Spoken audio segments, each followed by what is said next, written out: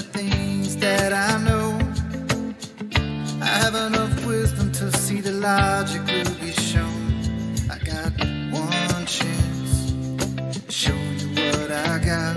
I got one chance to show I'm confident or not. Self-evident reason, deductions and conclusions, and the fools are running away.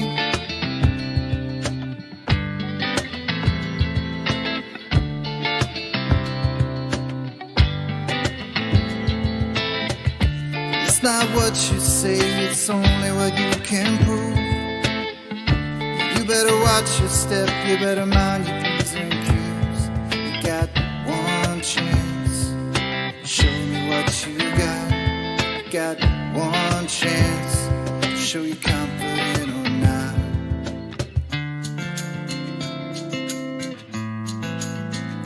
Don't get caught in the matrix of all of these fakers. Society's spinning, and I'm just here living on the ground.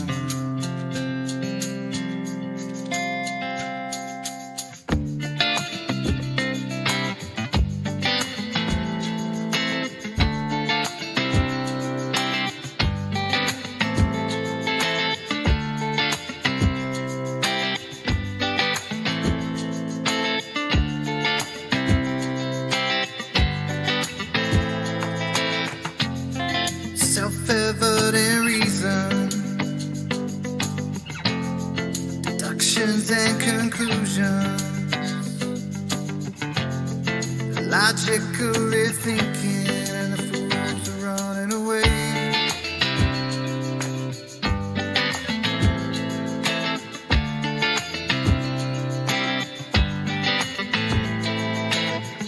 You're flipping over backwards to show me where you think you are. Your model dictates that you never see too far. Shrinking in the distance, you can do fuck all with an angle, and the fools are running away.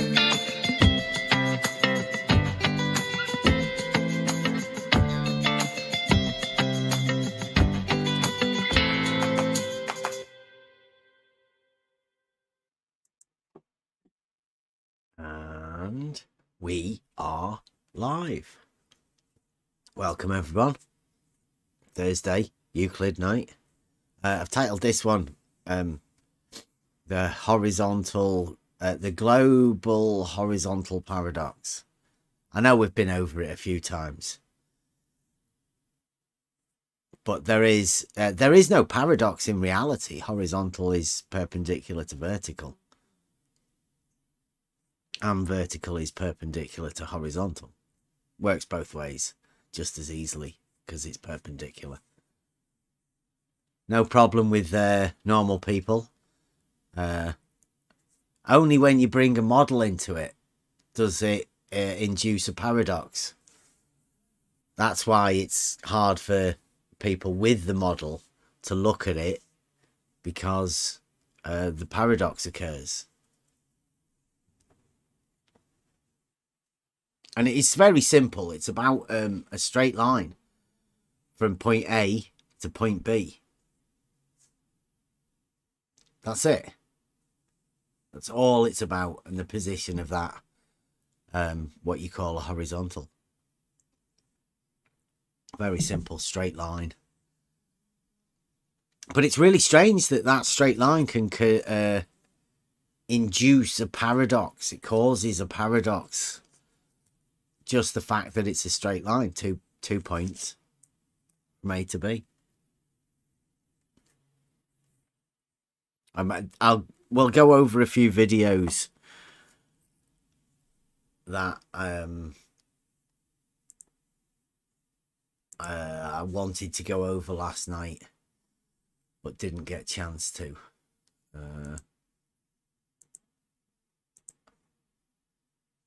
There's one particular, so I'll load it up in Discord so everyone can hear it. It was done a bit ago from one of the one of the On the Level team members, Mobius. I cut a bit of Buster music to it. We ended up with this. This sums it up pretty well. I was hoping we might be able to get Saragaki and do some sort of, redo this. So Mobius, if you're listening and you remember going over this, I think it needs redoing. Get Saragaki involved in it and just do the geometric principles. I think you pretty much nail it at the beginning.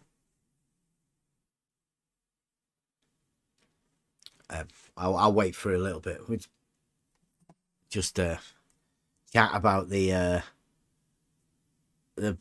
global paradox. Now, the fact that it only happens when you have a model. So you would normally think that if you can't see the paradox, you may be missing a model. Because that's what the reason you can't see the paradox. But if seeing the paradox meant you realized it was a paradox, then that would also get rid of the model. It's a catch-22 situation for a model believer. They can't look at it because it shows their model to have a paradox involved in it, a contradictory outcome. There's no contradictory things in reality, so therefore the model has to go. Model left here quite a long time ago. In fact, there's never been a model in my mind. I sort of treat myself lucky, but it seems like we end up getting attacked for not having a model and not really giving a shit about it either. I don't care about people's models. The only thing that matters is conversation and pointing out fallacies. Quite simply, asking questions and talking to each other. So what we've been talking about is the basic geometry of a straight line. Now, nobody doubts that straight lines and geometrical principles of the perpendicularity that occurs within, like say, right-angled triangles, all lines perpendicular to a plane being parallel. All the perpendiculars to a line are parallel. Just the same. Now, nobody denies those geometric facts. The problem comes when you can relate that perpendicularity, as they say, between vertical and horizontal. Because if you have two lines that are perpendicular to each other, then all of the lines perpendicular to either one of the lines will be parallel. All of them. That's the way that perpendicularity works. But if you relate one of the lines to vertical and then state that the other one perpendicular to it must be horizontal, you have to follow the geometric principles of straight lines and perpendicularity. But the model doesn't allow for it. So there's a problem with the model. Only made by the model. Now this video I'm going to put on here, I'm going to play this video from Mobius. It's about 5 minutes long. Everyone in the chat, I'm going to be clicking it now. So We're playing it. LIGO, the straightest thing in the universe, according to some. I'm not going to discuss the claimed purpose of this facility, but rather talk about the practical mechanics and geometry of the structure itself. First, we need to establish a few irrefutable truths. A straight line does not bend, and a curved line is not straight. Pretty sure we can all agree to that. Two straight lines cannot enclose a space. Points are that which has no dimension. It's merely a location in space. Lines are defined as length only and as the distance between at least 2 points. Planes are two-dimensional and defined as length times breadth and require at least 3 coplanar points. Three-dimensional shapes are defined as length times breadth times depth and require at least 4 points and at least 3 planes. A circle is defined as a plane bound by a curved line called its circumference. The radius is a straight line that extends from the center of the circle, equidistant to every point along its circumference. A perpendicular is defined as when a straight line is set upon another straight line, the adjacent angles are equal to each other and each line is perpendicular to the line on which it stands. Horizontal is perpendicular to vertical, and vertical is perpendicular to horizontal. Horizontal and vertical are orientations of planes where horizontal is parallel to the plane of the horizon, and vertical is up and down, perpendicular to the horizontal. A horizontal line between 2 points is a straight line, and a vertical line between 2 points is a straight line. If a vertical is perpendicular to horizontal, and a horizontal is a straight line, then vertical is perpendicular to every point along a horizontal straight line. If a plumb bob is perpendicular, meaning a tool that hangs down, establishing a vertical plane of reference, and is perpendicular to the plane of the horizon, then everywhere a plumb bob is hung, it will be perpendicular to horizontal. This means verticals are parallel. Some people will claim that verticals are not parallel. This claim necessarily requires horizontal to bend, which it cannot, if we use horizontal as a plane of reference from which to measure change in elevation, or in other words, to survey. LIGO, which is said to be the straightest thing in the universe, is a structure consisting of 2 arms forming a right angle, with tubes housing high-precision lasers that are fired and bounced off of mirrors that are hanging 4 kilometers away in perpendicular directions. The mirrors are hung as pendulum, isolating them from vibrations of the structure or anything that might influence their ability to reflect the beam, which must be perpendicular to the mirrors in order to bounce a laser back and forth over a distance of 2.5 miles in both directions, some 100 times per millisecond. That's 100 returns in 1/1000th of a second. Here's a claim from an article I found. Each facility, quote, each facility includes an L-shaped vacuum chamber with legs 2.5 miles, that's 4 kilometers long, containing an interferometer. The detector's lasers can discern movement between their mirrors with a mind-boggling accuracy of 1/10,000th of the width of a proton. I have only one question. If the lasers must be that accurate over that distance, how can a pendulum mirror not hang perpendicular to the horizontal plane the arms are situated on? Let me demonstrate. A tangent is a straight line touching a circle, but not intersecting the circumference. If one of the arms is tangential to a curved surface, where plumb is a vector to the center of that circle, each end of the arm will have a pendulum mirror leaning away from each other and not perpendicular to the laser beam. If one of the arms is increasing or decreasing in elevation from one end to the other, the same principle applies, as the tangent is just closer to one end with a greater angle of deflection for the beam hitting the pendulum mirrors.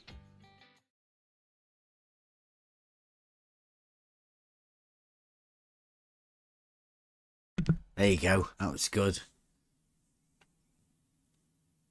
It's got away with it, Mobius. Should do more of those.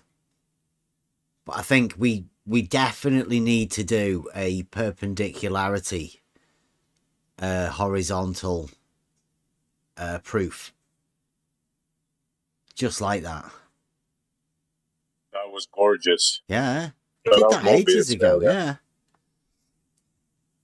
Back at the time when everybody refused to start talking to Mobius. They don't want to talk to him. All running from it. Conversation, a simple conversation about basic geometric principles. How they apply to reality. Yep. Blue shakes in his pants when he hears the word Mobius and LIGO put together. Good afternoon. Hey, Rob.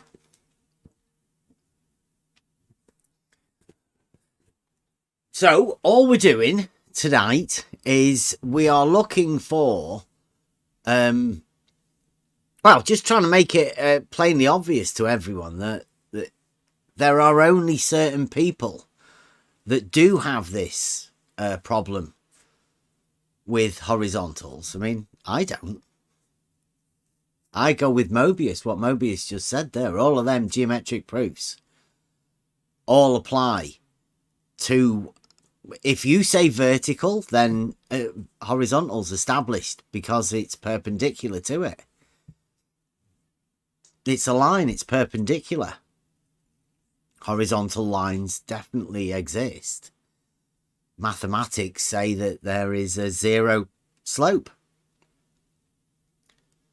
So I don't know if anybody else has got any of the quotes or anything relating to any of this sort of stuff that we've had in the past. There's a multitude of them. Everybody knows that, like, we've been talking about this for years. Level is horizontal. Level is a straight line on a horizontal plane.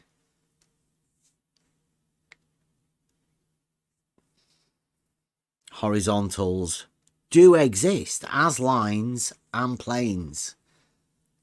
Surveyors use them in order to do differential leveling. They're stated so in every definition in the dictionaries. Check up horizontal. It will tell you a horizontal is parallel to the plane of the horizon. There's a lot of people have a problem with even that being a definition within mathematics about the horizontal with zero slope. Some of the people we want to talk to want to vanish the horizontal. They want to make it disappear to a point.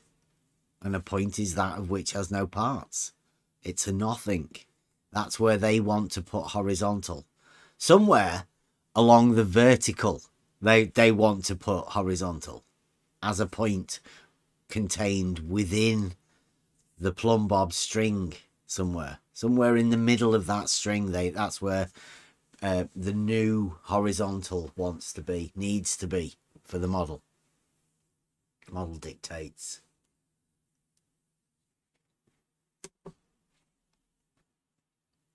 So it creates some let's say inconsistency, because if the plumb line or vertical line is perpendicular at a point, it means that vertical point crossing horizontal point is perpendicular to itself. This is just, yeah, it would require a redefinition of perpendicular, because we don't need any more in that understanding of perpendicularity. We don't need any more vertical line, because if line can be perpendicular to a point, then point can be perpendicular to point also. So we can swap over this and say that horizontal line is perpendicular to vertical in a point. So we don't need lines anymore in this inferring. This is fallacious inferring. Yeah. Only two lines can be parallel, not points. Definition 10, Euclidean geometry. Now, these definitions, as we've been going over with in the Trivium, these definitions are purposely made so you have a complete understanding of what a definition is.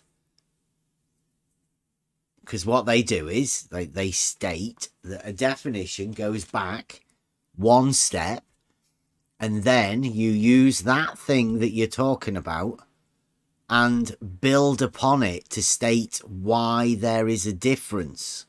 So this is quite easily, it's talking about a straight line, but it's also linking an angle, a rectilinear angle. Definition number 9 is talking about a rectilinear angle between two straight lines, the inclination of one straight line to another.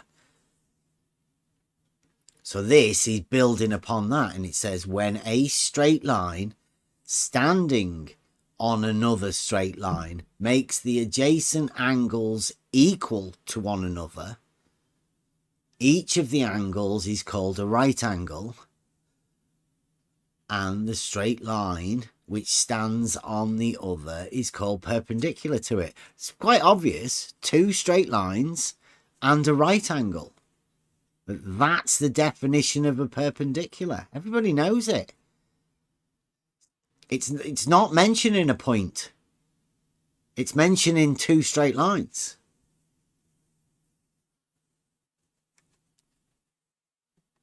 Or maybe Euclid missed something. Well, I mean, that's why we always go with the definitions. If you want to change what the definition of a perpendicular is, like, you would have to come up with another definition. Nobody's ever done that. Because this is the basics of geometry. You can't redefine something within geometry. These things are set as standard. They're carved in stone. No one would ever dare change the definitions of basic geometry like this. Well, I say nobody. There are some very big-headed people who love to do that sort of thing. They are trying, but they say stupid things at occasion. So, along with this definition, very simple definition about straight lines, comes a proof, a geometric proof along with this, that all of the perpendiculars to one line will be parallel to another. That's the basics of a graph system, X and Y.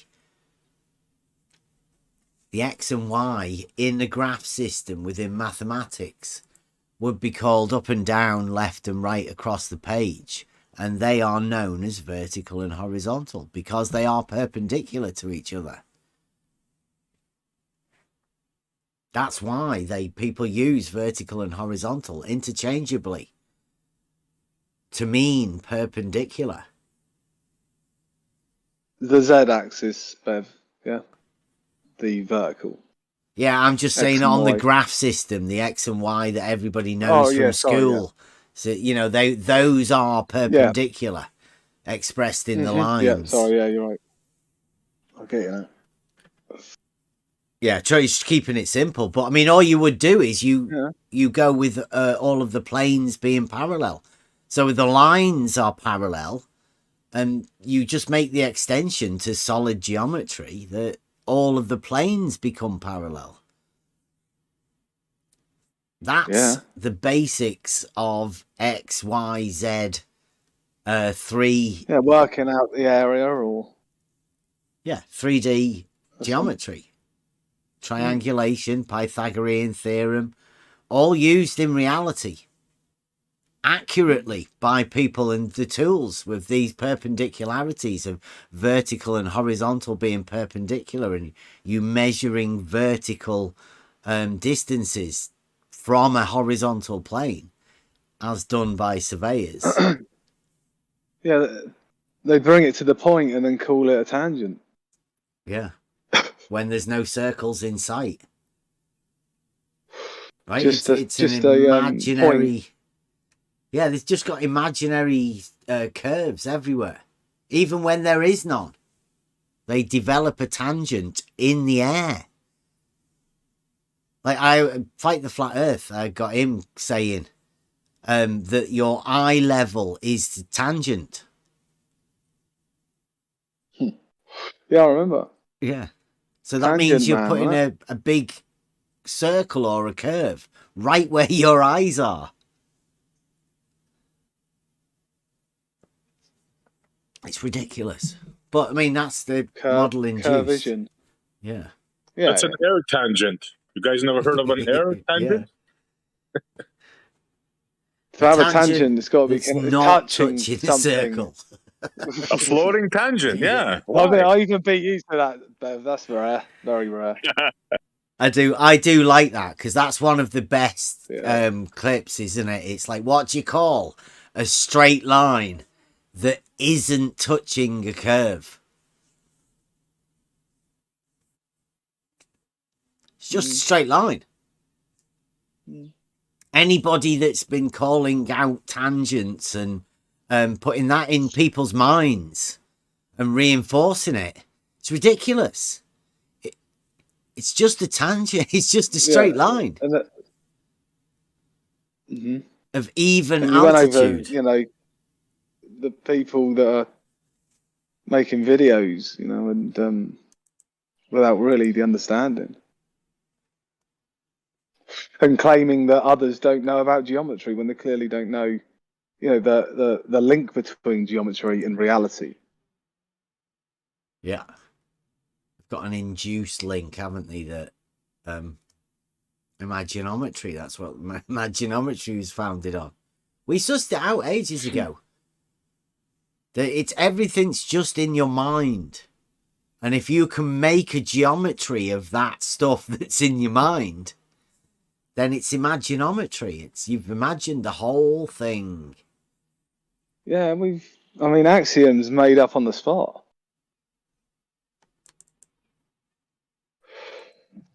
Bring out a new axiom like that, just like a click of the fingers. Right, I'm gonna get some. Crazy. Today they were telling me that a pipe, the length of a mile, that perfectly level and horizontal, they were telling me that the water would pool in the center. What? Oh yeah, big pool time. In the center. Was that the specific word they used? Pool. Yeah, it would all flow in the center. Yeah. I kid you not, Spot. I kid you not, bro. Yeah, well, I can quite believe it. To be honest, I've heard so much bullshit that it doesn't surprise me. And I specifically told them, you mean a pipe with water in it and one end not higher than the other? Yes. And what would happen to the water? What does it mean by pool in the middle, though? If there's a pool in the middle, it means that it's deeper in the middle. Yeah. So therefore, the pipe must be dipping in the middle if it's deeper in the middle. Yeah, or both ends are lifted at either end. Yeah. Yeah, well, that's their world, isn't it? Yeah, they actually believe this. Right, yeah, I've got some. Seeing as we start off to go over, because this is the globe-induced horizontal paradox, or the global horizontal paradox. I like that. Just all-encompassing. The GHP. Yeah. Is that big G? Big G? The globe. The global horizontal paradox. We'll give it to everyone, right? We'll offer it up globally to everybody to see how everyone gets involved with it. All of us. Yeah, just whack globally on it, and it'll be top of the YouTubes.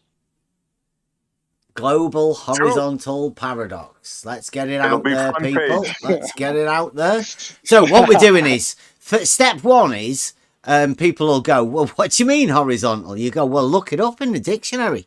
Look it up anywhere, right? Mathematical definitions. Everyone to do this. Horizontal. Let's have a go. I've got a few already, right? Some of these things that say here, it says at right angles to the vertical, parallel to level ground. Well, parallel to level would be a straight line, right? You've got to have straight lines to have parallels.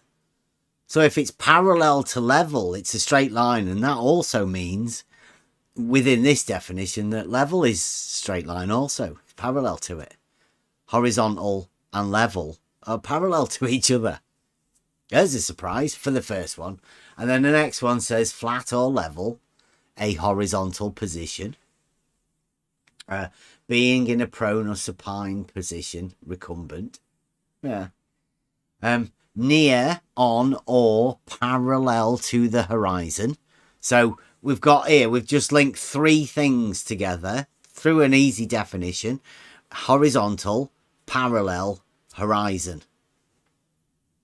Level. They're all parallel to each other. Pretty simple. And it's also at right angles to vertical. I mean, that seems pretty good so far. Number 5 says measured. So that means actually measured.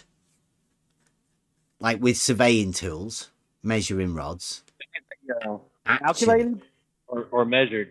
Measured. Measured or contained in a plane parallel to the horizon. So that would be a level, obviously, because that's what you measure. You measure them with the measuring tool, right? That's where you actually measure. So you're using that, a horizontal distance. So you can measure distances horizontally. There's a surprise. And then it says anything horizontal as a plane, direction, or object. So you can orient objects horizontally. On the horizontal distance. There's no a horizontal limit distance. on the. Yeah. Well, all distances on a map would be measured horizontally. That's why we use azimuthal angles when we are using theodolites. Locally. In reality. And otherwise. Yeah. All time. Yeah. Anytime you're using it, you will have it on an azimuthal just to keep it on the horizontal plane. Then we can measure all distances horizontally. If there's a slope or whatever, then we can adjust that using trigonometry to the horizontal. You would find that right angle length of the triangle, the straight horizontal, and the other side would be vertical, and then the slope. Oh, too much. So here's some more. This one's from a maths site. Definition of horizontal, like a definition, not my definition. I haven't wrote this down. This is from anyone can do this. Go and check it out for yourself. It's not cherry picked. Yeah, horizontal mathematics. Check it out for yourself. I mean, it will be very simple kiddie stuff, right? Child stuff, as you'll see in a bit, because I've got some classic quotes from people. But yeah, this is basic. Horizontal, vertical. Taught to children at a very young age. Straight lines. Basics of geometry. It says something is horizontal if it goes from side to side rather than up and down. So when it says that, side to side rather than up or down, if it's going from side to side and a bit up or down as well, then it's sloping. We wouldn't call that horizontal. It just goes from side to side. It doesn't alter up or down in any way. There is no up or down in a horizontal. It's just horizontal. I mean, that mathematics is very good when it says that. It doesn't leave stuff out, and it doesn't put stuff in there that it doesn't need to. Horizontal lines go from left to right and are parallel to the horizon. Mathematical. Understandable. Very similar to a 6 foot level. Yeah. Very similar. We had a guy in the other day, didn't we? Saying that, he had problems with it. But anyway. Vertical lines go saying a up 6 and foot down. level, spirit level isn't level. As it says here, vertical lines go up and down and are at right angles to the horizon. Check it out with horizontal if you were vertical as well. These work both ways. Vertical and horizontal are perpendicular or at right angles to each other. This is a good one. This is one of those dictionaries that has loads of different entries from different places. Measured or contained in a plane parallel to the horizon. Science and technology, this one here, look. Science and technology. So, definition, you'd expect it to change for science, wouldn't you? It says, being... What sort of age group? Oh, sorry, mate. Which age group is this, directed, do you think? This says McGraw-Hill Dictionary of Scientific and Technical Terms, copyright 2003. Yeah. So, I mean, I don't know. Maybe 5-year-olds. I don't know. It is basic, isn't it? Okay. Right? Yeah, says, I can't see it, mate. Sorry, I'm just going on what you're saying. Yeah, it says being in a plane perpendicular to the gravitational field. Being in a plane perpendicular to the gravitational field. That is perpendicular to a plumb line at a given point on the Earth's surface. So that's plane perpendicular to the gravitational field. That is perpendicular to a plumb line at a given point. Any given point. A plane perpendicular. And then this next one says at right angles to the direction of gravity. Surprise, surprise. On the level parallel to the horizon, neither vertical nor inclined. Makes sense? No slope. Plane, perpendicular to vertical, or what they call gravity. I mean, vertical and gravity are the same thing. Just a straight line. And perpendicular to that is another straight line.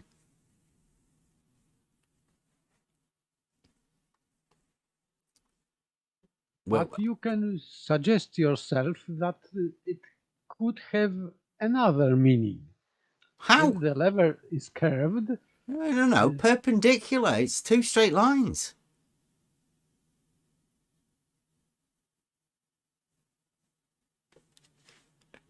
I mean, if you want to inject some sort of fantasy model, but I mean, that wouldn't go with any of these words, would it?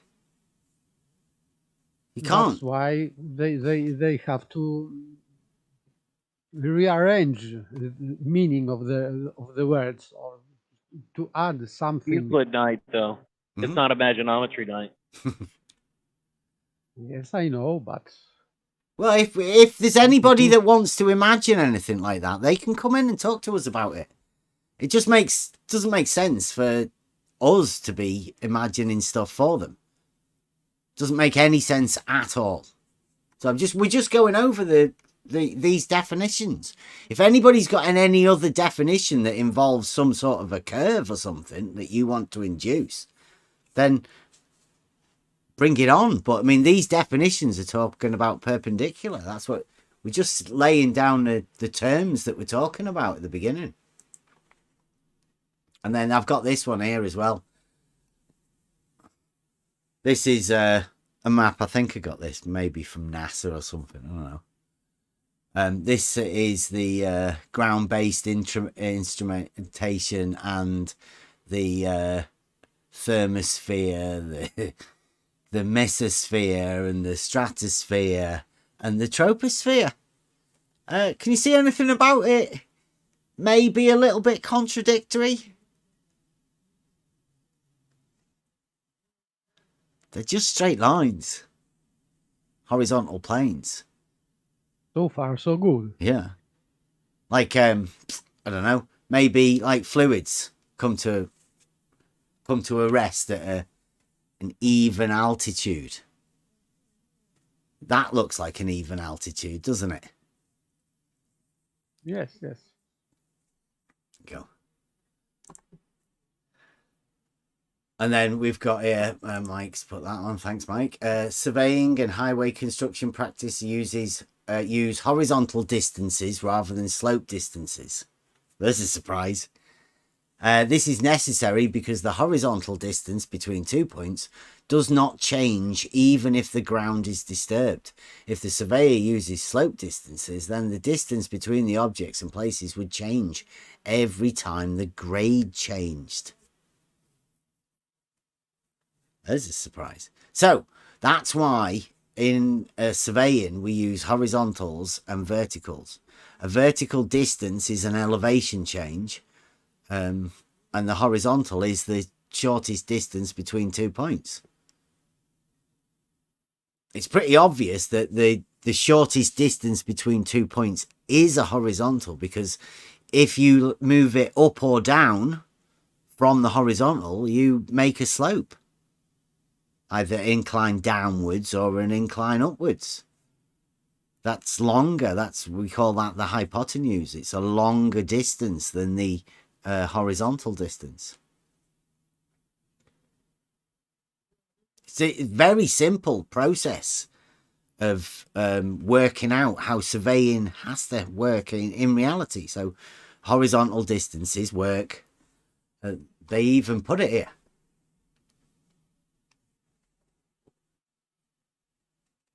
Logic, right? It's logic that derives the geometry, and that's how we relate it to reality. It says figure 3 shows the relationship between horizontal and slope distance. The slope distance is always greater than the horizontal distance. Obviously, the greater the slope, the greater the difference between horizontal and slope distance. If great precision is not required and the slopes are not steep, then you may use slope distance. Not naturally, it is easier to lay the tape on the ground than to use plumb bobs to measure distances. Table 1 shows the effect of slope using. So, horizontals, easy. Now, we do have one.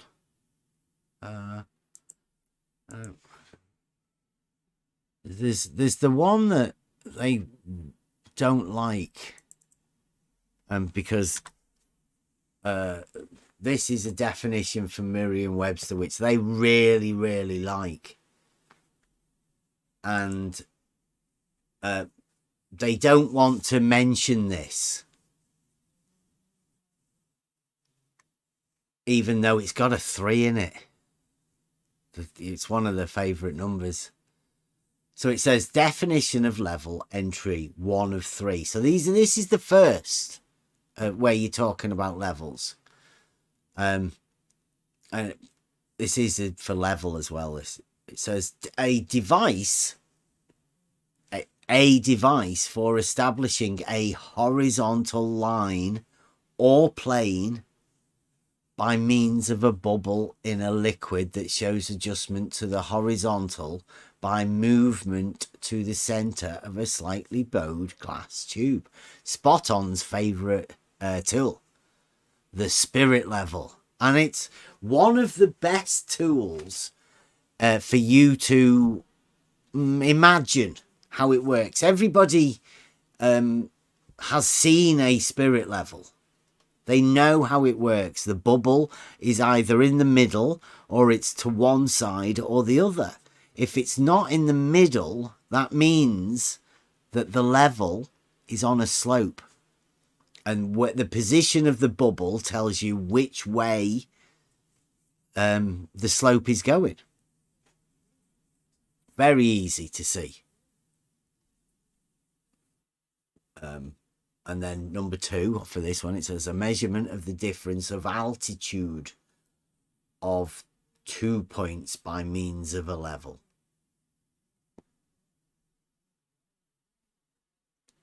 A difference of altitude. And then this one's my favourite, because this one's talking about water. And water is something that everyone can understand. Everyone sees it daily. You can go to a canal or any sort of lake, pool of water, and you know what water does. Everybody can see it. They can go and check it for themselves. This one says, in the definition of level, at number 3, says horizontal condition. A horizontal condition, like it's a requirement. It's an axiom even. It's not like by accident it's horizontal. It's like the condition of this thing that they're about to talk about is horizontal. So especially equilibrium of a fluid marked by a horizontal surface of even altitude. Say that again. Equilibrium of a fluid marked by a horizontal surface of even altitude. Water seeks its own level. Water seeks its own level, which this dictionary is calling a horizontal condition. It might be changing that soon. It might have to.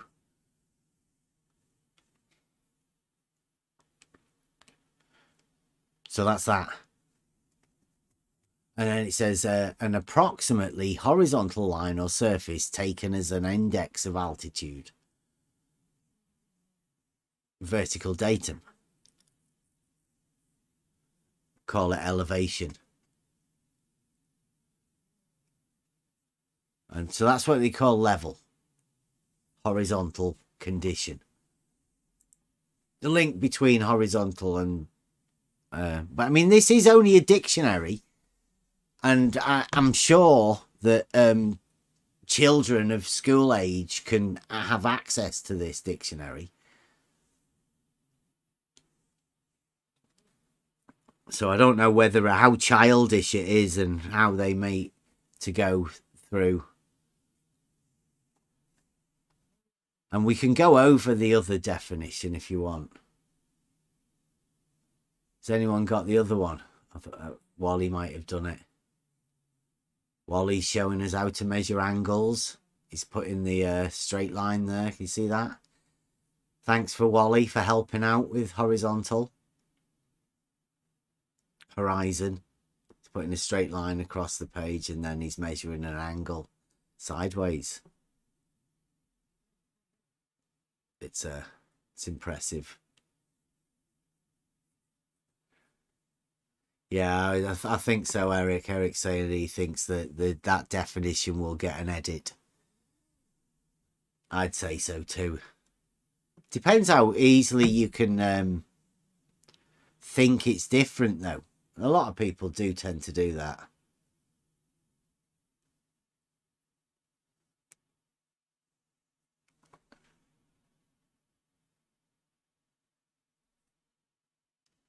Yeah, eye level's a bit of a weird term, isn't it? It doesn't really use it in the dictionary. A lot of people. It gets confusing, eye level.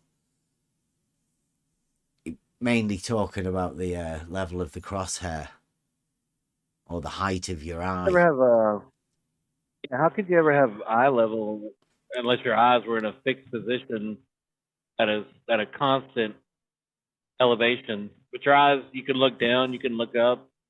So I don't understand that. Yeah, it is confusing, isn't it? But when you really get to no level, it's just an elevation, isn't it? So you could give your eyes a vertical height, and then when you realize that, you know, they're talking about those planes, then that plane then becomes the same plane that is passing through your eye, a horizontal plane. But you can't actually measure it with your eyes. You need a tool to establish that horizontal. You can't do it by looking, which eye level does tend to give you that impression a bit. I mean, it's, I don't know. I think people can be confused by words like that very easily. It is intuitive, but because our eyes are, if you are looking at horizon, they are nearly at horizontal position, but this is not sufficient for measurement, for precise measurement. But in everyday life, it suffices. That's why I think that it's called eye level, because it is not really perfect level. I mean horizontal, but sufficiently in everyday life.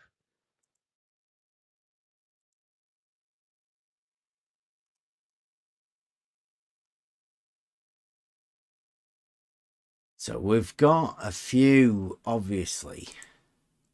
Look at this one. I mean, if you ever see any of these that have this yellow tinge on them, that means that, especially if they've got a green bit as well, it means they've gone through a check. And these have probably come from McToons's website.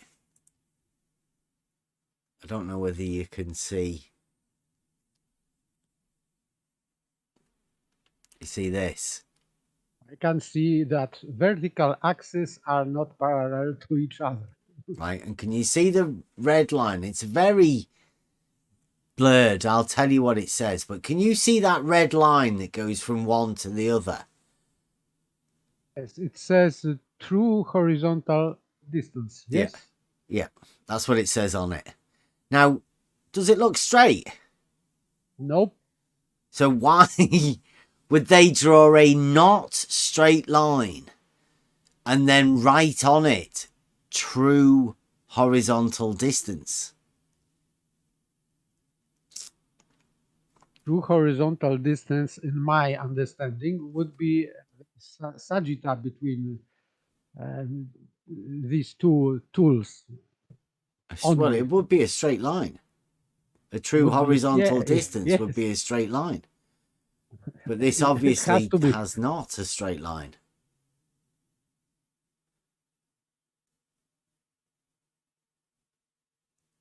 They've induced a curvature. This is bendizontal. This is what is required. This is the reason they have a global horizontal paradox shown in this one picture. It has to bend. They actually have to bend horizontal. They have to say that those that you imagined horizontal over the years with the X and Y graphs in mathematics, this is the new future come from the globe surveying community. The very small secretive group, mainly on Discord, I've found. But I guess they work everywhere. Not around Discord when they come to doing talking to people. This true horizontal distance is very tricky because of this word distance. because obviously we don't measure distances with curved lines, but here we have new measurement with curved lines. So I think this is the deception, deliberate deception. Yeah, do you want me to read what it says? Right? It says, a linear measurement on the horizontal plane, a linear measurement on the horizontal plane determines the horizontal distance between 2 points. Okay? That sounds good, right? You go along with that? You're with us. A linear measurement on the horizontal plane determines the horizontal distance between 2 points. Sounds good. Carry on. However, the true horizontal distance is actually curved like the Earth's surface. So just a blatant statement of however, due to this curvature, right? So it's a however. So they say measured on a straight line on a horizontal plane, linear measurement. And then they say, however, it's curved. The horizontal plane that they've just talked about. Yes, contradiction in terms. And then it says, due to this curvature that they've just claimed, the direction of gravity is different at each point. So now they're saying because of the curvature of the horizontal that they've just made up and give a however, that's the reason that the verticals have to curve. So the concept of a straight line doesn't even exist. Yep. Yeah, it's actually what you think. Well, you do actually measure it horizontally. That's what they've said. They've just said, however, it's curved. The horizontal plane. Impossibly curved. But, I mean, don't forget about the impossibility of it. And the fact that now you've just talked about bendizontal. These guys are proud of it. Look, they've put this in double, and McToons has got it on his website. This is important information for the globe side. This is. Due to this curvature, the direction of gravity is different at each point. Different. That's not like being exact, is there? In the mathematics, just different. Vertical axes are not parallel to each other. Well, they can't be, can they, if horizontal is a bendy plane that you don't realise? Because you think you're measuring linear. Well, in fact, you are measuring linear distances on a horizontal plane between points. Yes, but true horizontal distance, because a linear measurement of the horizontal plane, it means what was written in the first sentence, it means this is false. Yeah. Because the real horizontal distance is curved. No. See, no. That's the magic trick. They're saying you measure straight. Right? Yes. The trick is the curve. This is not true. Yeah. Well, no, yeah. What they say is, because it says, I'll finish it off. It says, figure 1 shows a representation of the curved surface and the parallel horizontal distance.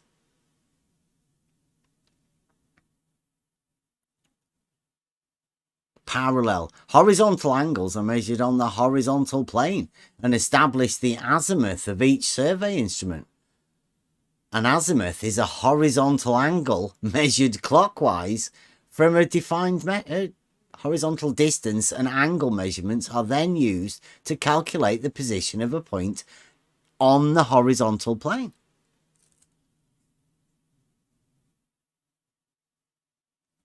Parallel. But this horizontal plane cannot be plane in this situation. Yeah, if it's parallel, it can only be a plane. Can't it? There's only parallel straight lines and planes. Actually straight. Just because somebody's drawn a picture of a bent line and wrote true horizontal distance on it, does that make a horizontal bend? Does that change all of the geometric principles of everything that they're talking about? Or do the geometric terms override the picture? But it means that they are changing meaning of word plane, because it doesn't fit. If they say horizontal plane, it has to be changing in meaning, because it doesn't make any sense if you keep talking about horizontal plane and at the same time you are talking about that vertical axes are not parallel. This is not nonsense. It's a result, like, what does it say? However, the true horizontal distance is actually curved. However, like the Earth's surface. Well, the Earth's surface curves all over the place, doesn't it? It does. So are they saying that's what a true horizontal distance is? Because that's not horizontal at all. It curves up and down and all over the place, the Earth's surface. So, I mean, like, are you taking these words, all of them?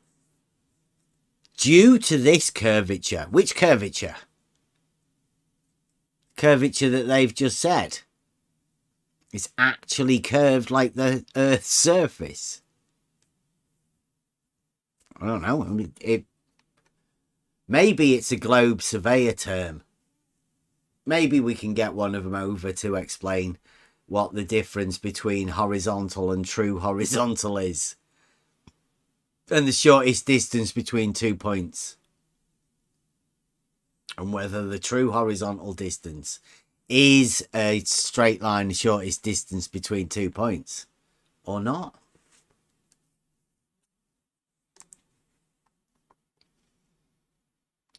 I've got a few more things to go over. Thanks, Micah, for that one. It's a good one.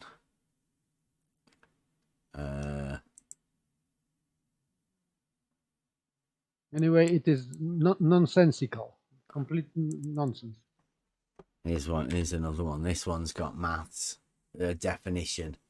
I mean, it's only in a dictionary and it's only got brackets maths because, I don't know, it's probably geometric or something. Definition.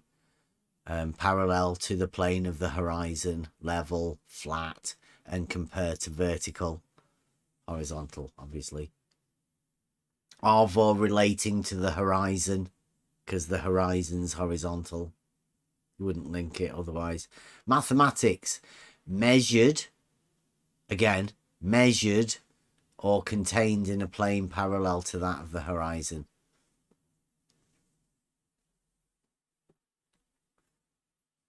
So I guess the measured part is the mathematics. Provable. That's why they try and use mathematics, I think. Anybody else think of any other reason why they'd have a mathematical term of something? It'd have to be straight with such a loose definition. Anybody heard anything about the true horizontal being like a big circle?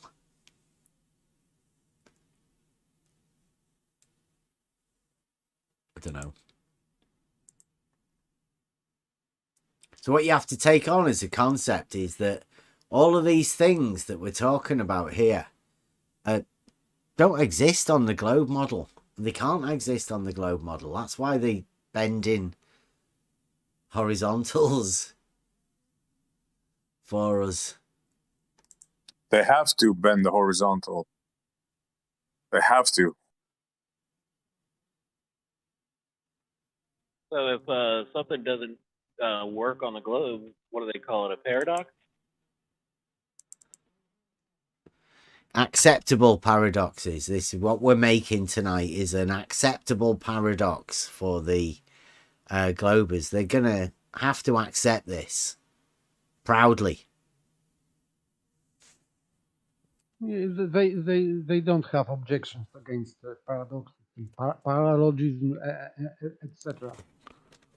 Well, I don't know. I don't think some of them are quite aware yet, because they don't like to talk about these things amongst themselves, because some people think one way and some people think another way. Some people might think that the horizontal is the true horizontal, like McToons gives them from his website, big circles, horizontals. Some people might think it has a slope like blue. But now I understand why Brenda said that you are teaching falsehood, because true horizontal is curved. Therefore, if you are teaching that horizontal is straight, you are teaching falsehood for Brenda. That's why. Bendizontal, yeah, that's what they have to go with. That's the only way out for their model, because of their problem of the center of it gives them all of the paradoxes, doesn't it? That one point that doesn't exist gives rise to differing angles of down line. Look at this. Wally's even given us perpendiculars and everything.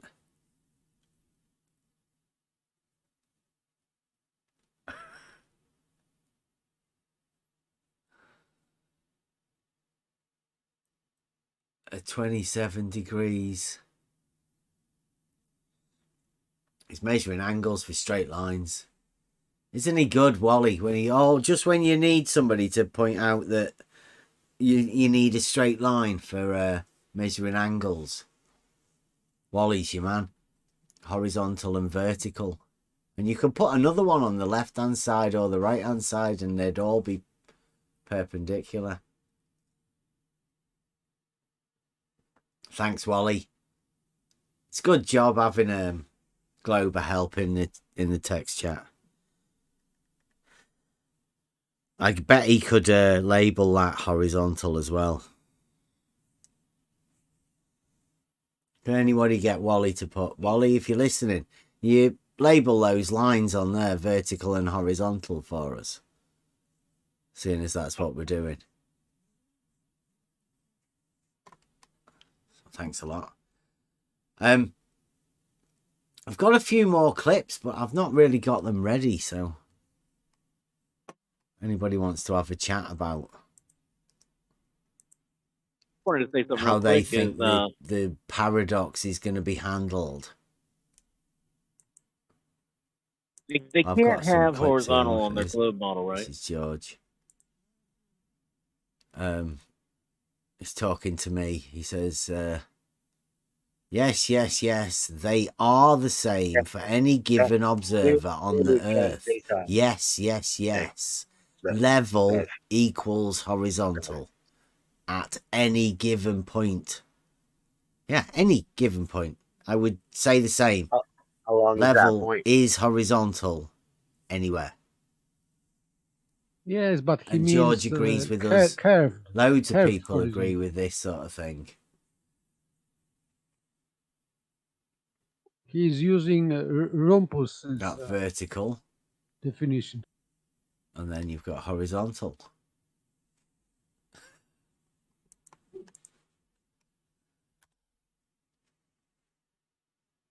Axiom 1. Alpha. Axiom 1.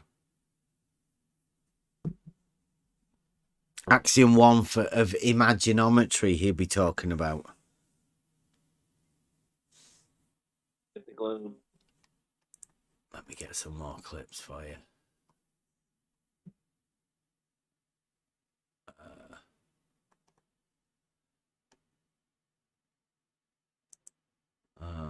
coming through okay? Useful clips. I don't think anybody can hear. No. No, I hear you, Cleary. Is that somebody got Everybody a else is just ignoring you, I think. hot mic? Yeah. No, I'm here. Can you hear me? Yeah, you're a little quiet, but I hear you. Or have I got a video playing? Oh, don't worry about it. Yep, I'm mute.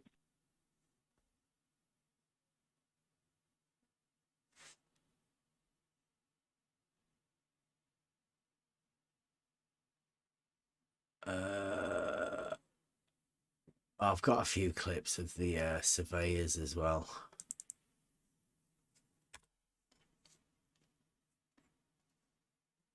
Right, this is a clip of Mac Toon, who has supplied all of the bendizontal pictures for the globers to get on. And probably one of the reasons that some people say horizontals don't exist on the globe model. But McToon says a little bit differently. I'm not arguing the horizontal plane defined by the water level. I'm perfectly fine with that. Wow, that was low, wasn't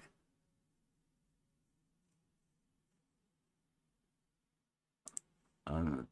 Maybe not that clip. Sorry about that. It's not working.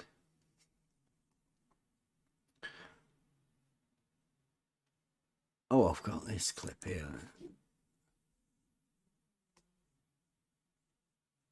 Add that to that.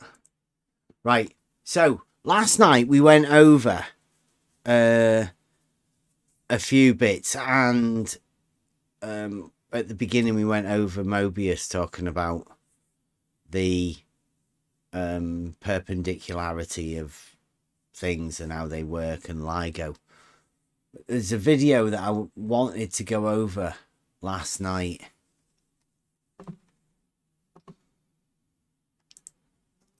Let me see. Right, so I've got a clip here for you guys in Discord to see. Let me just sort it out on the main screen.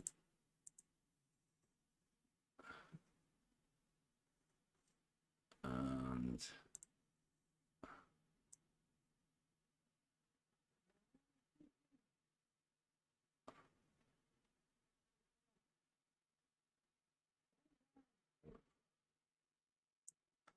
right.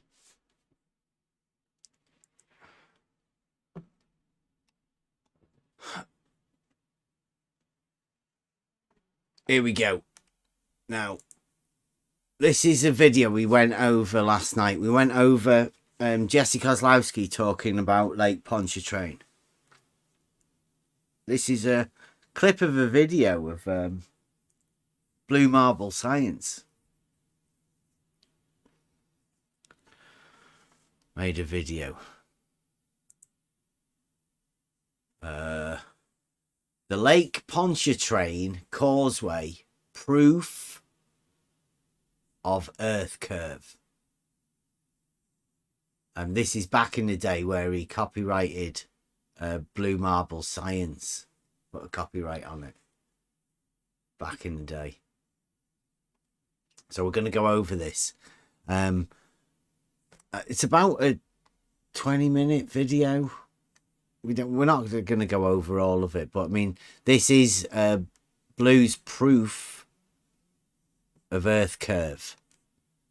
He's not really defined Earth curve, but I mean, he's going to try and do it here. If any time Blue wants to come and have a chat about it. The end on the left. Is my mic working? Yeah. The causeway south end on the right. The green line is mean sea level, in other words, lake level, basically. The red line is the causeway itself. And the GPS elevation is simply the difference between mean sea level and the road surface. We can use the XYZ coordinate data to determine a distance from the origin to the north end of the causeway and a distance from the origin to the south end of the causeway. And we do the same thing for the center. But what if the Earth is spherical? Well, again, we have the north end of the... Look.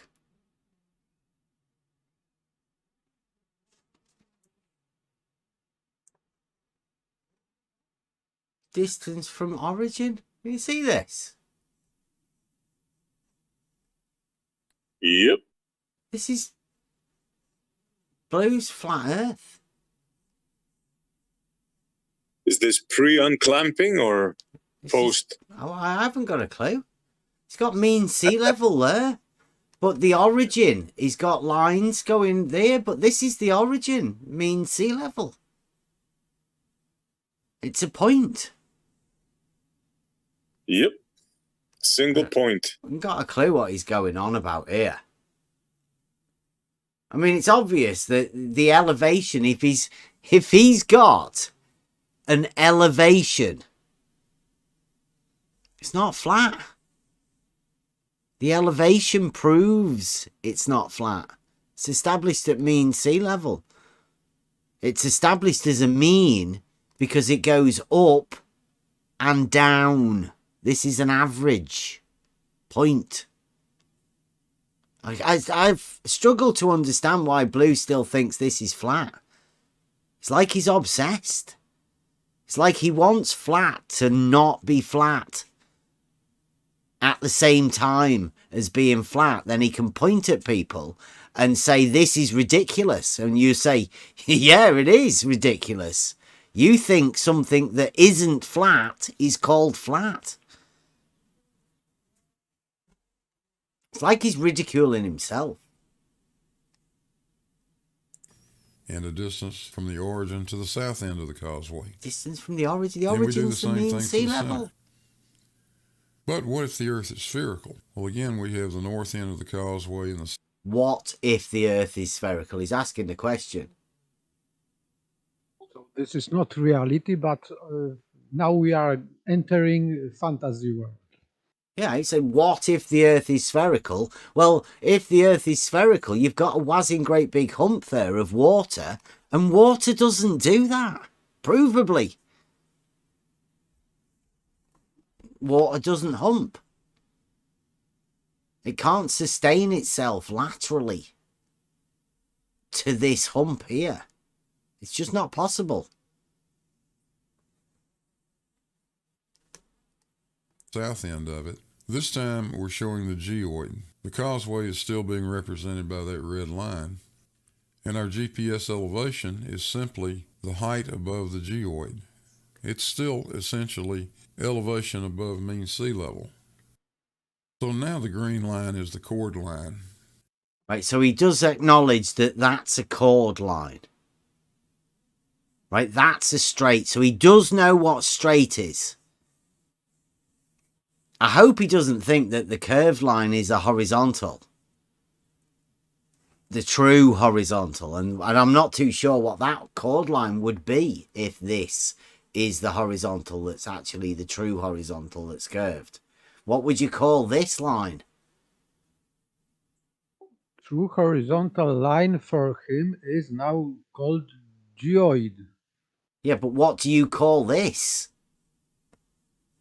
If this is the shortest distance that's now the longer distance, what do you call the straight line? It's a paradox, right? You've got yourself all mixed up because you've bent horizontal, which is a straight line. Now you've got no straight reference. You don't know what straight is. Got themselves all messed up. All messed up. And we can get a distance from the origin to the north end of the causeway, a distance to the south end of the causeway. You can get a distance from the origin. That point would be in line with the north end and the south end. And our distance from the origin would look like that. But if the Earth has curvature and the causeway has curvature, the point we measure in the center of the causeway will be up there. And now we will have a distance above that chord line, which we call the sagitta. A distance. Measurably. Now, you would call that distance that he's got here between these 2 points a vertical distance, wouldn't you? Yes, I don't understand what does it mean, this expression distance from origin. I don't get it. No. Well, no, that's what I say. It's the mean sea level is the origin. That's your 0. Mean sea level. Everything's adjusted to that. 1 point in the UK. But here it is described by 3 points on straight line.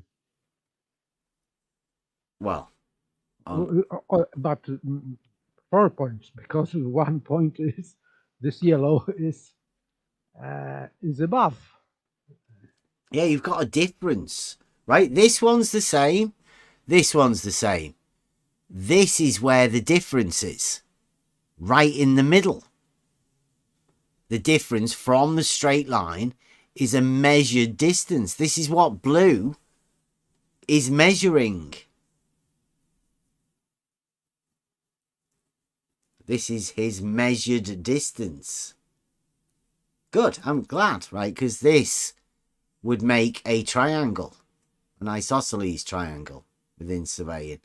This is how we can reveal the shape of the causeway. Now, this is a sample of the GPS data that was collected by Jesse. And this is out of the work that Walter Bislin did. I've just taken one small section of data so you can see what it looks like. There's a link to Walter's website right there. And I'll put it in the description too. You can look at the full data set, which contains more than 6,000 points. The point we're looking at here is point number 1660. It's on the northbound lane of the causeway. You'll also see GPS elevation data provided. You might wonder why that's even there. Well, there's a very good reason for that. That causeway has a number of those marine spans. You want to be sure that you're analyzing data that's on the level part of the causeway, not on one of those marine spans. I analyzed 3 points on each side of the causeway. He analysed 3 points on either side of the causeway. Elevation 5.8 meters. Right, I guess that's what he means. It's not 5.8 meters from that origin that he had before, pointing all the way down. That'd make it. It's 5.8 meters above mean sea level for the Americas. As established, their mean sea level is established in the Great Lakes. And now I don't know how far away Louisiana is from the Great Lakes. I would imagine it's quite a way away, but that's the reference in America. That's where you get your mean sea level from. Same as Canada.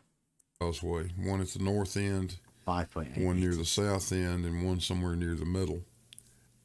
I'll just show you where those points were.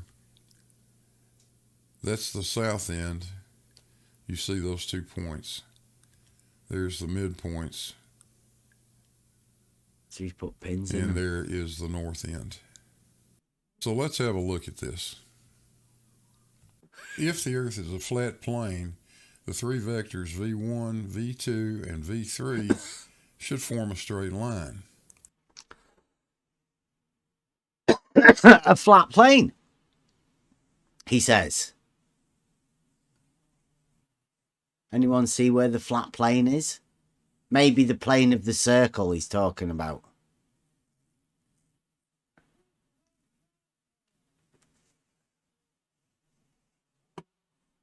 It's in his imagination. That's where it is. Well, he says this is if the Earth is a flat plane. Now where? The entire circle is a 2-dimensional thing. He thinks, is that his what it, I mean, it's not, is it? Obviously, is he's laying It's not really good logic as well, because he's got, if the Earth is a flat plane, the three vectors v1, v2, and v3 should form a straight line.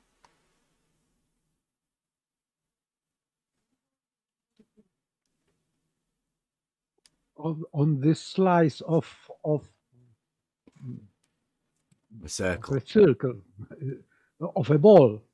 Yeah. Because he's slicing the ball, and this is plane here on the picture, and it should be straight line, yes. But what it has to do with reality, I don't know. Well, I haven't got a clue either. Particularly because he's put, if the Earth is spherical, the vectors will describe an arc with radius r. The vectors. Isn't vector like a directional thing? Direction and length, yep. Yeah. So how do you get this direction? Good question. It's a question for Blue. What's the vector, Victor? Yeah, how do you get that vector? Blue? What's your vector, Victor? I mean, Blue?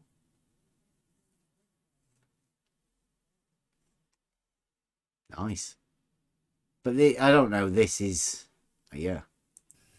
On the other hand, if the Earth is spherical, the vectors are going to describe an arc with a radius r. Now we have the XYZ data that was collected by Jesse, and calculating the distance from the origin to the data points is very straightforward. Calculating. Collecting and calculating. Yeah, he's not measured. Yeah. Collected. It's simply the square root of x squared plus y squared plus z squared. Counting for Earth curvature, correcting for Earth curvature, or calculating Earth curvature? I hear it 3 different ways. Let's have a look. With a radius r. Now we have the XYZ data that was collected by Jesse, and calculating the distance from the origin to the data points is very straightforward. It's simply the square root of x squared plus y squared plus z squared. You see those distances displayed there. Now let's put this on an AutoCAD drawing and see what we end up with. This is for the southbound lane, and the north end of the southbound lane is there on the left side. The origin is down here at the bottom where the red arrow is. The causeway itself is way up here at the top. In fact, because that's a number there, this other one here has got minus. What does that mean?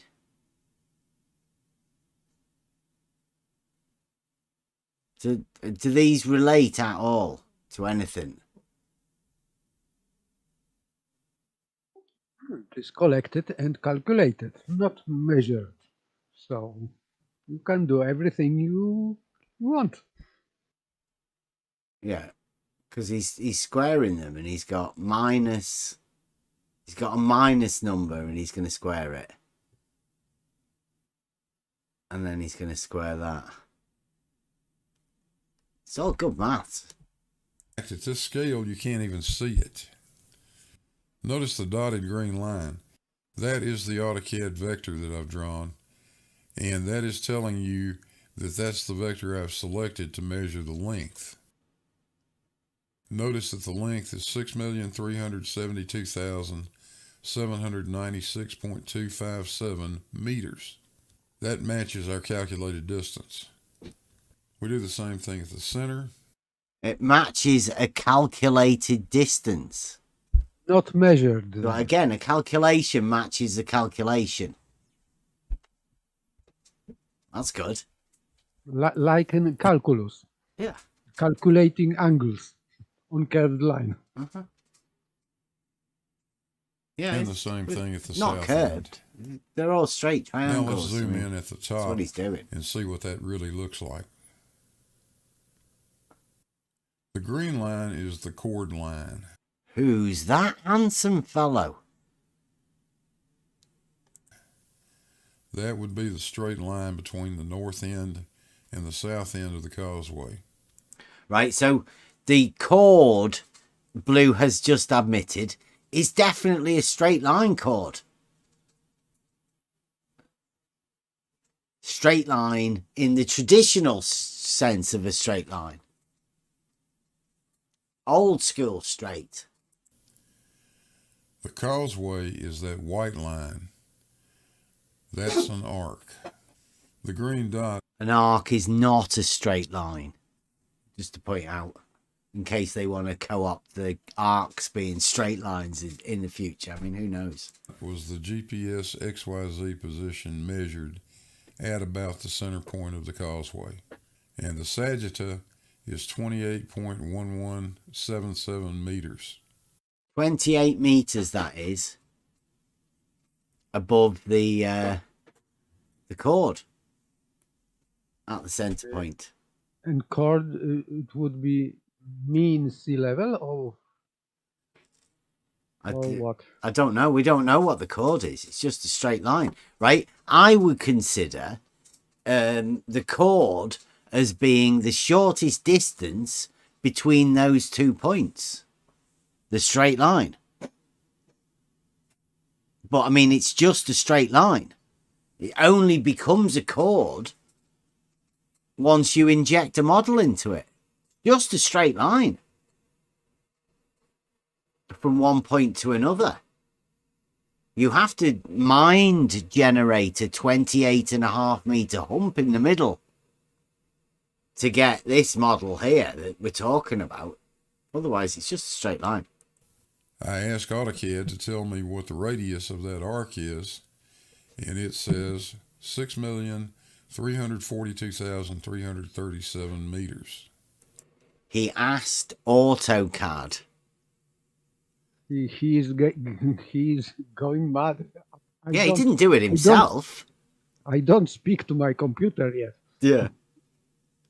He doesn't do these sort of things himself, like Jesse said the other day. Yeah, I didn't do it. Just asked AutoCAD to do it.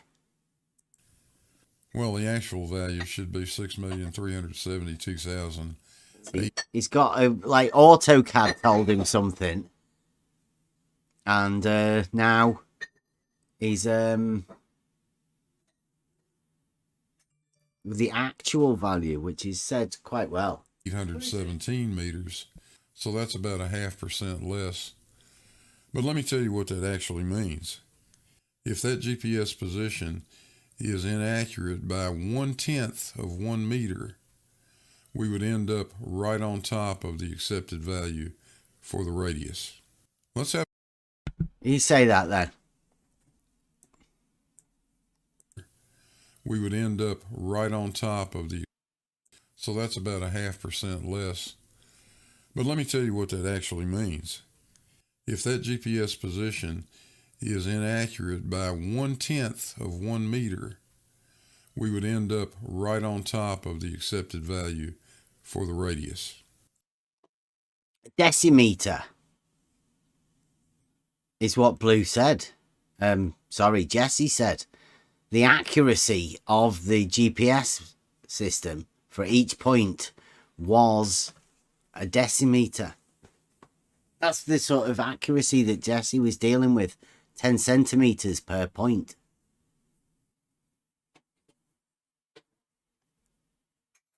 That's good. Let's have a look at what the northbound lane looks like. And he's done another one. Again, the green line is the chord line and the white line is the arc. And on the northbound lane, based on the points I selected, we have a sagitta of 27.53 meters.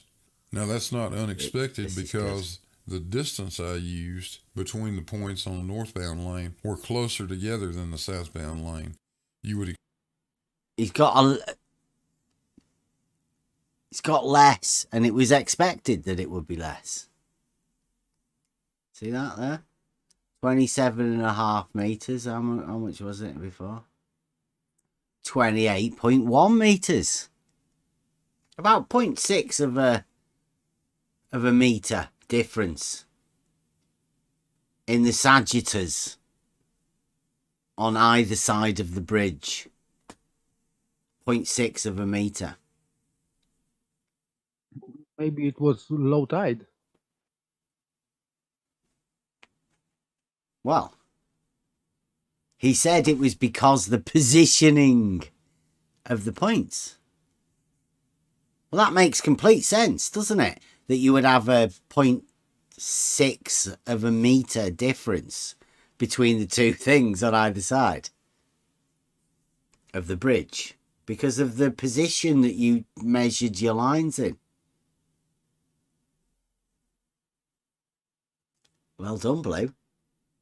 Right on top of the accepted value for the radius. Let's have a look at what the northbound lane looks like. Here we go.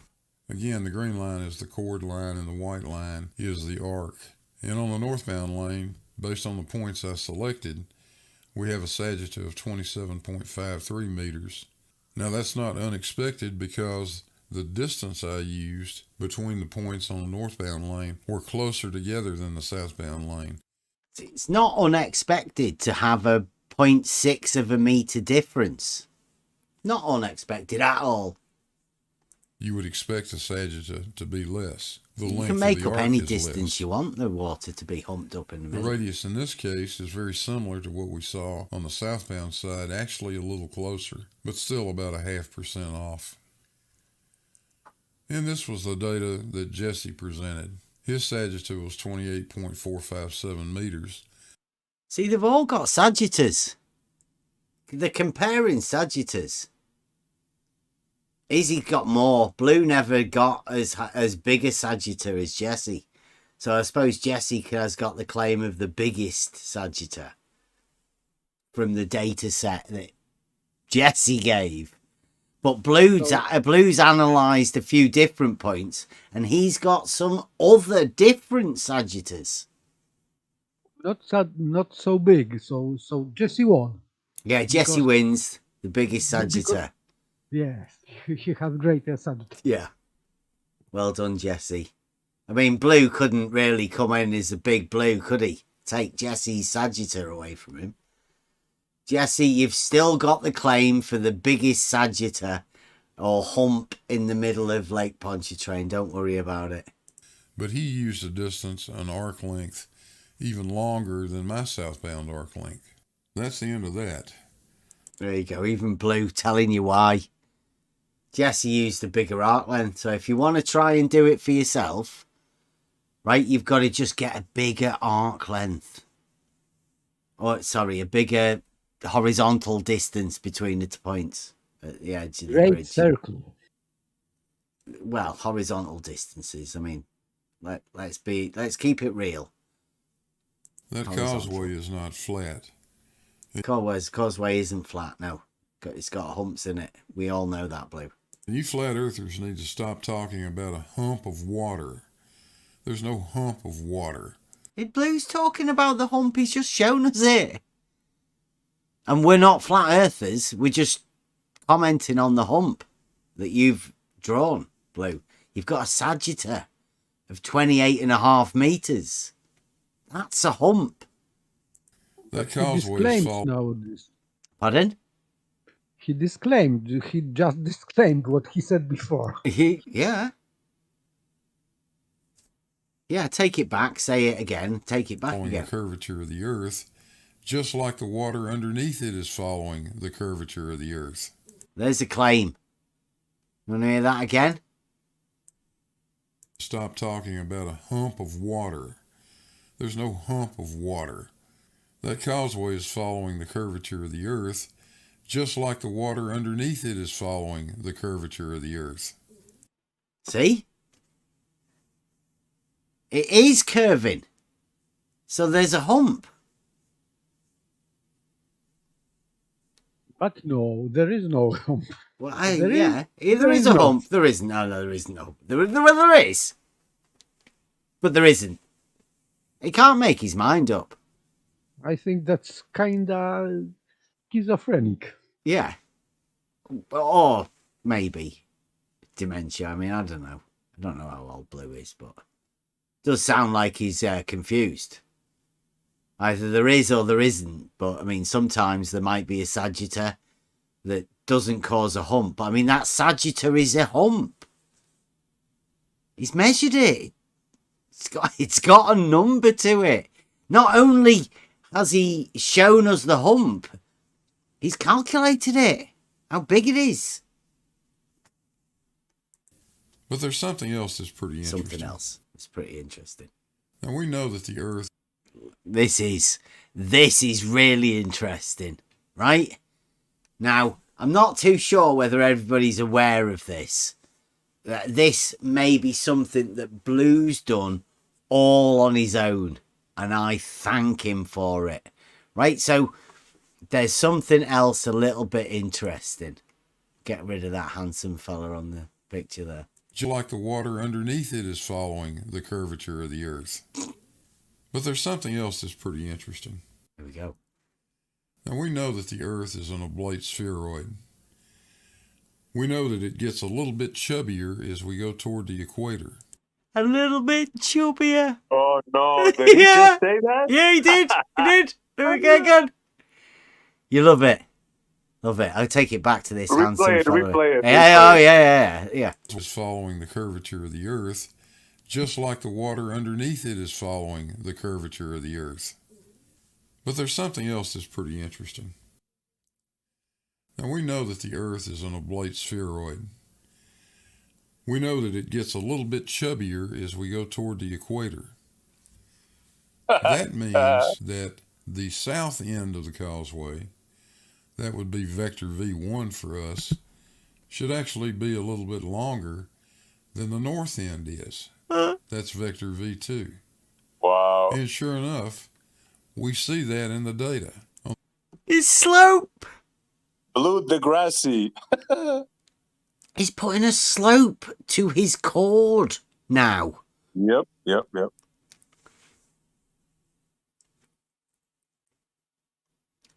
I'm not too sure whether he realises what he's doing.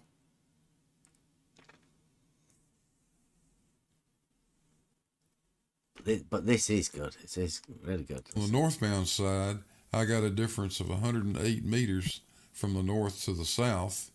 And on the southbound lane, I got 109 meters. Again, the distance that I was measuring over is slightly longer on the southbound lane. Well, is that more or less what it should be? That's a meter higher at one end.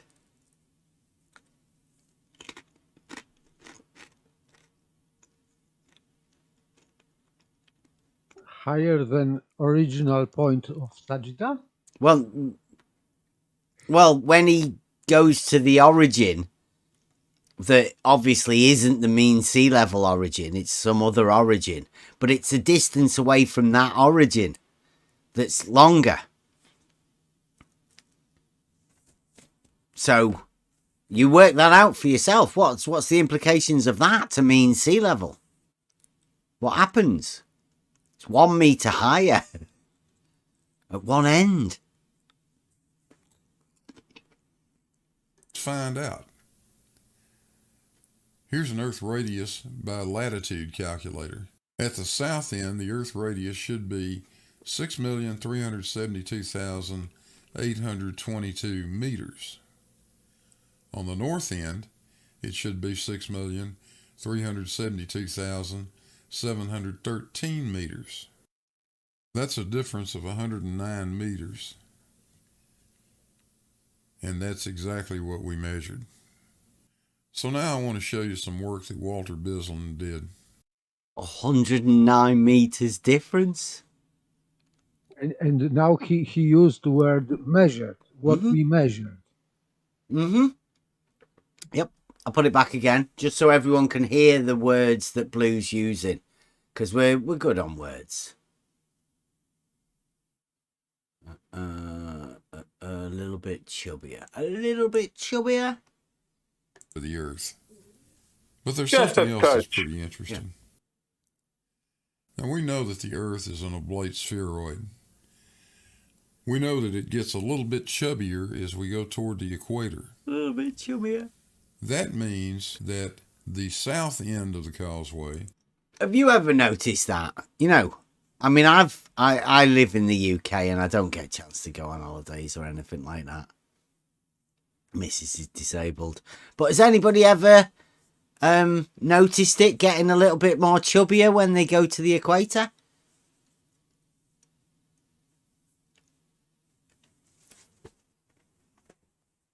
I didn't, Blue but says I missed something important in my life. Yeah. It gets a little bit chubbier as you get to the equator. Very familiar with vector V1 for us. Is that why I feel heavier when I go to the Caribbean? Maybe. The north end is. That's vector V2. Might be because you just eat well when you go on holiday. Who knows? Yeah, it could be. And sure enough, we see that in the data. On the northbound side, I got a difference of 108 meters from the north to the south. And on the southbound lane, I got 109 meters. Again, the distance that I was measuring over is slightly longer on the southbound lane. Well, is that more or less what it should be? Let's find out. Here's an Earth radius by latitude calculator. At the south end, the Earth radius should be 6,372,822 meters.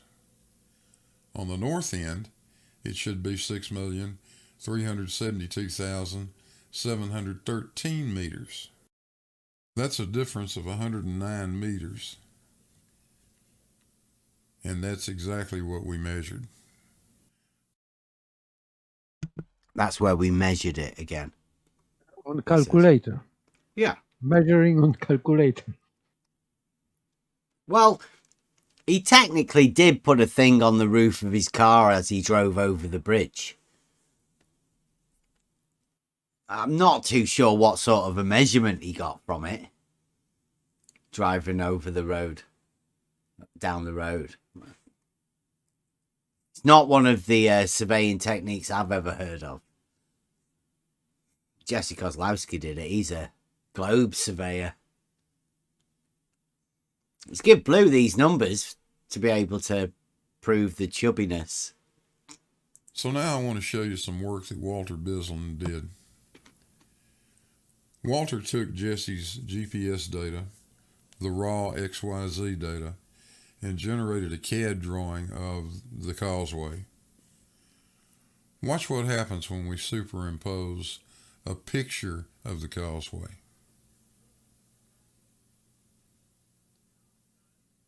That's a pretty remarkable fit, isn't it? Do you like that? What I like most in this picture is that the curvature is along, let's say, perspective view, but this line of horizon is perfectly straight. The blue line at the back. Yes, so it proves that we are living in cylinder, not on the globe. We are living in cylinder. We have only one way drop, and one. I know. It proves that Walter Bislin didn't do this CAD drawing to any XYZ elevation sort of profiles that anybody would normally do a drawing to. It proves that Walter Bislin has done his CAD program to match Soundley's picture that he took.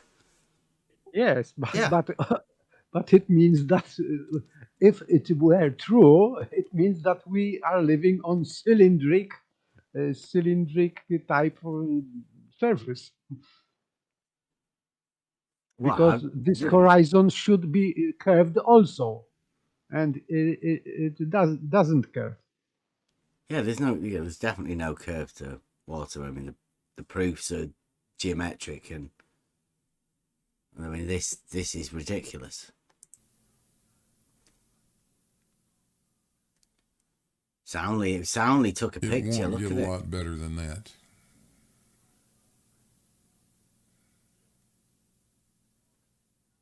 Won't get any better than that.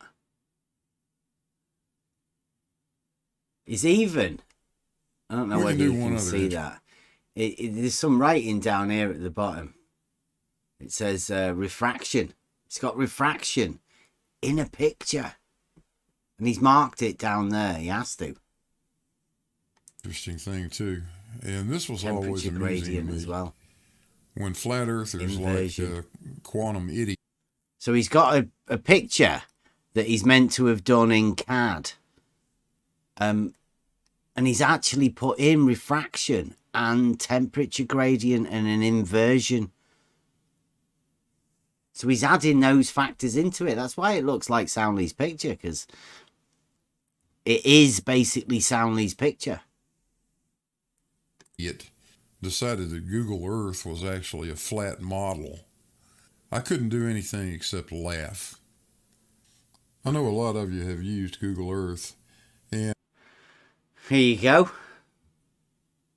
Check this out. Mobius will like this. you've probably drawn lines on Google Earth with the measure tool. But there's a feature in there that you may not be aware of. When Google Earth comes up, it comes up with the line you're drawing clamped to the surface of the Earth. But there are alternatives. You can set it so that the line is not clamped to the Earth. It is a reference to absolute altitude or absolute Unclamp elevation. that baby. Yeah. So this is what we would see in Google Earth. We would see the geoid. Now we've got a chord line, which we've been talking about, which would be a line from the north point to the south point of that. So these just 2 points. You get 2 points and you draw a straight line. You end up with a straight line, chord line. Bridge. But if we set the elevation just right above that chord line, we can generate a tangent line. And that way we can see the drop from horizontal. There you go. Check it out. Drop from horizontal. Yep. Now, Sounds like People are traditional. delusional. Sounds like traditional measurement. yeah. Well, I mean, if you look what he's done, very clever. This straight line from the north point to the south point, he called a chord line. So what he's just done is he's lifted that chord line up to this point up here, and now he's called it a tangent. And so really what we've got is we've got a point not at the north point and a point at the south point, and we've got a straight line between them. You call that a horizontal distance. It's lifted it up, and we've still got the same horizontal distance. But now he's got a drop from horizontal. So I'm presuming the amount that he's lifted that line up will be the amount of drop from the line, right? How much do you want to put this line? Do you want to lift it up? Well, you get this distance between the two of them. They don't change distance. They're the same. They're parallel.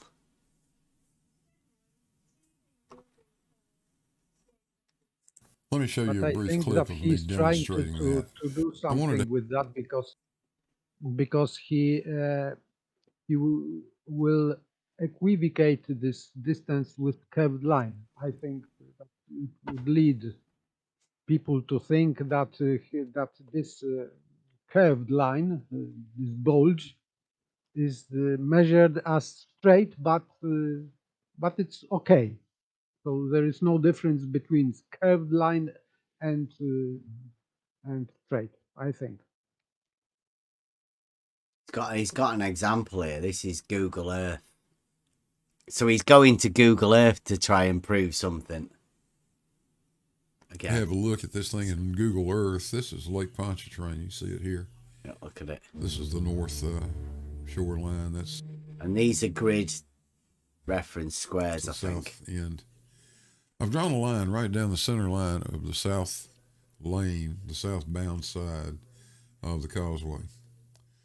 But it's not just a regular line. I'm using a Google feature that Here we go. some people don't even know about.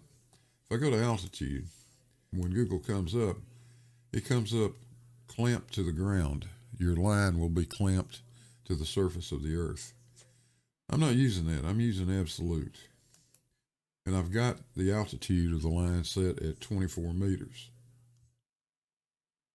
I've also checked the little box that said extend the line down to the ground. Let's see what that's going to do for us. Let's go here somewhere around the middle of the causeway. I'd say it's right about in there somewhere. Then we'll just start zooming in at that point. And now you see the southbound lane and the line's running down the middle of it. And now I'm going to tilt it just a little bit so that we can see that in fact, yeah, the line is right at the surface, isn't it? Yep. Right at the surface. Very nice.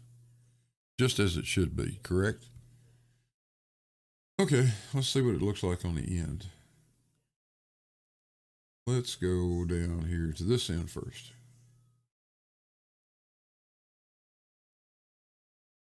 And let's tilt it a little bit. And uh-oh. What happened?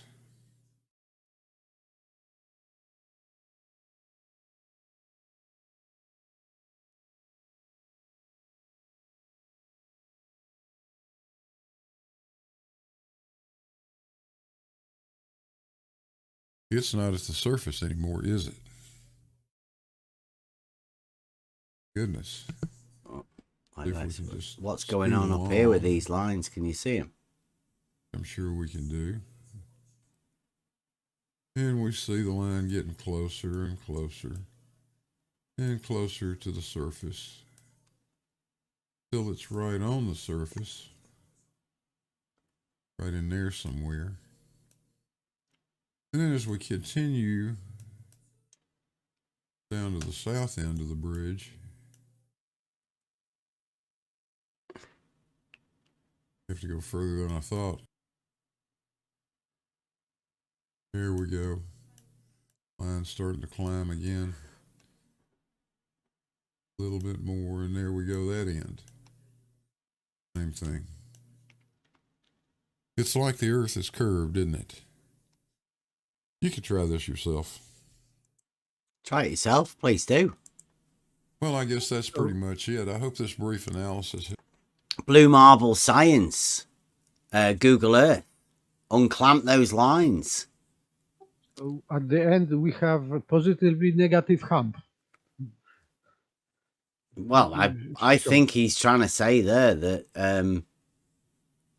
well, I don't know what he's trying to say. He's got a line that he's just made a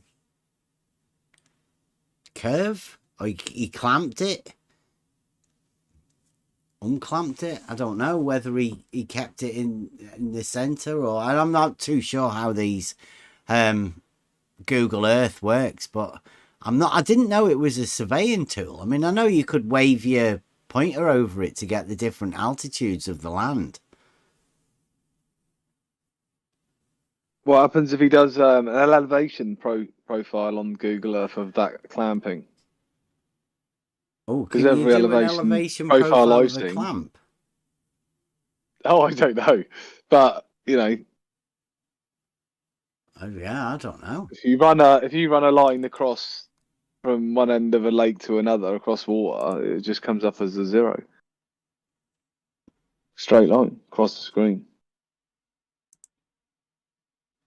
Yeah, we've done. So I don't know where the LIGO comes into that. Yeah, has anyone ever done an elevation profile of Lake Pontchartrain? Yeah, we've done an elevation profile of a lake.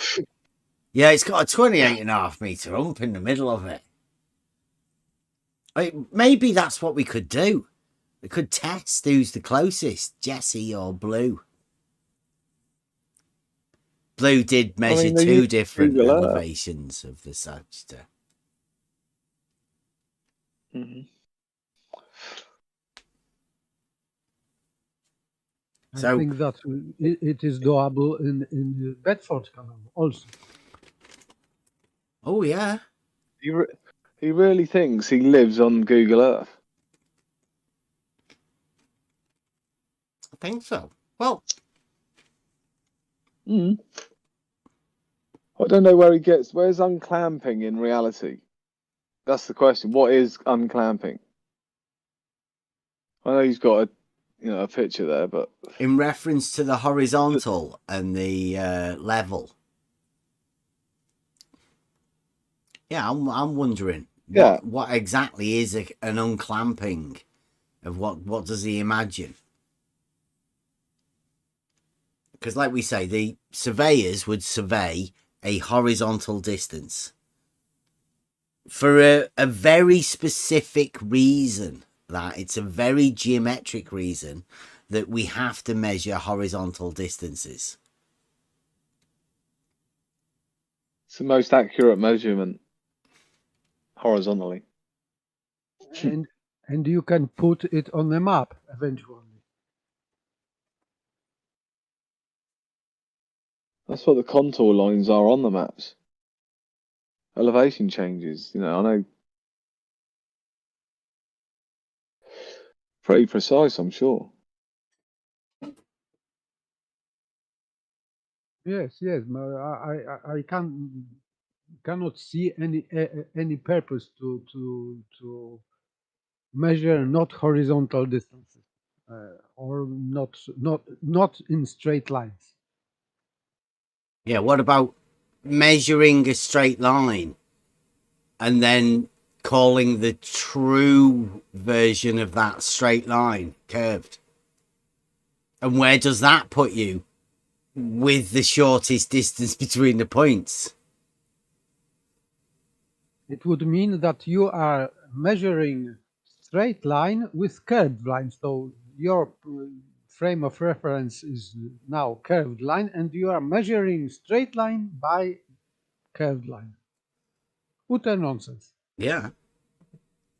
Yeah, I mean, it's not like just utter nonsense. It is Alice in Wonderland sort of stuff. It's literally something that doesn't mean anything. And it comes from a state of confusion that's caused.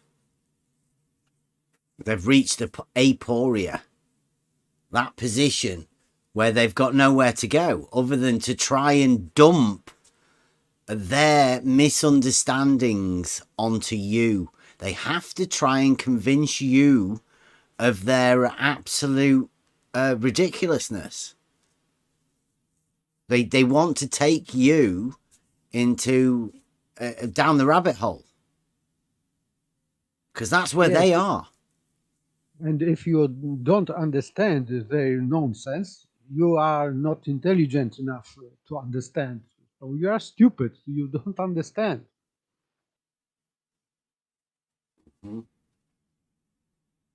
Yeah, what's in one's mind? All of these concepts. I'd say sick mind. Or pervert mind.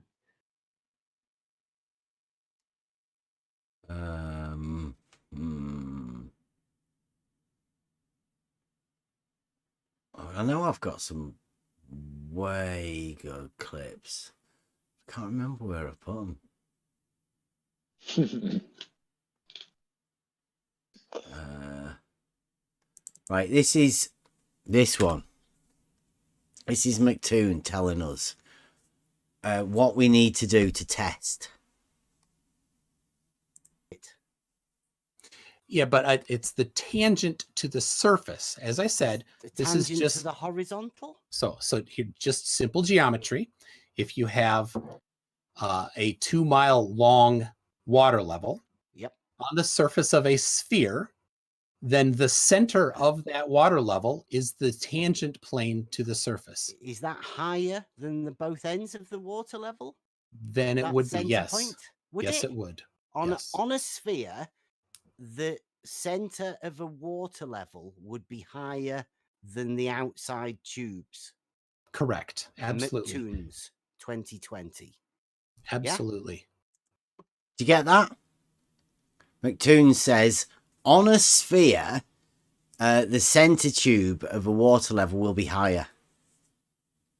I say the presence of any shape won't affect a water level.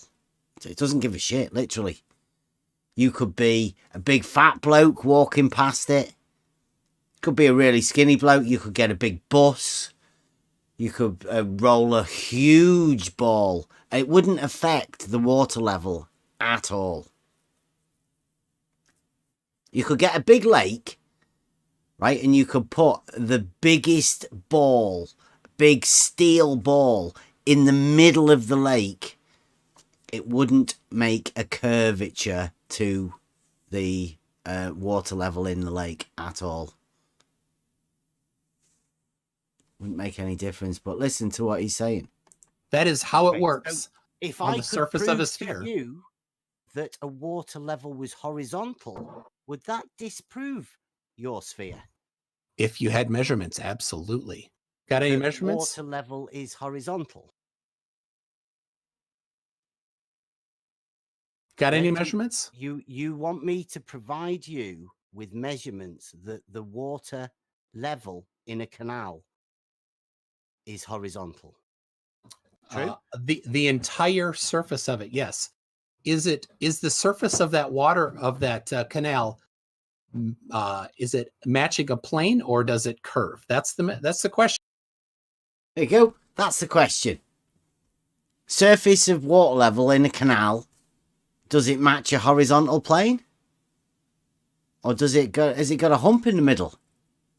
Does the middle of the canal go higher in between the two locks? Is there a high point in the middle of each bit? Individually. Don't forget about that quadratic equation. Don't forget about that. So there's McToon's. It just stays. It also depends on. Sorry, Bev. No, go on.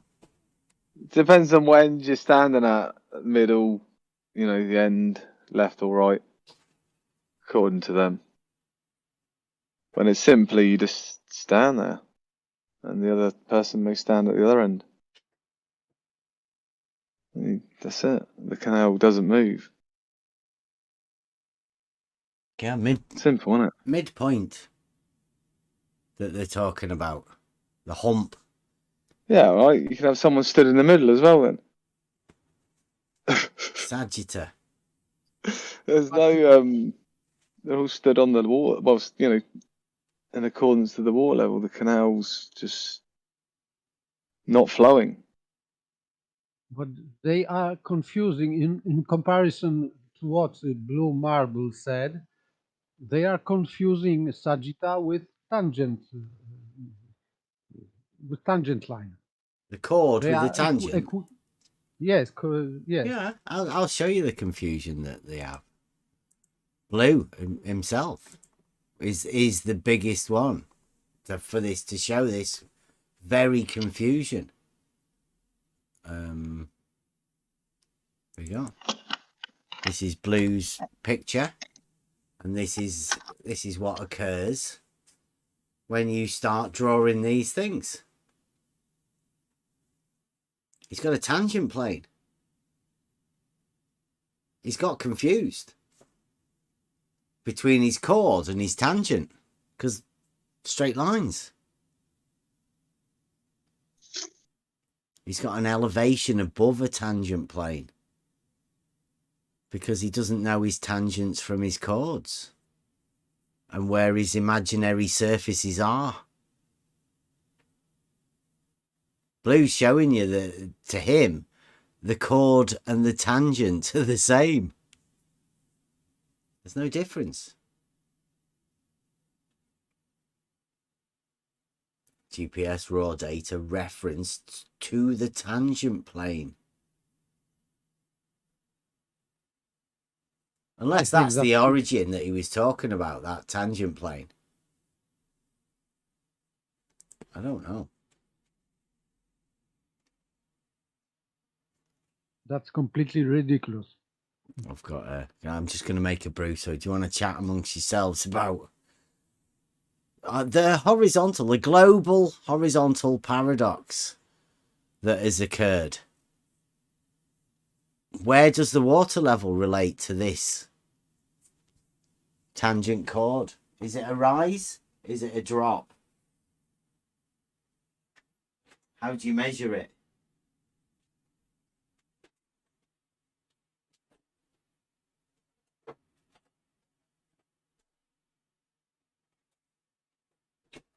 Back in a minute.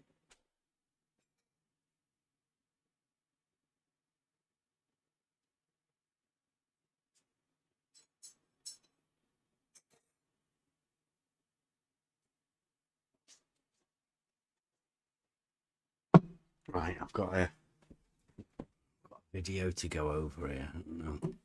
Hopefully this should work.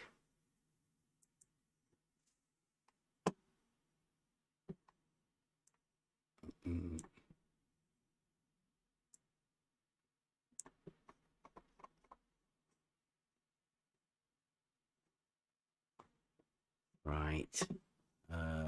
Screen. Hopefully you guys can get this.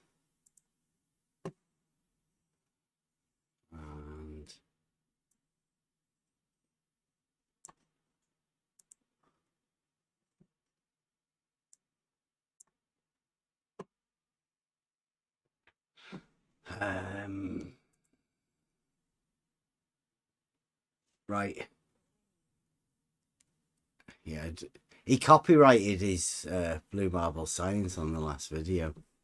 That was good. Right. They did. Right, now this is a video. Ooh. Can you guys see that on the video pad?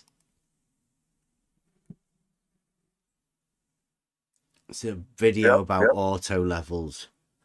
Yep. I'll skim through a few bits of this. Auto level.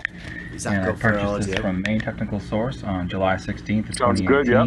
Good. They did a calibration of it at that time. I've only used it once since then. Now let's open it up. So when you buy an auto level, you'll find, of course, the level inside, some packages that contain instruction manuals, and of course one of these silicone things that absorbs moisture, which I just leave in there anyway, and a microfiber cloth to wipe down different parts of the instrument. And it comes with an Allen wrench. And you'll find that it has a lens cap, and then it's able to turn angles, but they're not like horrifically accurate. It's just you know, just to see if you're turning a relative angle from one way to another. And then to adjust it, there's this tab on top which you can open up. Normally you have both use of your hands, you're not filming yourself, and that is where you insert the Allen wrench to adjust the crosshairs up or down from the 2-peg test. And what we're going to do is we're going to set. You hear that? 2-peg test. An adjustment that you put an Allen wrench in there so you can adjust the crosshairs. I've never heard of that. Mine doesn't have that. It's a special one, that. Yours is the old version. Well, I take it to the auto level shop to get them to calibrate it. I'm not too sure whether I'd adjust it myself. It might invalidate the calibration if you the little change sticker it. there. The little sticker they put, yeah. So yeah, I mean, I don't know. I wouldn't know about adjusting it myself. Even he said he's only used it once. Set this up on a tripod and take a look at it. All right, this is just a spare set of legs that I had kicking around. I wouldn't use ones this worn out when doing an actual level run. This is just to demonstrate how this works. So this is the Sokia B40A, and you can look that up yourself online just to see what the specs are. It's got a 24 power scope, and when we set it on the tripod, it's not immediately level. We have a little mirror up here to make it easy to see if it's in level or not, and you can tell that it is not because the bubble is way out of the center. Okay, so we're going to level it up. We are level now. If we look at that fisheye bubble there, in the shot. Level. And then on the top of the auto level, we have a foresight and a rear sight. Kind of like looking down the barrel of a firearm, right? But this is just an auto level. And we can look through the scope down at the level rod, and that's giving us the height off the ground that we are at relative to the base of that rod. Okay? That's actually... There you go. So it's the height that we are at, or it means the crosshair relative to the ground underneath it. Pretty simple. Actually talk about that rod. Let's go down there and look at it. This is a 25-foot telescoping fiberglass level rod. This is manufactured by Seco. This is graduated in US survey feet. And the way that works is the red numbers are the feet, and the black numbers are the tenths of a foot. All right.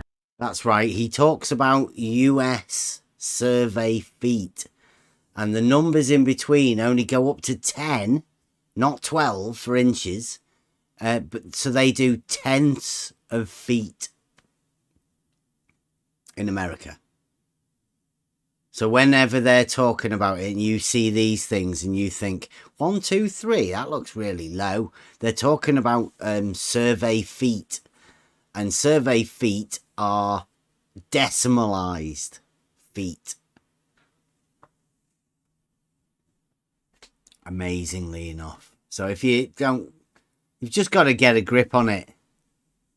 American survey feet is a decimalized foot value.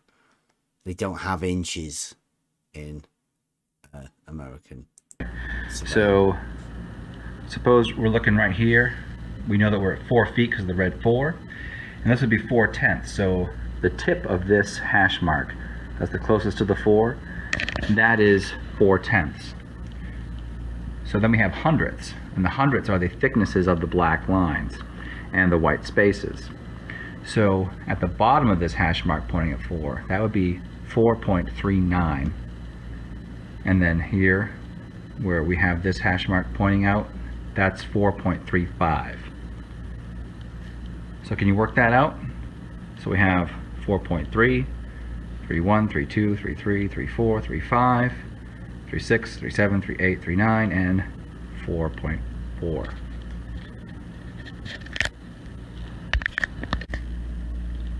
So looking through the scope again, we see that we are close to 4.2, but it's a little bit less than that. It's more like 4.185. Right? It's not quite 4.19, but it's not 4.18 either. So it's more like 4.185. You can estimate the thousands. You're probably going to have a little bit of error on the end. So you can see he's actually using the measuring rod in his corridor to measure the distance, and he's showing you that you definitely measure a number from the rod. But you got to do the best you can do, right? So I would call that 4.185. Prior to carrying out a level run, you need to carry out a 2-peg test. And the 2-peg test is very simple. What you do is you have the rod at A and B, and you got to mark these points somehow so you can hit them again and again and again as need be. And these are supposed to be about 30 meters apart. And you set up your auto level in the midpoint between the two rod positions. And you read to A, and then you read to B, and you calculate a difference between those two. The dashed line is what you're hoping for, and they're showing this solid line of sight coming out of the auto level as what could be happening, and this is what you're trying to correct, right?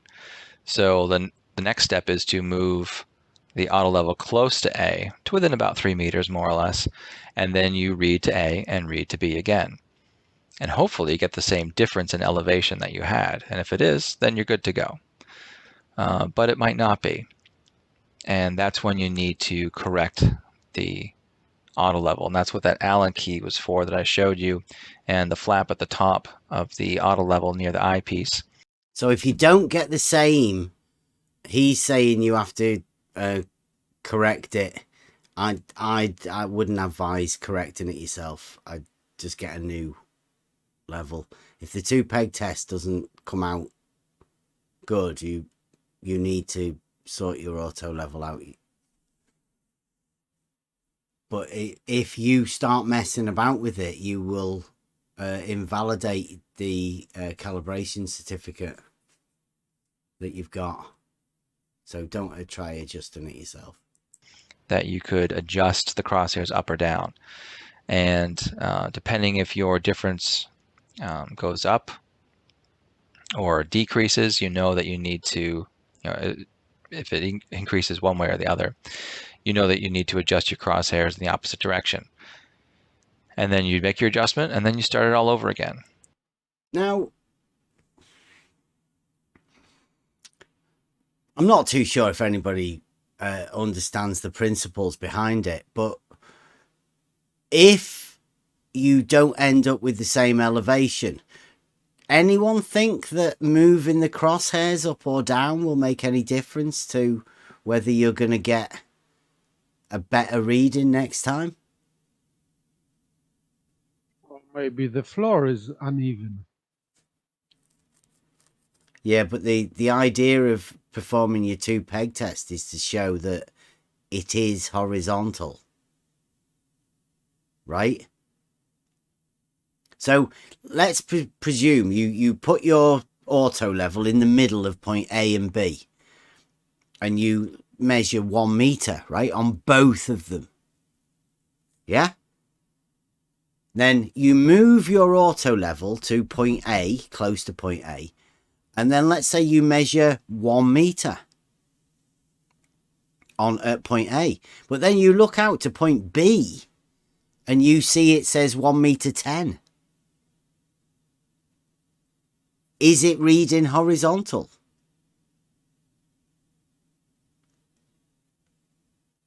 And rather not. Well, would adjusting the height of the crosshair within the scope fix that error?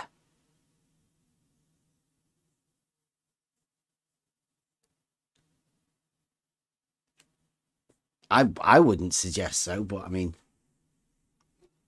this is this is a surveyor now. Do you think a man who makes a video in a corridor showing he's setting up an auto level and then advises you about adjusting the crosshair to do an impossible thing? I wouldn't suggest to do alter the crosshair within the scope, personally. Just to make sure that it all comes out correctly. And it takes as long as it needs to take. Could take 2 hours. Hopefully it doesn't. Hopefully it takes only an hour if you're efficient. That's for doing a 2 peg test. An hour if you're efficient. You should do a 2 peg test at the beginning of every time you take your tool out to make sure it works properly. At the most. But it might only take 15 minutes for a really skilled crew to get it done. And this gives a little bit of information on how to make those corrections in an analog instrument or in a digital instrument. And you go from there. Now, I had done this near my house, and I had the rod at A and B, and I had set spikes in the ground so that I could get the rod at A and B both times. So the idea, again, is you set the auto level equidistant from A and B, and you measure to A and B, and you get a difference. And then you move closer to A, and then you measure to A and B again. They got to be in the same place. A and B have to be the same place. You can't two pegs, move those around. And you're trying to get the same difference again.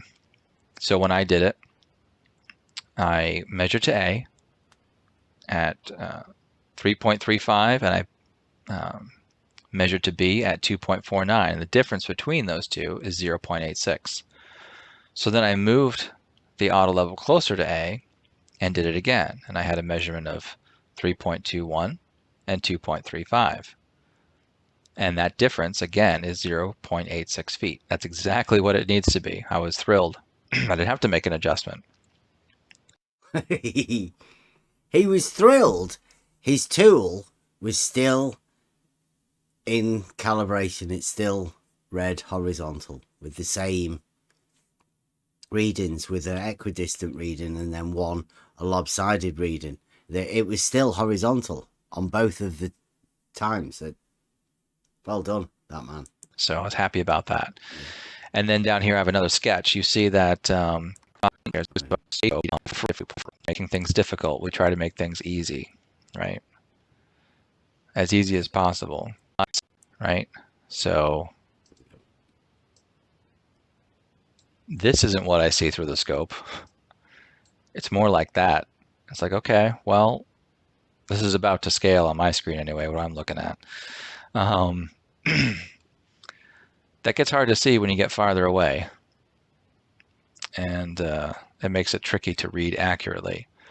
So you go more than 100 feet, and this gets really, really hard. There you go. More than 100 feet, this guy advises, for measurement purposes. You don't want to go more than 100 feet, otherwise the measurement gets really, really hard. Not interested in making things difficult. We try to make things easy, right? As easy as possible. Work smarter, not harder. And that's how we go. And now we're ready to do our level run. And how do you do a level run? Well, it's pretty easy. It's got a lot of leapfrogging in it. So we call it also differential leveling, but that's just a fancy term to say we're trying to figure out the difference in elevation between 2 points, right? But we just squeeze it down to 2 words, differential leveling. And so you start with a known elevation. So here's benchmark number 1. Set up the auto level, take a reading, and that goes, so we set up our field book like this. That goes in this column, the backside column.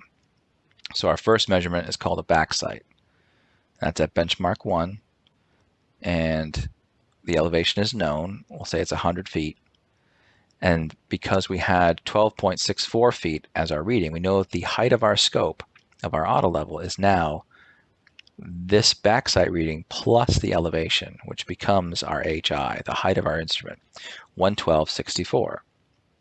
That's fantastic. If we know that, now we go and measure to turning point 1. This is just some random spot on the ground between benchmark 1 and the point that we're trying to get to, which is benchmark 2. We're trying to transfer this elevation up this hill. Okay, so turning point 1 doesn't matter where it is, as long as it's about the same distance from the auto level as benchmark 1. Hopefully not more than 100 feet. And hopefully that the rod person is good at pacing and will pace the same distance every single time. See, he says it has to be in the middle and the same distance, but he's just shown you doing a 2-peg test where you have to offset it and they have to be the same. So the being in the middle and even doesn't really count if your check to make sure that your tool is level is offsetting. Seems to have a misunderstanding or a miscomprehension of what the 2-peg test is, as to why now you have to have it even all the time when the 2-peg test. So we measure to turning point 1 or TP1, and it becomes 3.11. And so we just subtract that from our HI, and we know the elevation at turning point 1. And now we're leapfrogging. We go to the other side of turning point 1. Again, it's got to be the same distance as the auto level was from BM1. Other than that, this position is also more or less random. It's just got to hold it. That is a bit of a tell, I think. The distance. And we backsight to turning point 1. That's what the red is here that we're filling in. Now we know our elevation of our crosshairs here because we knew the elevation at turning point 1. We determined that already mathematically. And now we read forward in the foresight column to turning point 2, 2.56. And now we know the elevation there, right? Because we subtract 2.56 from our HI. Now I should add that this HI column and this elevation column don't get filled in while you're doing the level run.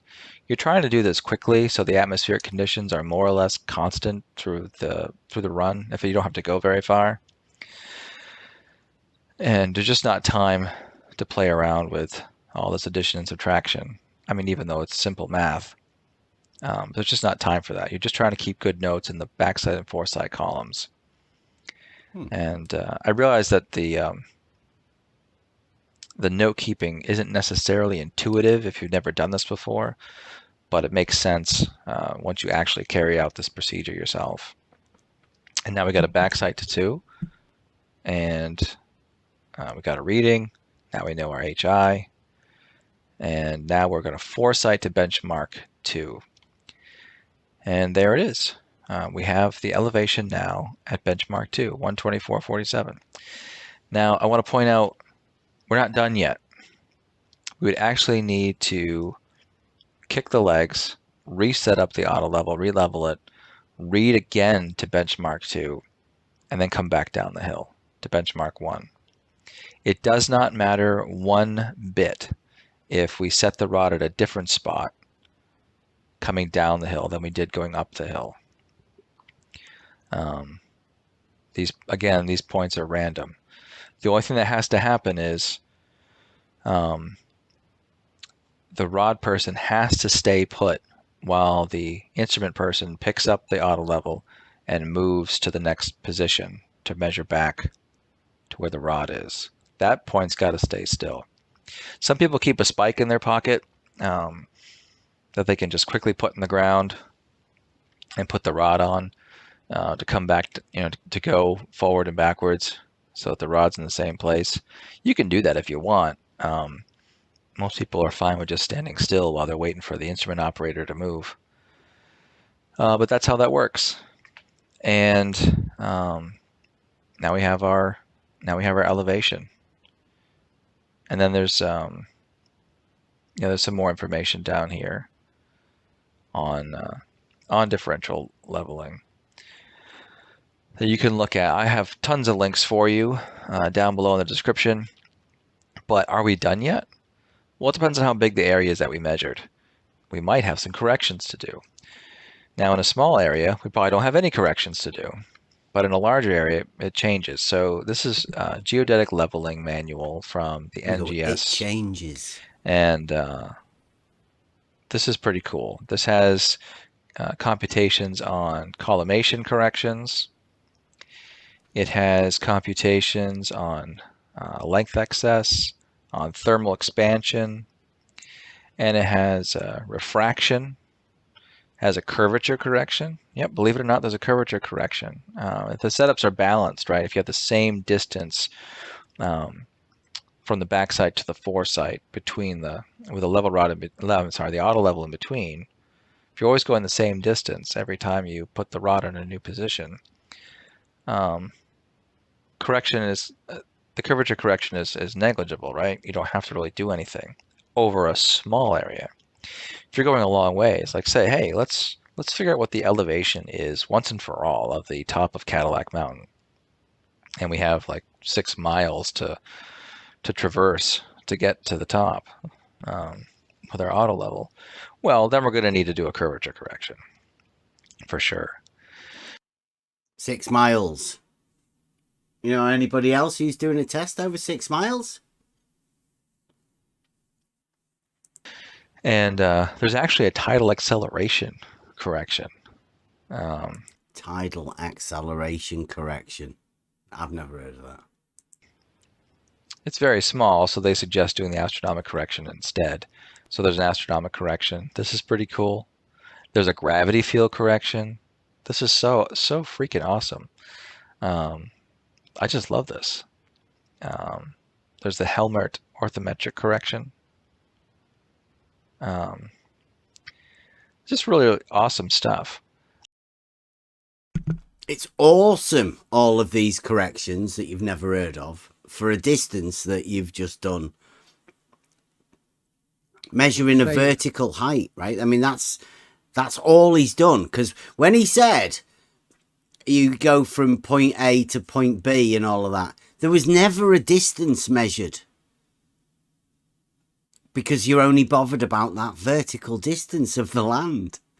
The tool, the auto leveler, sorts a horizontal plane for you to measure from. There's no horizontal distance between any of them. They're just vertical distances that you read. So the only curvature corrections that he could possibly have are on a vertical measurement. How do you do that? Curvature corrections and thermal corrections. I haven't gone through this in too much detail because I haven't ever done a geodetic level run. I'm not sure that my Sokia B40 would really suit the job there. But this is really cool stuff. And so there really are corrections for all of these different things that can go wrong. For the average surveyor, they're not really going to encounter this at all, right? So if a surveyor is just transferring an elevation for a house well and septic to go in, he's just setting a benchmark for the contractor building a house, putting in a well, a septic system, or 20 of them. The surveyor doesn't really have to worry about all this stuff.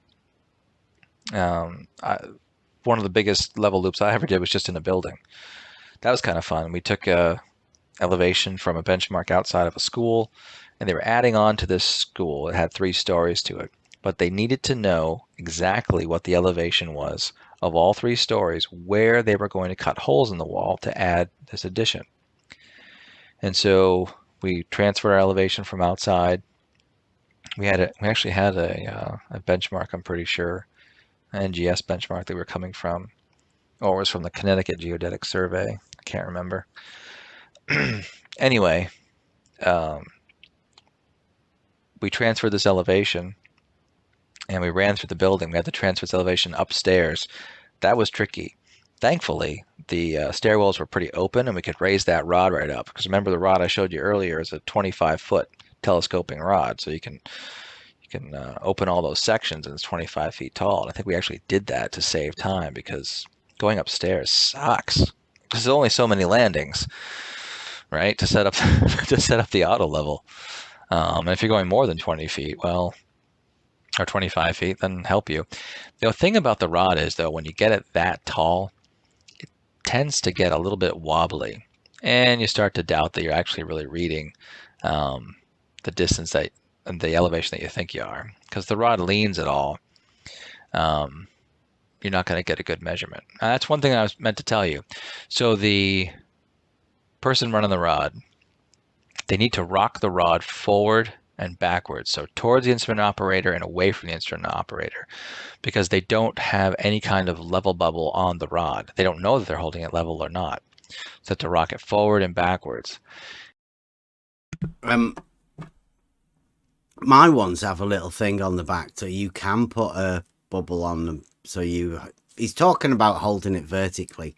The rod man should always be holding the rod vertically. And some of the ones we have in the UK have little bubbles on the back of them. Be surprised to hear. And so where the crosshairs meet at the lowest elevation on the rod, that's the elevation at that point. That's the reading you're writing down. It's talking about the shortest vertical distance. It's handy, that. I did leave that out, so sorry about that. That is important to remember. The rod guy or rod lady or whatever has to be able to rock the rod forward and backwards. And that's how that works. So I hope you enjoyed this very brief overview. There's links in the description. So if you want to play around with these curvature corrections or any of the other corrections and read this manual yourself, you are more than welcome to. And I hope you... That's it. So is everybody like that? That's a man in an office talking about auto levels. It doesn't sound very experienced, does he? I feel I have everything I need to know to become a professional surveyor now. But he was talking about leaning of this measuring rods, so they are aware of it. Should, if the Earth was curved, then some leaning would be exposed, but they are aware of that. So these rods should be perfectly vertical. Yeah, that's what he's saying, right? You're measuring the shortest distance vertically. By rocking it backwards and forwards, you want to measure the shortest distance to make sure that that's the vertical one. Because he says they don't have bubbles on the measuring rods over there in America. We do in the UK.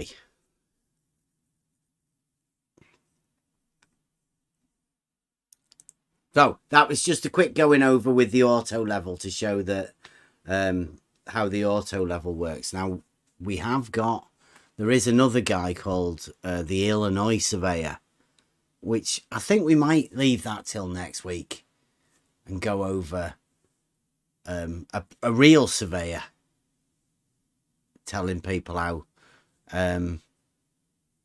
how to explain it simply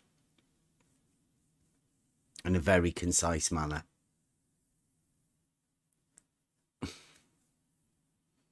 And I'd really like to go over the geometric principles of moving the crosshair up and down and what you think that'd do in order to calibrate the tool.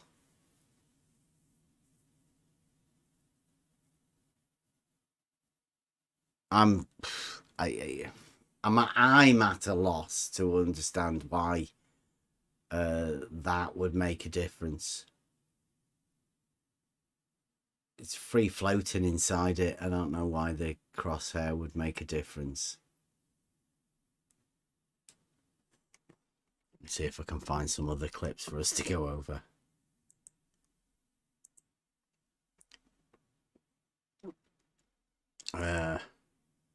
Anybody else got anything that they'd like to have a look at while I'm trying to find some new stuff? We discuss, I'm on the Transits Lab, but can we discuss Wally's Euclidean proof in reality? Oh. Did he post it? I mean, he posted a Euclidean proof in reality. Where's that? Well, I mean, you just scroll up the 227-degree angles that he's got with the parallel horizontals and verticals. Okay. He's posted it. It's Euclidean. Yeah, measuring angles from vertical, super easy, barely an inconvenience.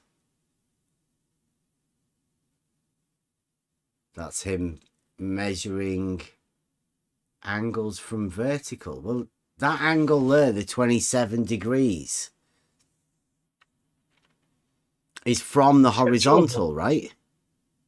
He's got two 27-degree angles because they're matching each other, because they're on parallels. in reality. Is he sure he's got that 27-degree thing? You've got one up in the air and one on the ground. But they're not opposite angles, are they? No, they're They're not opposite angles. So, no. Okay, so Wally's not got a clue about what he's talking about. Can everyone see that?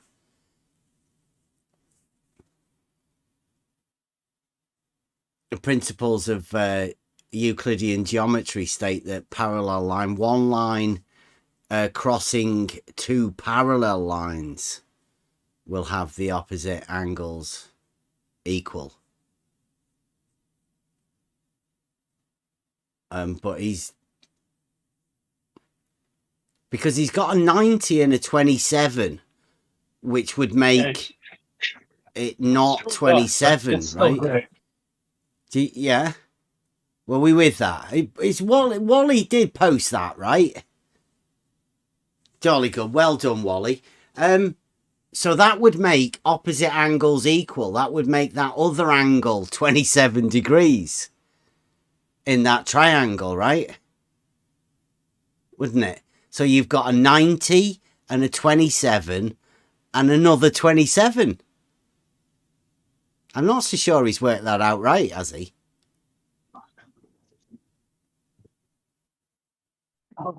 When he ultimately realizes that when he has to go fix it, even when he fixes it, he's screwed. I'm going to draw this on my board while everybody else just has a quick look at that picture that Wally's done today. Barely an inconvenience, he says. Barely an inconvenience. Let me just clear this off. Thanks, Wally.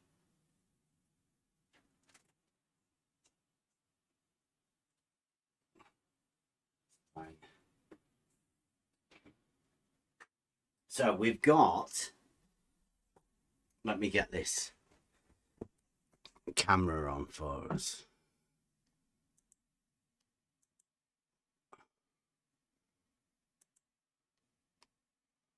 Right. Okie dokie. So, you guys are going to need that as well, aren't you? You guys will have to run us through, work us through it.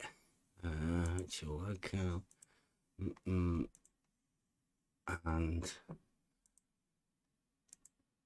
video, right? Can you guys see that now then? We've got the whiteboard. We're going to replicate this triangle. Yes, I can see. For everyone, right? So, got a baseline.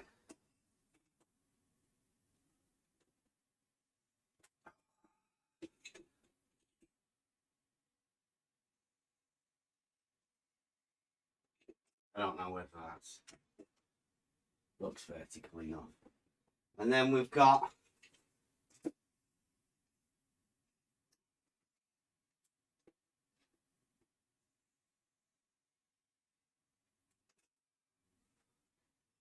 it moved 27 degrees there.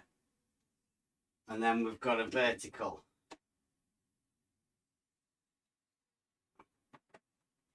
Here. He's got this one marked as 90, so opposite angles being equal, we could say this one here is 90.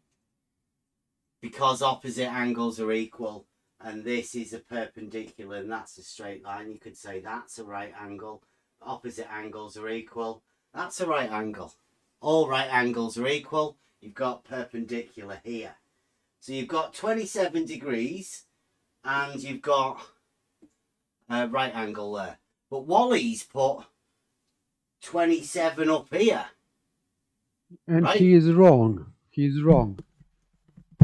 Yeah, he's wrong, but we're going to show it how geometrically.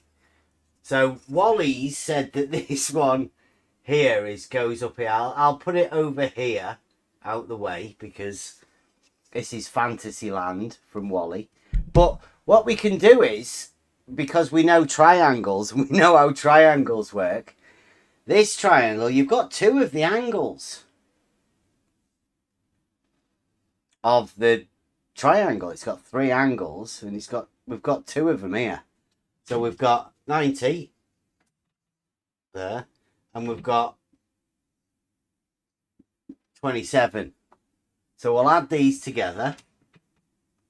117 degrees. Now, everybody knows triangles have 180 degrees.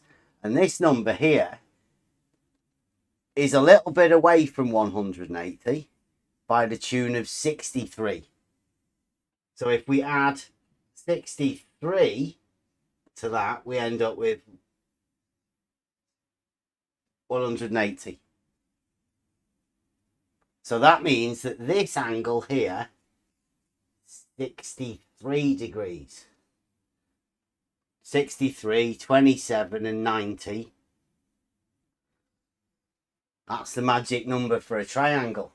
Now, as we did before, the opposite angles are equal. That would make this angle here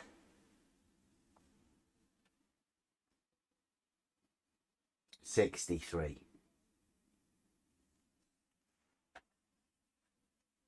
Would it? Yep, correct.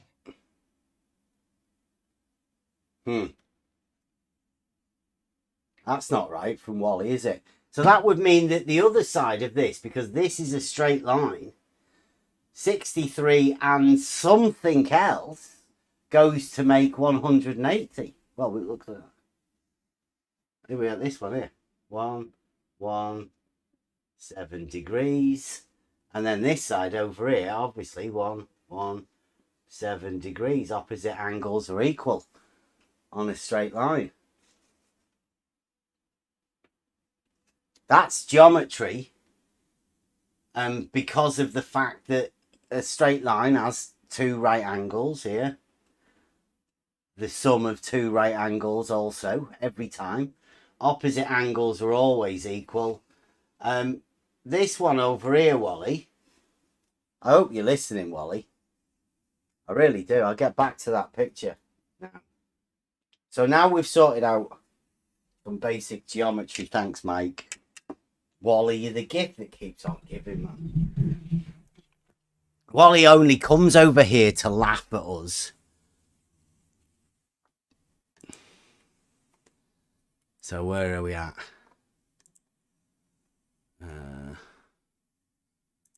I'm looking forward to him fixing it, though. Yeah. He'll be like, okay, well, I screwed up the degrees of the angle. And you go, okay, so you've still got parallel verticals, though, bro. And he's got as parallel horizontals. And what? He's got as well. I know there's straight lines across the baseline, the horizontal, the horizon. He's got as a straight line. He's got it labelled as 15.2 degrees. Yeah, I don't know what that is. It's got the distance from one side of his picture to the other side of his picture labelled as 15.2 degrees. A straight line. A straight line. One straight line. And then 15.2 degrees. And he obviously doesn't understand that opposite angles are equal.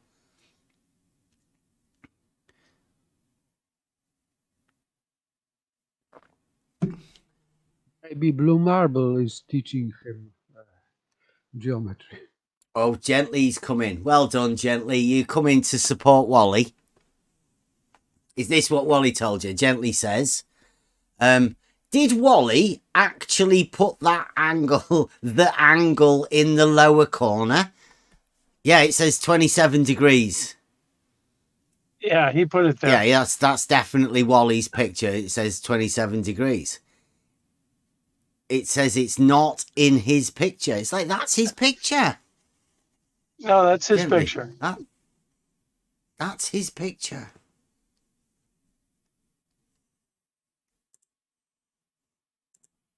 Gently, but I mean, nice try.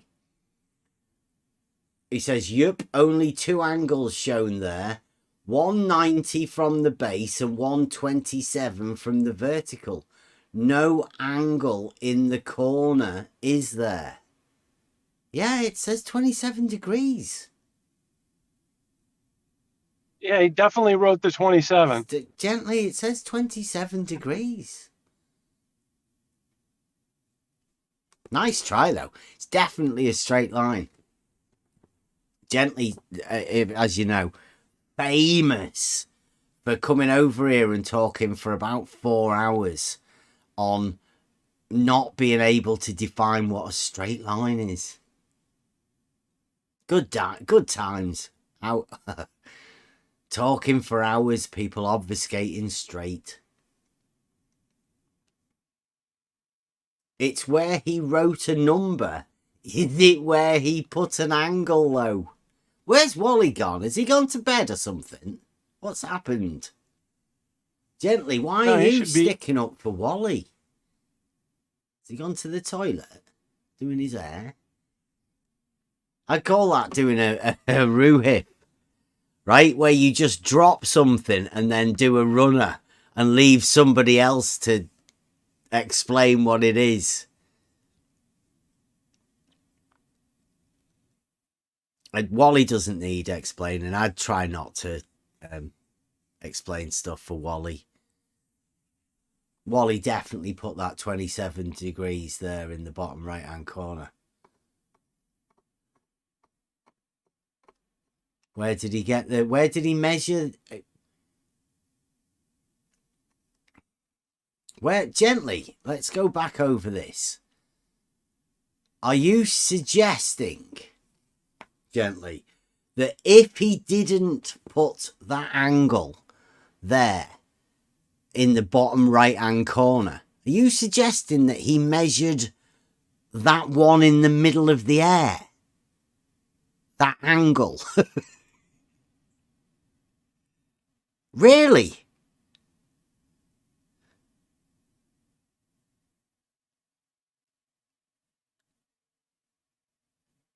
Because that would make that bottom angle 63 degrees, wouldn't it? Because of the law of opposite angles.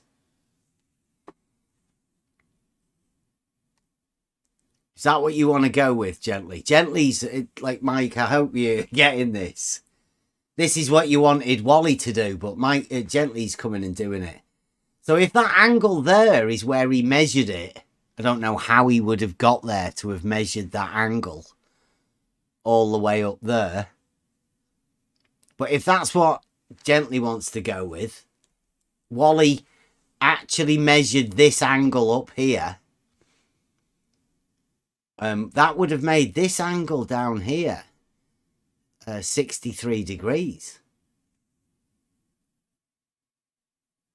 This is new geometry. Yeah. Gently. These are the positions that certain people put other people in. Gently. I don't see an angle, just a number. 27 deg. Just maybe a secret code he's put in there in the bottom of a triangle. That's just where he is in the Masonic levels. Yeah. He's 6 away from the top. He's just reminding himself. 6 more levels to go. Gently, come on. I mean, the wrong guy to white knight for, Gently. Seriously, this is the wrong guy to white knight for. Just let him hang himself. This is so obvious what's going on here. This is somebody who hasn't got a clue. He's just trying to come in and throw shade on Euclidean geometry. Just basic geometry. The understanding of it. Do you reckon we will ever hear from Wally on this? Or might this be the end of Wally? Can Wally come back to explain this? Or is it one step too much, not knowing what a fucking triangle is and how the angles work on a triangle.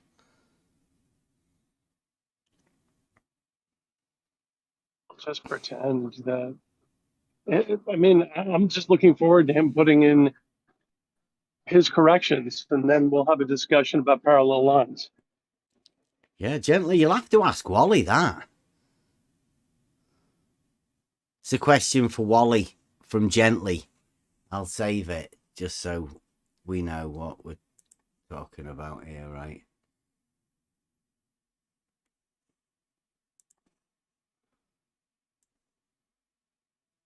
They are showing a very high level of comprehension, them globbers. All right, here we go. Check this out. You'll like this. I just couldn't believe at first glance what he wrote. A reply to that. Where's Wally? Right. There's a question for Wally from Gently. Why didn't Wally use the curve lines like he did in the other picture? So has Wally been using curved lines for angle measurement? Or is Gently just reminding him that he should have been using a curved line for angle measurement? Is Wally the guy that does that for you, Gently? You need somebody to draw these curved lines. Nathan will have that. Perhaps that's what Wally was meant to be doing.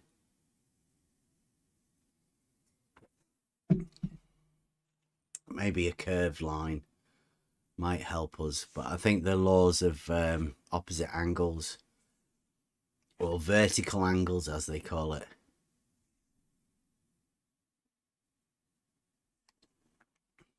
Why didn't he use the curved line like he did the other angle? Can we save that for Wally? I hope he comes back and gives us an answer to that. He might know, Gently, that you can only measure an angle between straight lines. You might know about that. Definition number 9. Euclidean geometry. Good to see you again anyway, Gently. Where have you been? Been away for a while.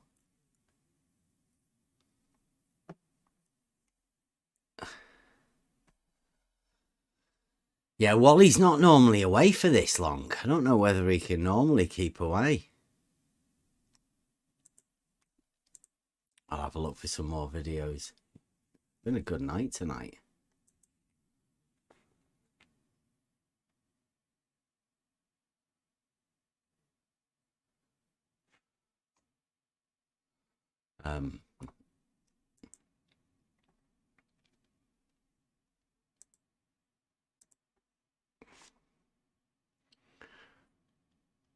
Oh, there was one. Sean Hawkins. Hope I can find that one again. That one was good.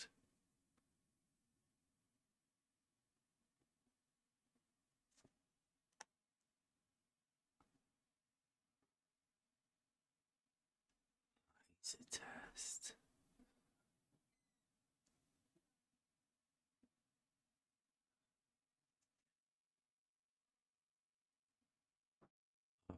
Oh, where is it?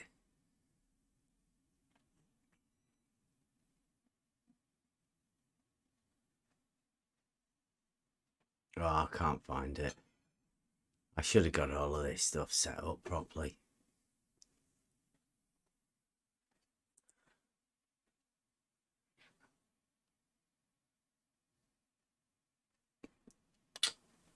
All right.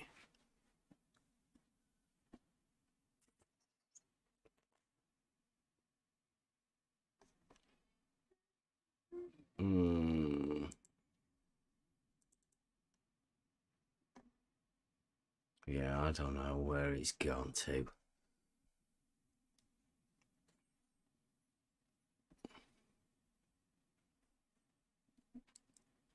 Jesse with 3 coplanar points.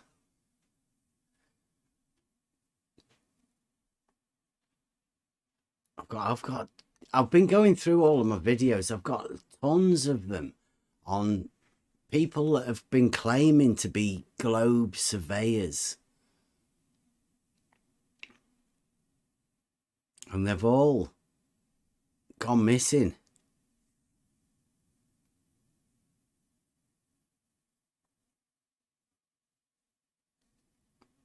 We'll normally just end up left talking on our own about stuff that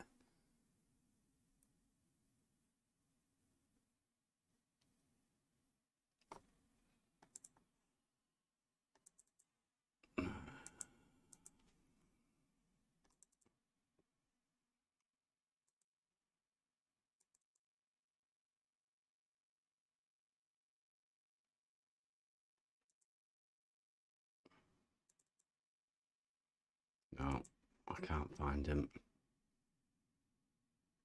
No.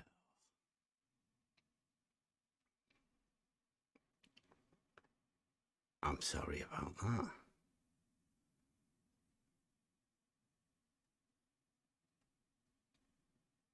That's annoying. I think that Wally just realized that he messed up and he ran away. You think he's going to be coming back, I reckon? I reckon Gently will have been sending him a message.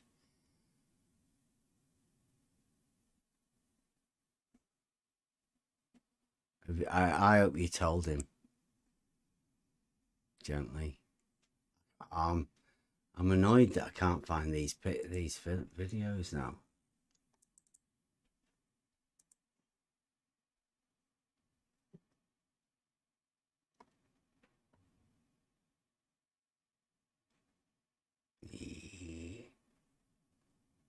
No, sorry.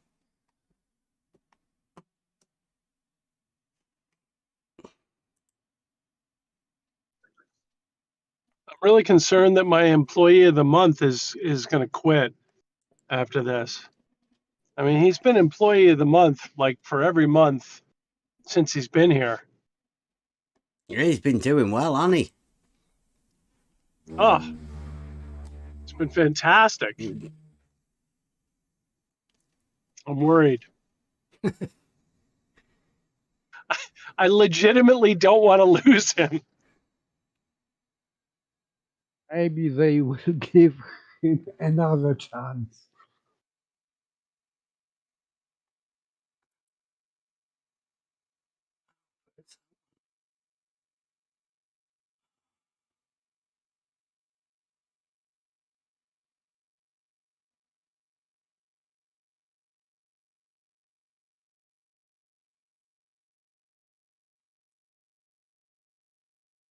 God.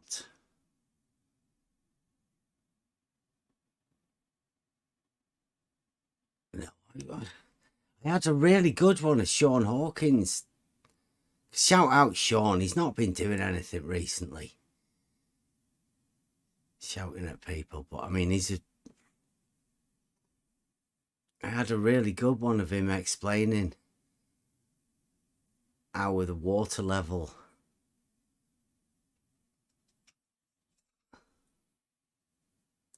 Oh, I've got this one here from Blue anyway.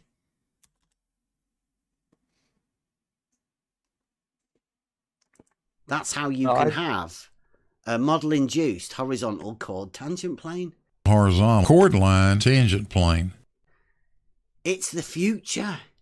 It's what's needed. Right. You might already have it. Have you checked? There you go. Horizontal chord line tangent plane.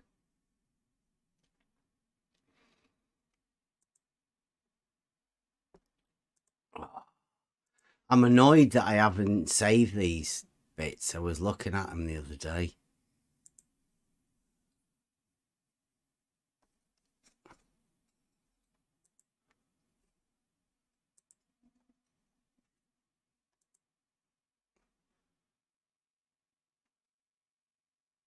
Video. I'm still looking for it.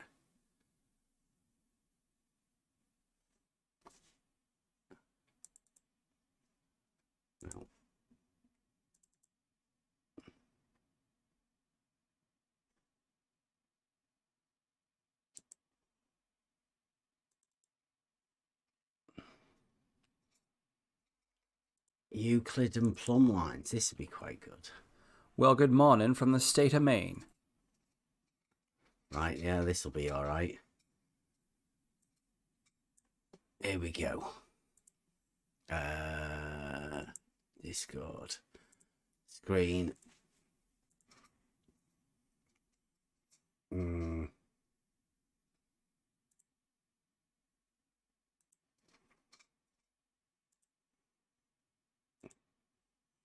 Right, check this out. You might like this one.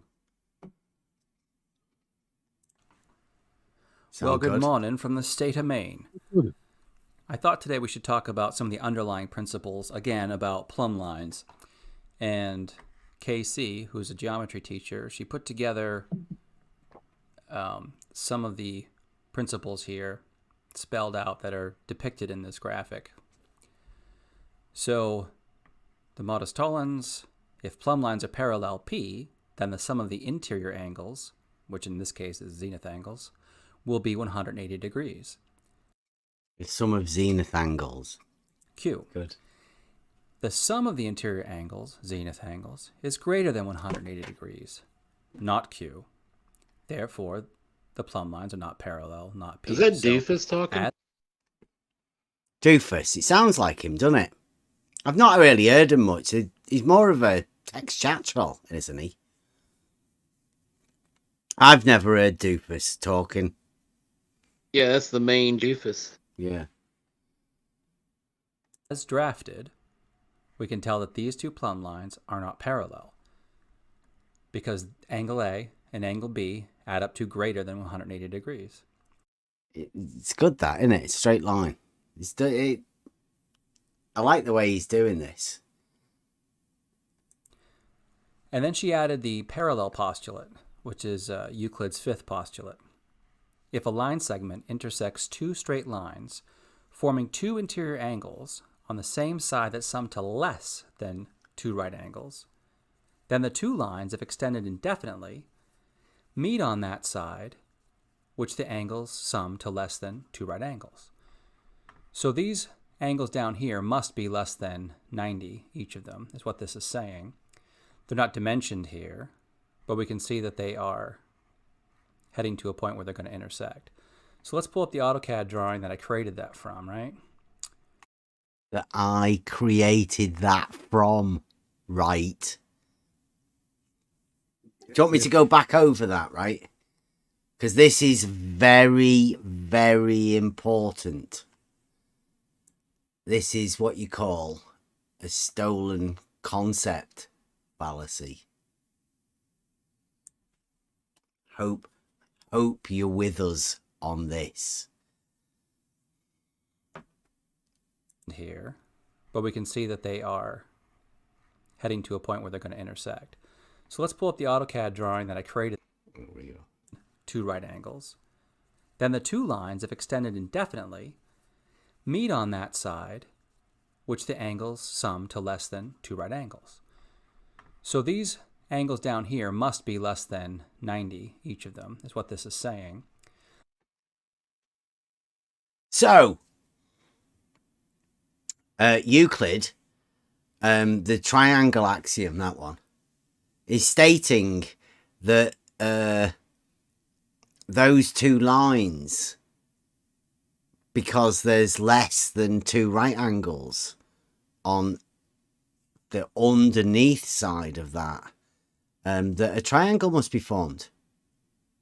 That's handy, isn't it? Yes.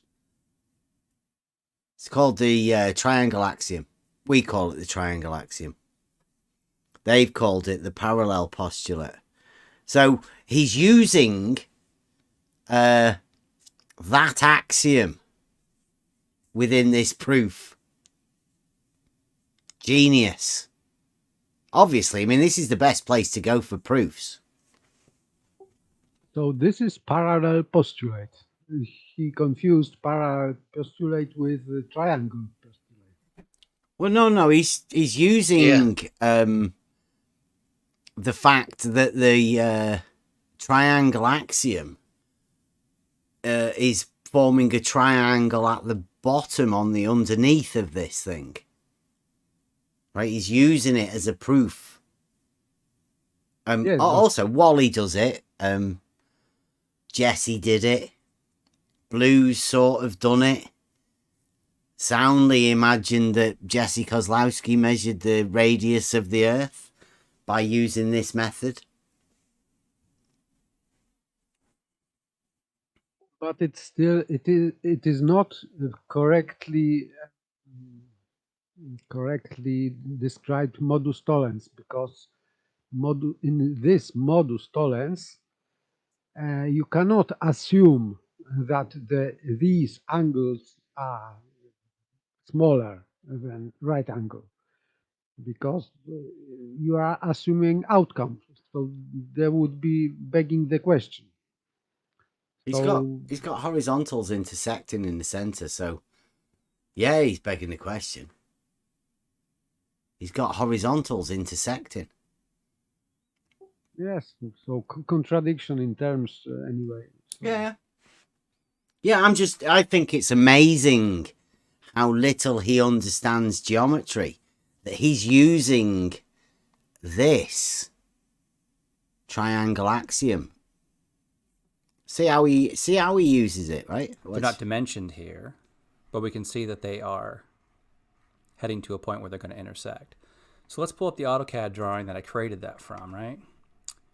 So he's saying he created that initial drawing that he's going to use the triangle axiom to prove something else. Yeah.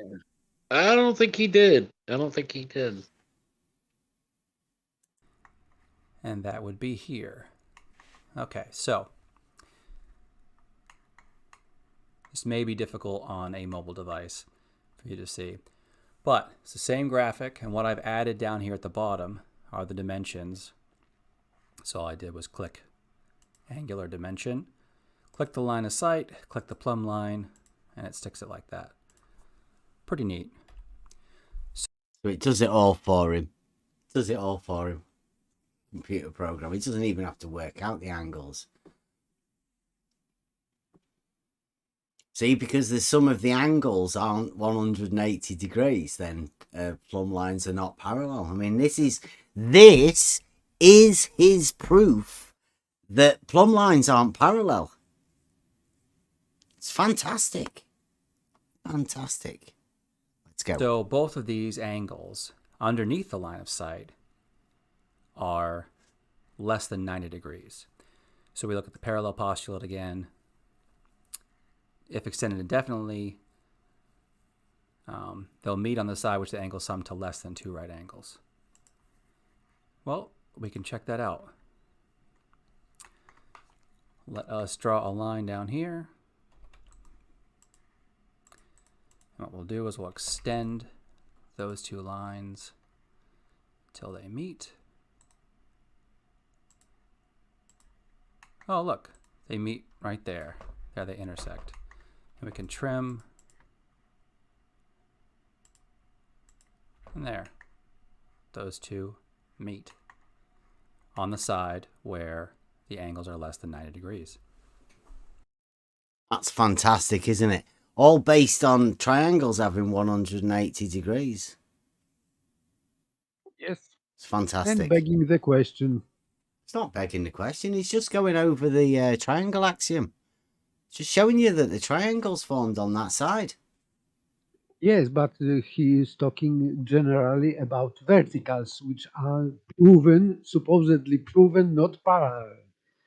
He's proving them not parallel by doing this. The triangle axiom. Yes. Yeah.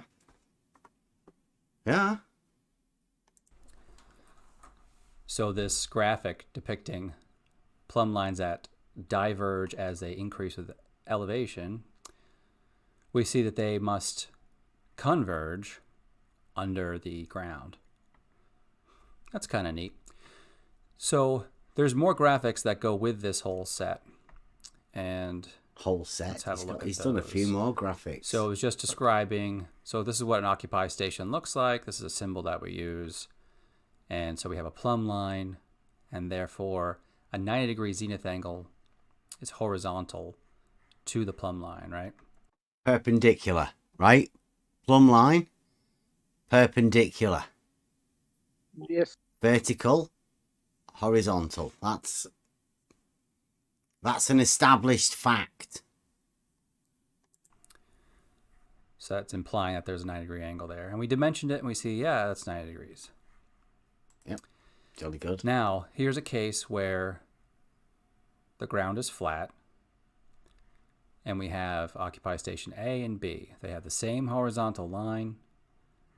They have plumb lines that must be parallel. So we don't have to dimension here because this has to be 90. But we can skip back over to this AutoCAD drawing and we can dimension those angles.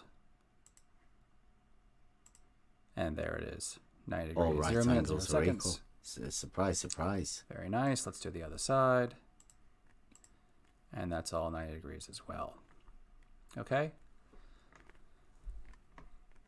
So all that's 90 because those plumb lines are parallel. No, because he's drawn them perpendicular, right? Okay, so we get that. Yes.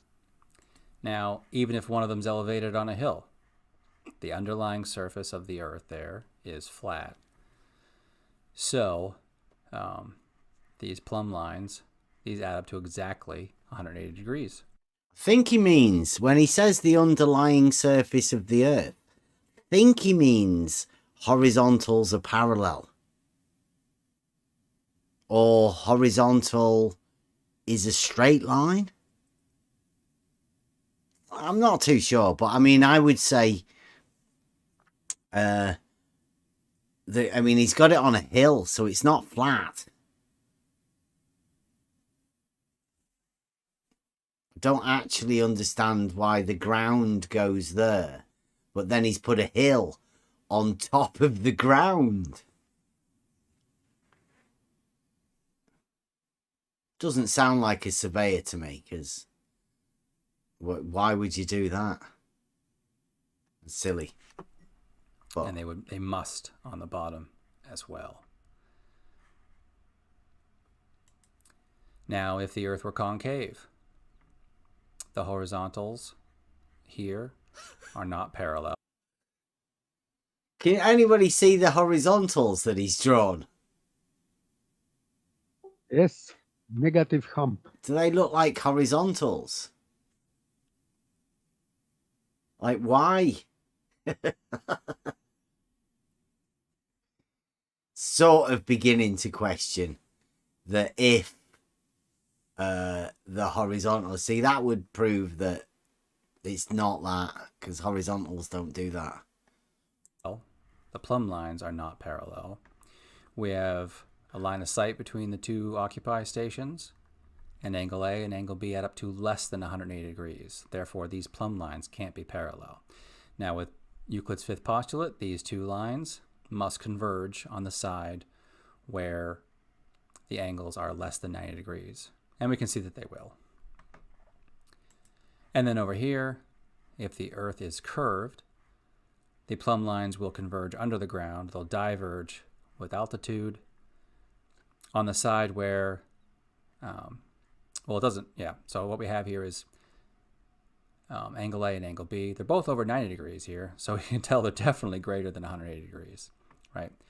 He's got them, you can see this is early stuff, because he's got them at 94.03 degrees and 94.0405. Could anybody work out what that is and why? Does anybody think he measured those angles, both of them? No, it's possible. Do you know why it's impossible? Because we have these stations are not in line, so to speak. So they don't share same horizontal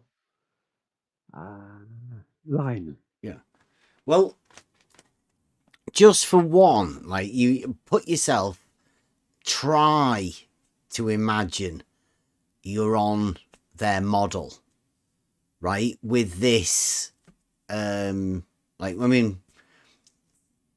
do you know anything about their model? And then when they say 1 degree every,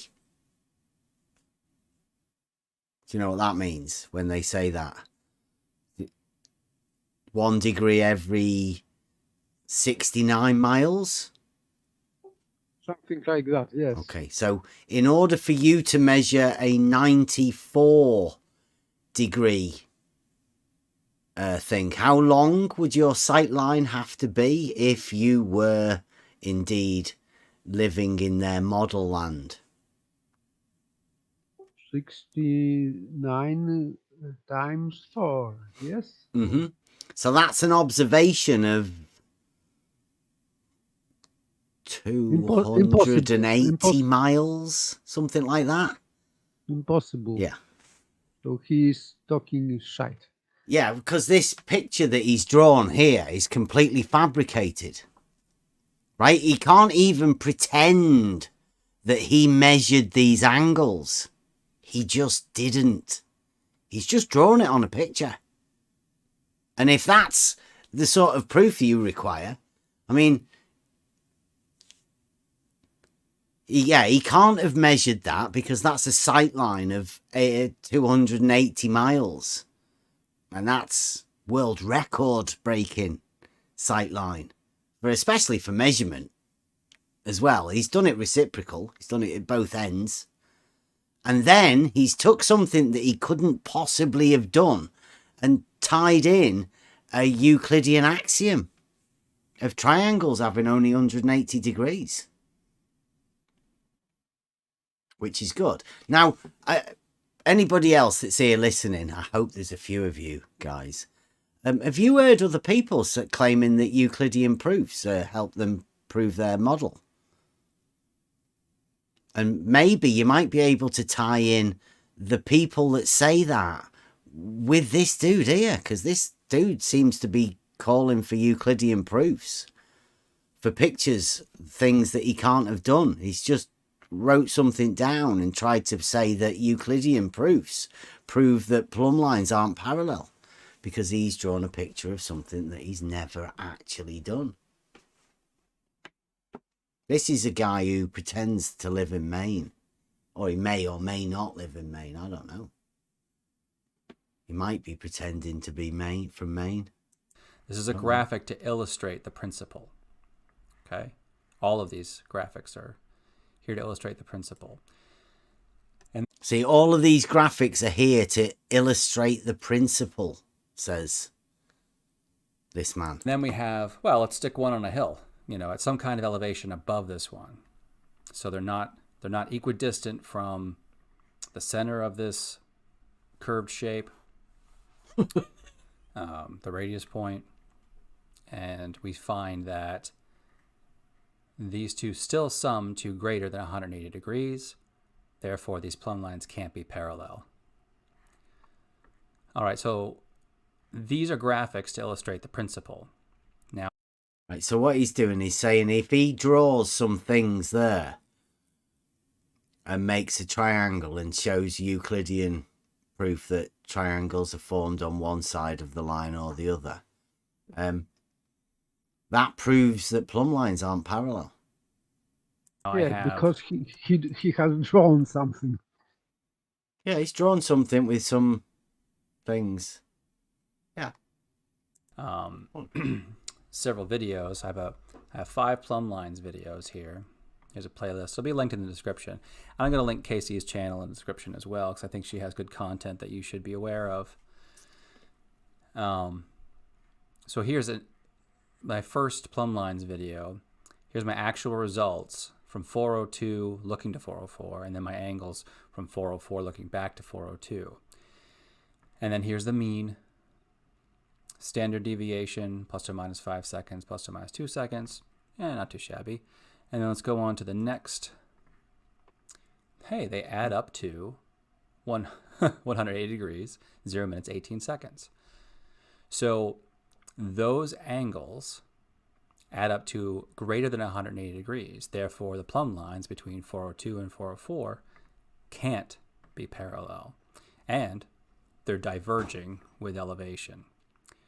So that's the best part. So Here's a graphic representing my actual field. That's the best part.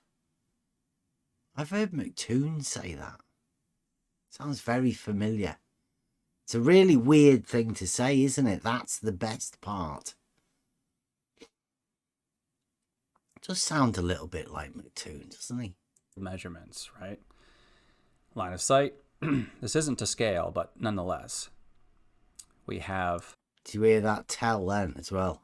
I hope Rakir's listening to this. That's the best part. So here's a graphic representing my actual field measurements, right? Line of sight.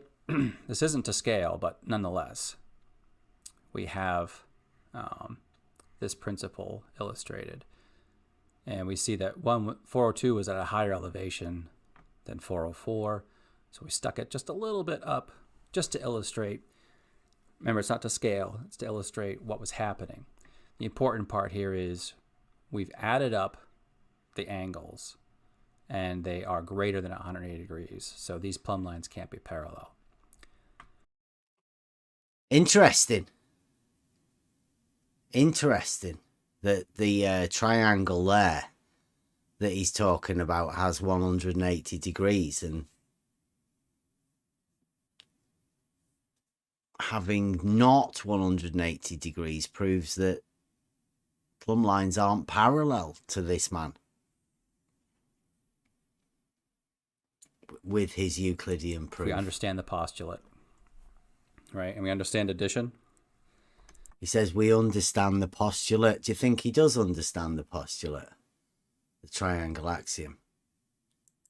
This is new Okay. understanding on this. And then I...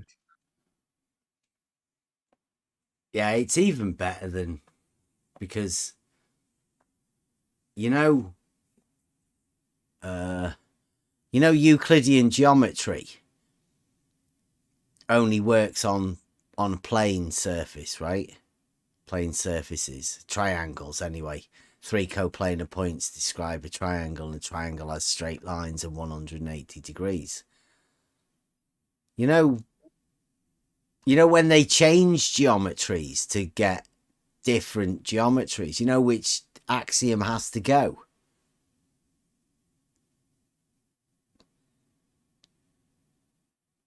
Do you know which axiom they change? They have to change straight line because that's why I think that's why they are changing straight line to geoid, because if you have a triangle with straight lines, therefore you have to create a plane. There's with 3 points and straight lines, you are creating plane, straight plane, so to speak. So to have not 2D-dimensional area, you have to curve at least one of the sides of the triangle. Yeah. Like Paige has just pointed out, they get rid of that postulate. That's the one they get rid of. They can't have parallel lines, so therefore they can't have the parallel postulate. So there's no way you could possibly use the parallel postulate as a proof-giving mechanism for something that doesn't use the parallel postulate. Stolen concept fallacy. You cannot use the parallel postulate to prove that you don't have the parallel postulate. Yes. This is nonsense, of course. He doesn't understand it. And thanks, Paige. Yeah, you throw it out the window. FTFE said that. Get rid of it.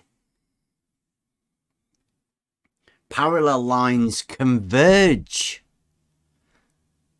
Like the flat earth says. That's what happens when you get rid of it, which means those lines are actually parallel. And he's saying they're not parallel. They seem to be at odds with each other. in their confusion. This was early on when we first brought the geometric argument. Nobody else has even contemplated trying to do this. Nobody else has attempted. Well, actually, Wally has. Shout out, Wally. Stolen concept fallacy. This is exactly like Wally's proof, isn't it? Just the opposite. This guy's tried to go straight for the internal angle, whereas Wally's used two external angles to try and internalize it. This is genius. It'll take a little bit to unwrap it, but we'll get there. Want to point out, I've done this several more times. So I went to another location in Maine. So that's another thing, right? So if plumb lines aren't parallel in one spot, they must not be parallel in another. And I went to another and just randomly picked two spots that were fairly far away. And let's see.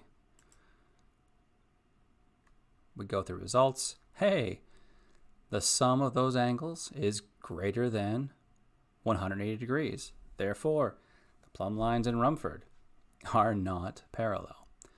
And then I did those Rumford plumb lines measurements 3 more times after this one. We got to be rigorous, right? All right, so that's what's going on with plumb lines. So these are the principles that are going on behind here, right? We've talked about. And there are several graphics in this whole. Look, please look into this. These principles that go behind this trick. So he said that he measured plumb lines not being parallel, and now he is using this parallel postulate to. This is for me just unbelievable. Like Buster says, he says, if you want to prove that plumb lines aren't parallel, then you must measure plumb lines. This guy hasn't measured plumb lines. He's measured angles. You can't measure angles to prove that plumb lines aren't parallel. It's a magic trick, and he employs quite a few methods to try and trick you. I mean, who's fooled by it?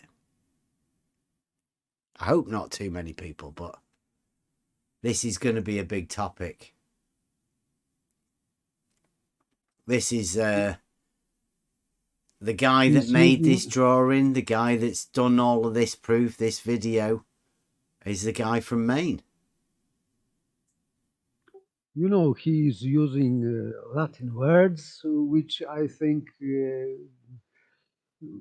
who is watching maybe don't understand what it is, but it looks very sophisticated. This parallel postulate, which reader can not necessarily can understand, but it's from Euclid, so it has to be very wise. Therefore, he's right. Well, he's got a modus tollens, right? First off, he's got a picture that doesn't really make any sense with 94 degrees and 94 degrees, right? Sight lines that would be impossible even on the model. But you have to understand the model. It doesn't really mean anything, does it? That's really difficult for anybody to get a grip on, because there's a few reasoning steps you have to take. Then he's got a modus tollens that doesn't really mean anything. It's not a well-formed logical statement. If plumb lines are parallel, then the sum of the interior angles, brackets, zenith angles, will be more than 180. I mean, a zenith angle doesn't mean anything. Could be anything. There's no stating that zenith angles, how many of them, or anything, have to add up to 180. And then he's got the parallel postulate, which is fantastic, really. Because the implications of this means that they never needed to bother making any other geometry.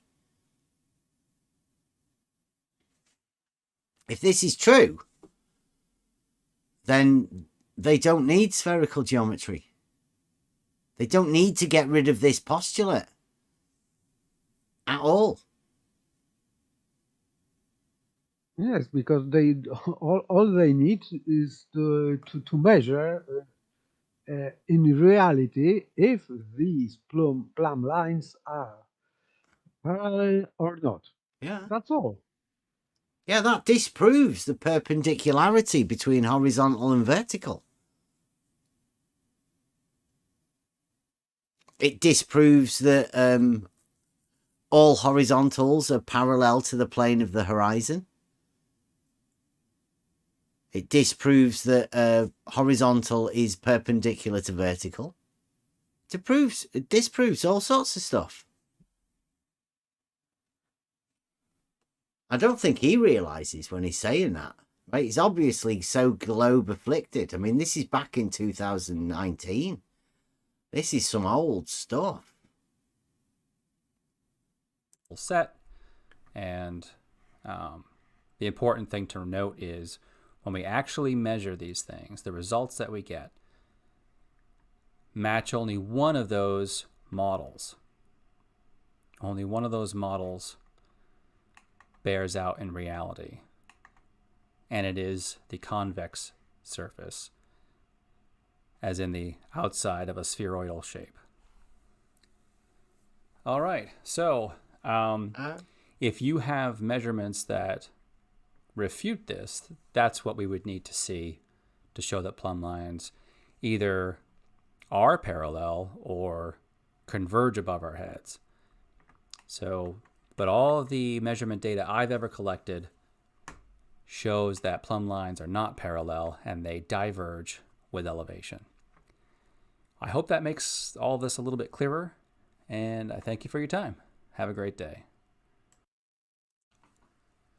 Well, good. Okay. So there you go. Anybody says plumb lines are parallel, just go around and ask people. I mean, this guy says he's done it all the time. He's done loads of it. He's measured them plumb lines not being parallel. He can't be the only one. There must be many other people. So add it to your list to ask ask a surveyor. What's the biggest difference you've got between your plumb lines? Check out whether they measured plumb lines not being parallel.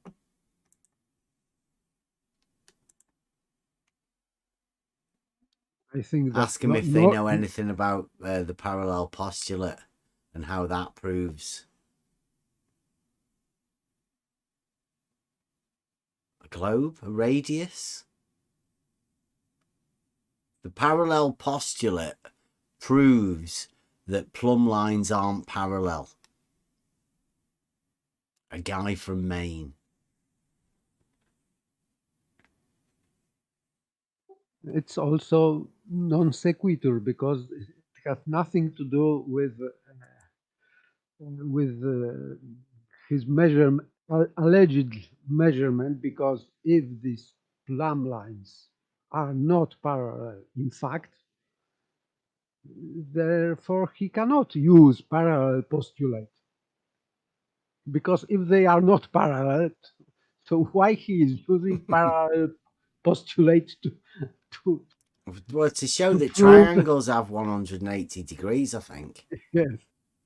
It's complete nonsense. I don't know whether he's had a word with Stark-Odder, because Stark-Odder's got one, hasn't he? He's got one that triangles with more than 180 degrees prove that plumb lines aren't parallel. I'm not too sure whether they're competing with each other, are they? If one of them uses the triangle having 180 degrees to prove that plumb lines aren't parallel, then if somebody came along and says, well, I've got triangles that don't add up to 180 degrees, that also proves that plumb lines aren't parallel. Didn't heard of the latter one. Have you not? No. About these new triangles. No. Oh, well, I can definitely. I've heard only about spherical triangles, which have more, but less, no. Let me try and find it. Not less, more. Yeah. Well, that's what he says. He tries to use triangles with more than 180. But more. But he meant spherical triangles with curved lines or straight lines. It's straight line of sight. Here we go. That's new for me. Copy link. Triangle with more than 180 degree with straight lines. This seems impossible to prove. There you go. Check that out. In the live chat, that's Stark Order and his proof that plumb lines aren't parallel with some fantastic logic. If triangles have more than 180 degrees, then plumb lines aren't parallel.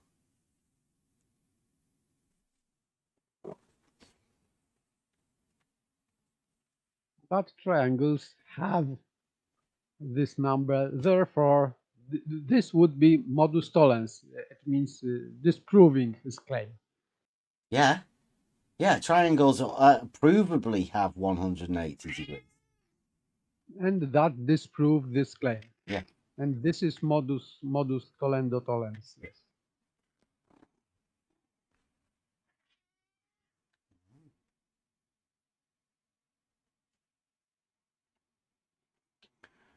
Yep. But I mean, like, I don't see how you can have both of them proving the same thing, but both using stolen concepts, right? They're both using triangles to prove something that they can't have. Because if they are using Euclidean geometry, then we can prove that triangles have 180 degrees. So surely you can't use triangles in your proof to prove that triangles don't have 180 degrees, i.e. aren't triangles. Yes, but it would be complete nonsense. Yeah. How to disprove straight line using straight line? Yeah. Stolen concepts. It's been full of them. But it's a misunderstanding of all of these things. And I'm sorry if there's any ballers listening and these are your shadow giants that you've put up there. Stark Odder and a guy from Maine. Jesse Kozlowski. Wally. I mean, imagine having Wally as one of your shadow giants. But he's in here. He's in here fighting. He's fighting for the cause of the globe daily.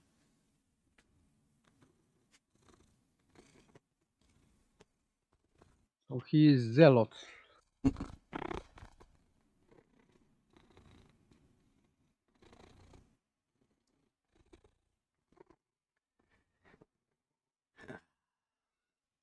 Triangles and yeah, there you go. Mobius, let's not forget this one. The sum of the internal angles of a triangle is always 180. No more, no less. There you go. Say it again. Come on, Bob. Sing it for us. The sum of the internal angles of a triangle is always 180. No more, no less. always triangles 180 degrees.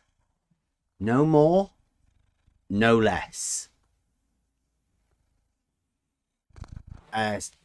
Unless you've got shorter than a straight line.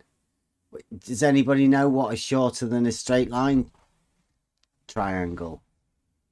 How many angles would be in that? Yes, straight line is the only line on which you cannot produce the triangle. On every curve you can produce the triangle, but not on straight line. This is only one exception. Collinear. You can't separate the points because they are collinear on a straight line. Yes. You need at least one of them to be removed from that straight line to form a triangle. Yes. Yep, there we go. Wally's picture. Wally did draw that. Now, this is something that Wally does all of the time. Maybe not just Wally. Maybe there's an army of people coming up with stuff that is just incomprehensible when they draw it. It's just so far removed from correct that you just left a gasp at what the hell it means. Well, meet Wally, meet WS, meet a globe surveyor, any globe surveyor. I only know of 3. I know George doesn't claim to be a surveyor at all.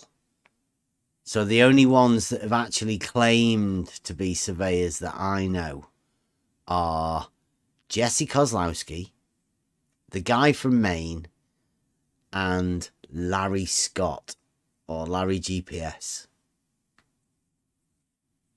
They're the only 3.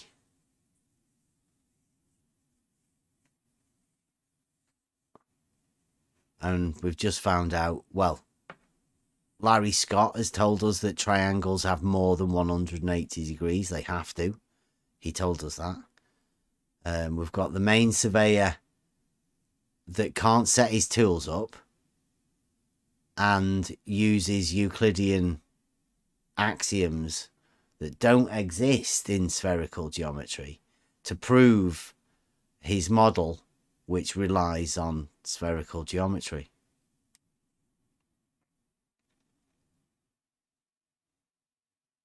And we've got Jesse Kozlowski that says the water level drops from the horizontal.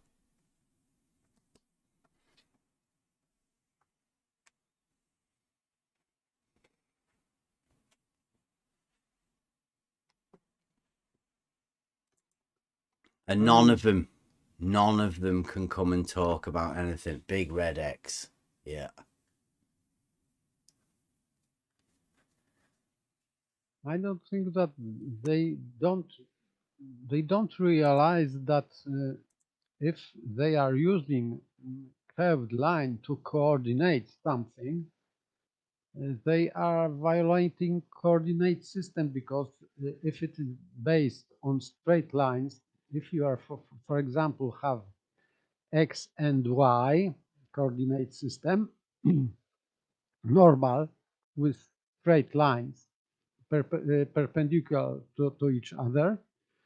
So if you are moving along, for example, on X only, you don't move on the other completely. It's zero. It stays still on other coordinate. But if you have curved coordinate line, you automatically move. You are moving on both coordinate systems. So you are violating your measurement. So I cannot understand why they are bringing up this curved coordinate system. It cannot work.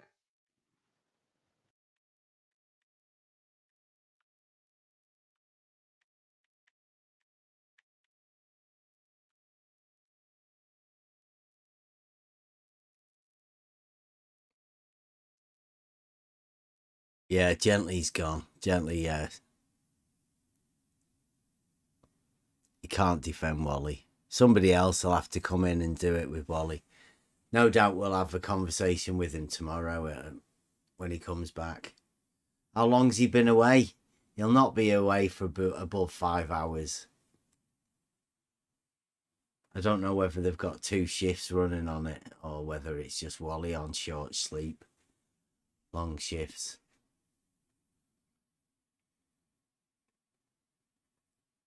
I think that if he is always here, it means that we have partners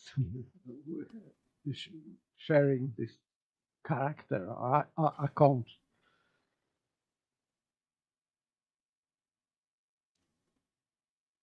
Yeah, Adam brings up a good one. If the surveyors do this and measure plumb lines not being parallel, it should be a standard practice for surveyors to do this sort of thing. So there should be a surveyor test for measuring that plumb lines aren't parallel somewhere. I mean, we have been asking for anything that we could do, and nobody's ever mentioned anything like that before. But I mean, it does seem like that should be what's happening. And this would be very well known from ancient times. Yeah. So a plumb line is used to establish a vertical plane of reference, right? It's just a vertical, not a plane. You need 2 verticals in order to establish a plane. Okay. A vertical line of reference. Yeah. So imagine we have 5 plumb lines, right? They're all pointing down, so we have 5 verticals, right? So they're all parallel to each other. Yeah, if they're all perpendicular to the same plane, a horizontal, all 5 of them, then yeah, they're parallel. No, regardless of speaking about the horizontal plane, if you're having like 5, let's say, plumb lines, then you're gonna have 5 verticals. Those verticals are all parallel to each other.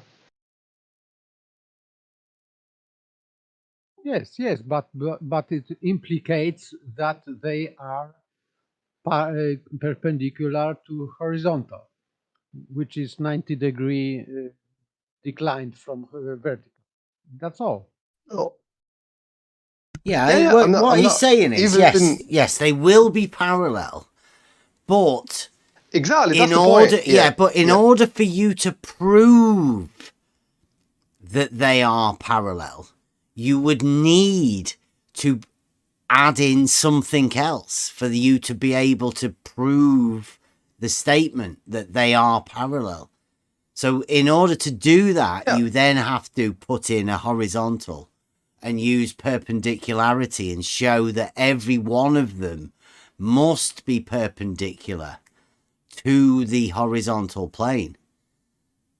That would then give you the geometric So how proof many of the statement. Okay, this is great. So if we have 5 verticals, and of course you have to establish a horizontal plane of reference to basically establish verticality all across those 5 verticals, right? Not to establish vertical. No, wait a minute. Not to establish vertical.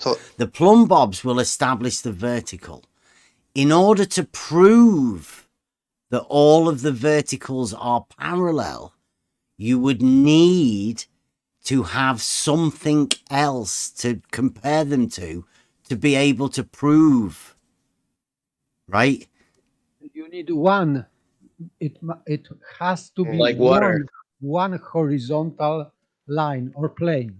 Yeah. Because if you create different horizontals, the proof wouldn't work at all.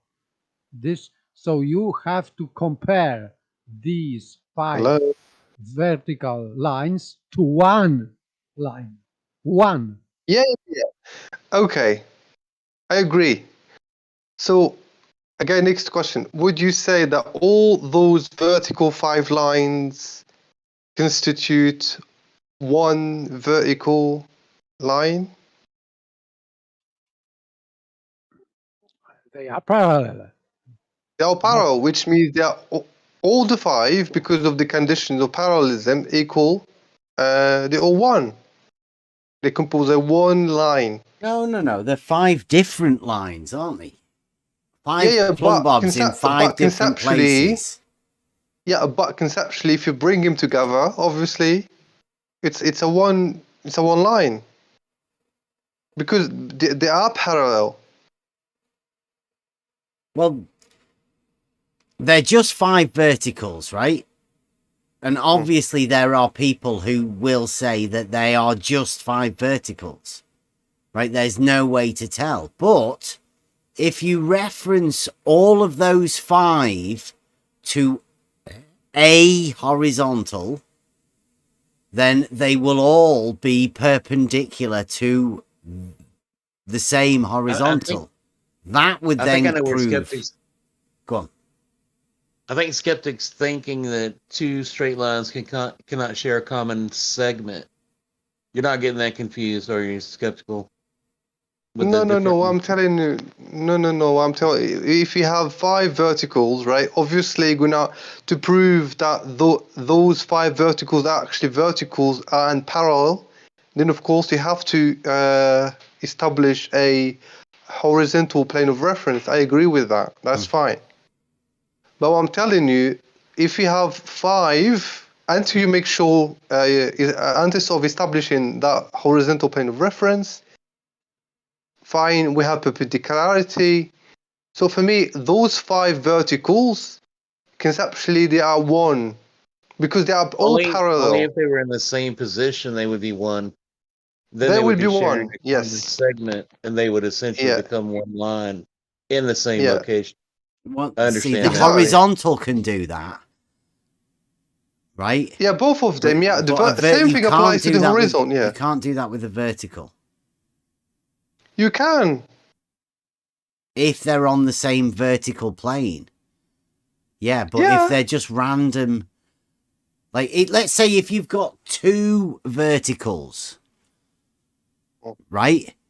Then they can both be on the same vertical plane.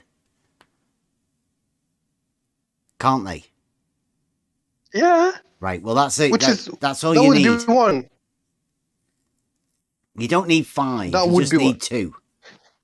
Because regardless, if you have 100 verticals, then you have if you establish a vertical plane of reference, then they all would be one, regardless if you have 1,000,000 of verticals, whatever. No, they would all be the same direction, but they won't be one.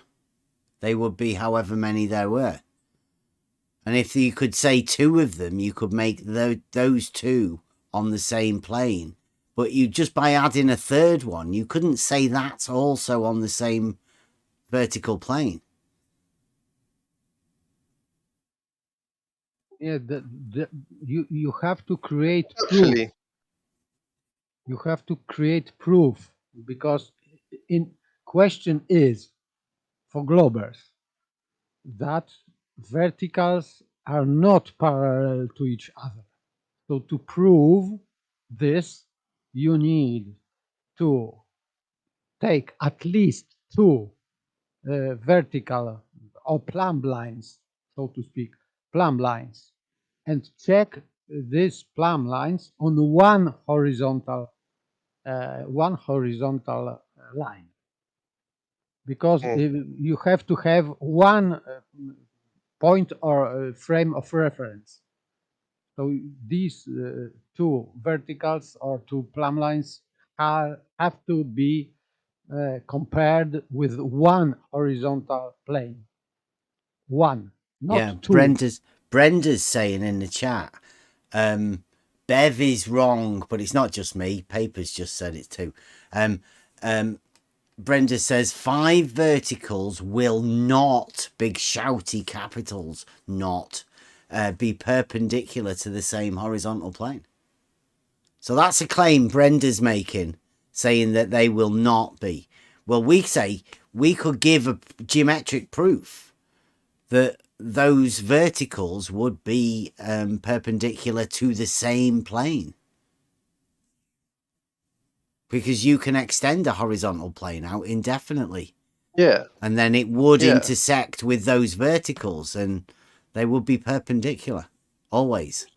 So what Brenda is writing, it means only that one thing, that he's talking about different horizontal little planes. Mm-hmm. But you cannot prove anything with that. You can produce a local plumb line and local horizontal, but there is nothing to compare. You have to have one basis, and this one basis should be a horizontal line, one. And you can compare two verticals if they are parallel, divergent or not, but to one plane, not to two different planes. It doesn't make any sense.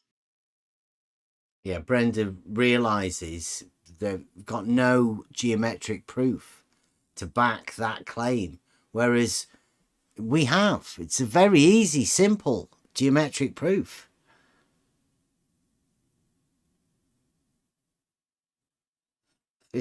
Brenda says that vertical and horizontal won't be perpendicular. Wow. That's brave, Brenda.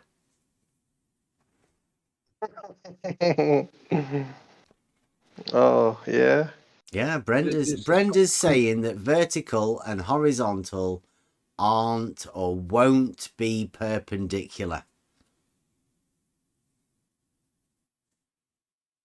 Brenda says she's got real measurements to prove that vertical and horizontal are not perpendicular. You can come round on Monday, Brenda. Model affliction.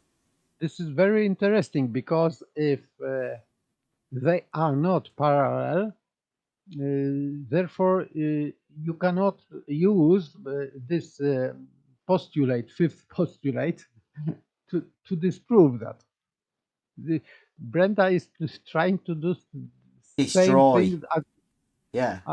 Yes, but this is the same thing that let's say that someone is trying to disprove logic, and how he could do that.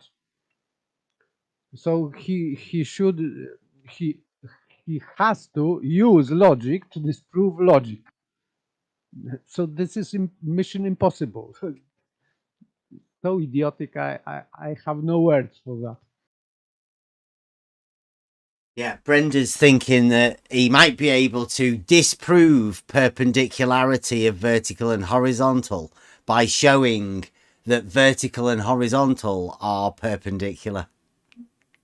Only in one place. Genius, Brenda. Come on, let's get it worked out. Team up with the boys. Get a big team of you. See if you can get Jesse back. I mean, you might call him up on the phone at least. Do a phone call. Do a conference call with Jesse and Jeff. Maybe even get Larry in. What a team. Could they even do that? Do you think it's possible you could get all of those people in the same room together?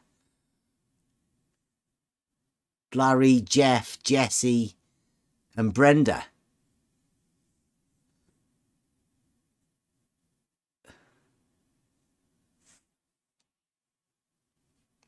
So which geometry are you using, Brenda?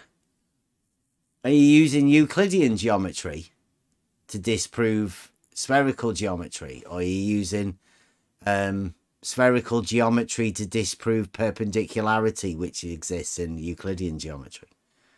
No, Brenda is trying, or maybe trying, to disprove Euclidean geometry within Euclidean geometry. Yeah, Good using riddance. stolen concept. I mean, it's one of the best ones that they will use.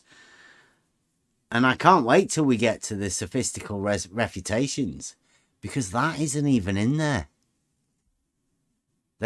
When Aristotle was putting all of his stuff together and he was talking about the fallacies and the fallacious stuff, it never even occurred to him to add in the stolen concept fallacy, because it just sounds so ridiculous that I'm pretty sure they never even thought about it back then. Yeah, they didn't think that people could be so stupid as nowadays. Yeah. I'm going to use a triangle to disprove triangles. Watch me.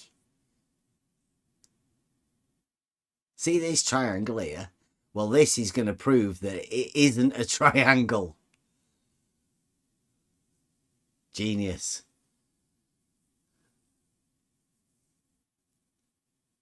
James, with Brenda's using one of the model poster childs of our imaginometry. We might have to go over that again, because it's a good learning tool for Euclidean geometry, imaginometry. Most people don't get the proofs within geometry. It's a bit too much for people to get. People say, oh, it's a bit too complicated for me. Don't really understand it. I leave maths and all of that to the other guys. Well, geometry's not like that. It's a logical process, a thought process, where you use reasoning and actually demonstrate all of the things that you're going through on paper. It's a thought process that goes on within geometry. More of a puzzle thing than anything, really. But the proofs you get out of it are definitive. They are absolute proofs. There's no denying the proofs within geometry. So to give up on that, you would have to be somebody who gives up on proof. You give up on truths, basic truths. Because it's all just founded on the shortest distance between 2 points. The entirety of geometry. Straight lines. That's it. So what are you talking about? Because I just got in the room. What are we talking about? Yeah, I just got in the room, so. Okay. The global horizontal paradox. Have you heard of horizontals? What do you mean horizontals? Do you not know what a horizontal is? I know what a horizontal means, but what do you mean exactly horizontal? I mean a horizontal plane.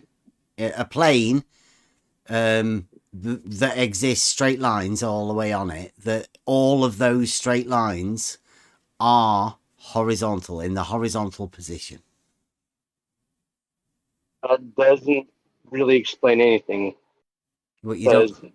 Okay. No, I don't get it, because you're not explaining anything. You're saying horizontal straight lines. You're not saying anything. Okay. Are you saying like the horizontal? Okay, let's get right. Do you know the understanding of what a plane surface is? Within geometry, the contextual idea of a plane that has length and breadth only, 2 dimensions. A geometric plane. Are you of the understanding of that? He's Googling it. Okay. Google You say you don't understand. Can I get an answer? Do you understand what a geometric plane is?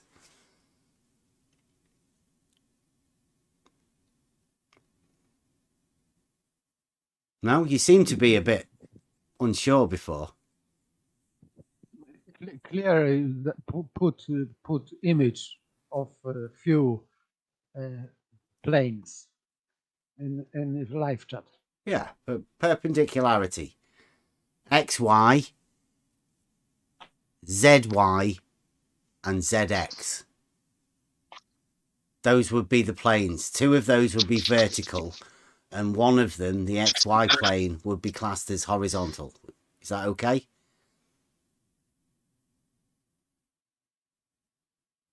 Oh, it seems to have gone. His mic must have gone knackered. Partly could be troll. Hmm. Could be trolling. So. Adam Price. Well, anyway, I'll take it as assume that you do understand what a plane is within geometry, two-dimensional. Now, a horizontal plane is one of those geometric planes in the horizontal position. I'm not getting too technical for you. But that is the understanding of what a horizontal plane is. Now, at a point in, those exist, right? Can I get a point in?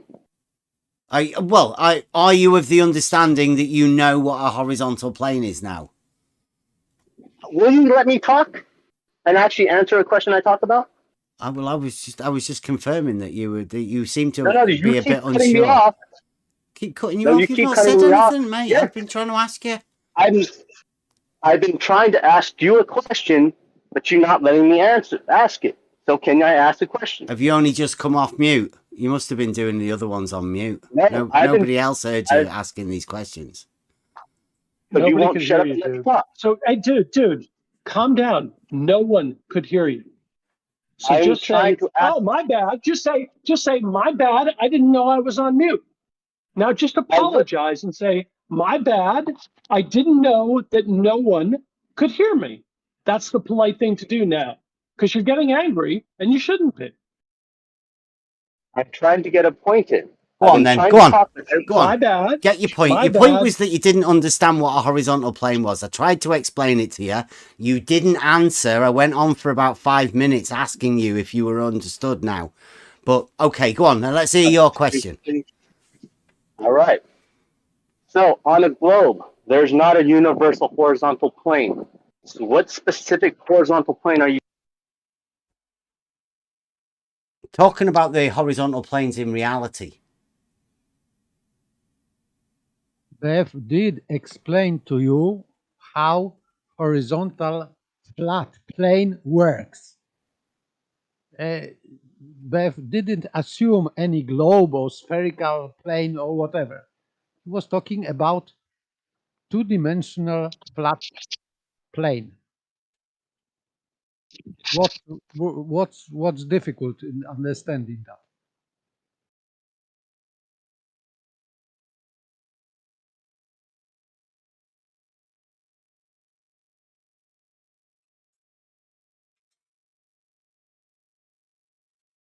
See, same problem again. Oh, let him speak, will you? He's trying to get his fucking words out. Go on, lad. Go on.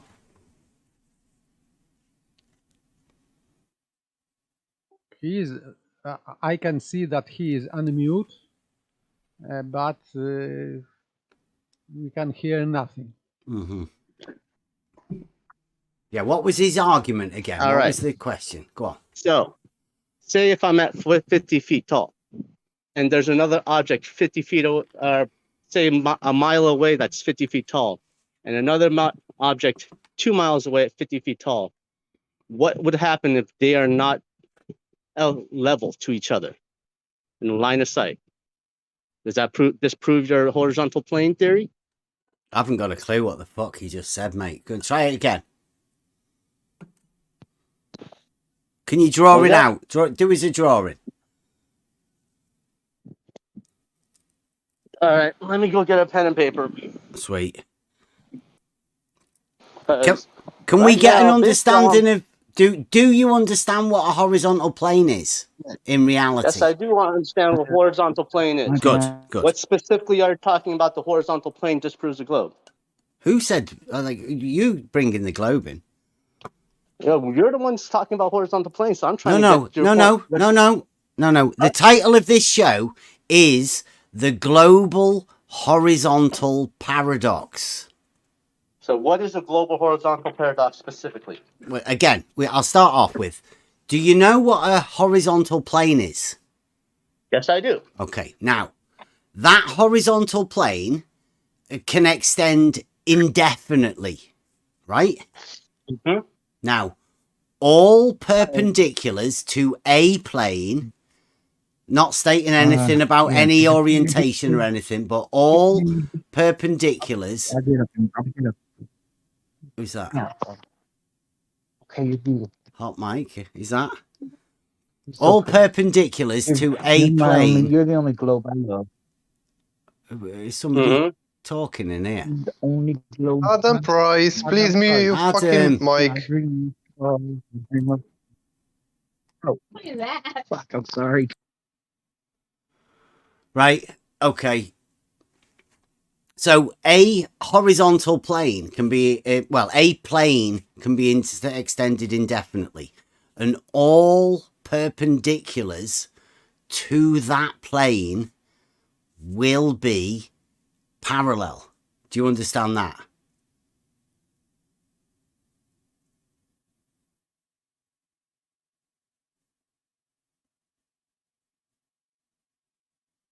Hello, what do we call it? Azin? You there, Azin? Maybe slow processing. Yeah. Okay. I'll go over it again.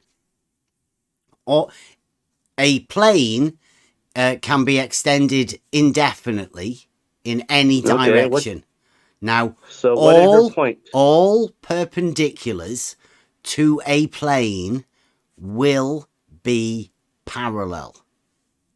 Okay, and what is your point? Right, now, that plane, if you orientate it horizontally, then that means that all of the perpendiculars to the horizontal plane will be parallel.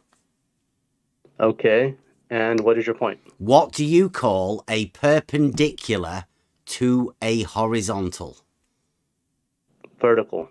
Okay, now the paradox comes in that all the verticals to a horizontal plane would be parallel, wouldn't they? Geometrically. Yeah. Well, it depends on are you considering that the vertical to the position or vertical to the plane? To the plane. To the plane, yeah. So the vertical to the plane. Yeah. Okay, so and what is your point on what's the paradox? Well, there is no paradox in reality because all perpendiculars to a plane are parallel, and in reality you can position a plane horizontally. Therefore, all of the verticals or perpendiculars to that horizontal will also be parallel. It's the law of perpendicularity. In reality, that is, right?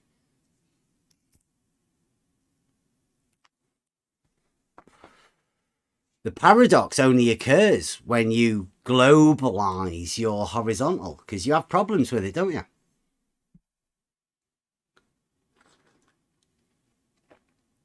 I'm taking it you have problems with it. You seem very angry about something. Because if you are removing verticals to the plane, you are removing also this horizontal plane. So if you are invoking globe, you are destroying your horizontal plane. There is no horizontal plane to which verticals could be perpendicular. How have you measured all verticals are parallel? Geometrically. Perpendicular. That doesn't answer my question. How have you measured all verticals are parallel? How have you measured no verticals are parallel? Because if I line up multiple positions, they're not parallel. They're not straight. So you have some data. Can you give us some evidence for that? What was that one? You just said, hey, video I'm with, sorry. You just said that a horizontal plane exists, right? Yeah, horizontal planes exist, but the whole basis of your question is that all verticals are read it. parallel. How have you measured that? It's easy. Perpendicular to a horizontal plane. Vertical. But how have you measured that the local vertical are parallel to another local vertical? They're perpendicular to the same horizontal plane. Then how have you measured that? You establish. Have you heard of a vertical plane? No, you establish I have a heard of horizontal vertical plane. It's very easy. No. What I'm saying is, how have you measured, like, say, You a vertical plane establish from- a horizontal plane, and then you get perpendiculars to it. Very Then simple. how have you measured that it's perpendicular from my position to it's perpendicular to another position? Are you saying, this is you right now, I'm asking you, if you establish a horizontal plane, are you saying that the verticals or plumbs will not be perpendicular to that horizontal plane?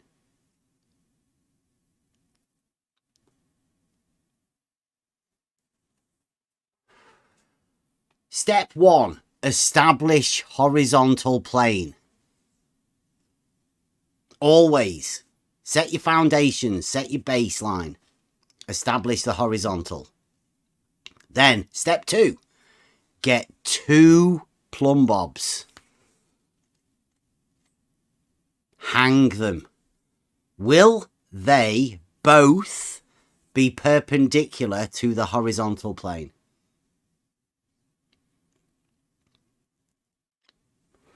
And do you think you can measure a right angle?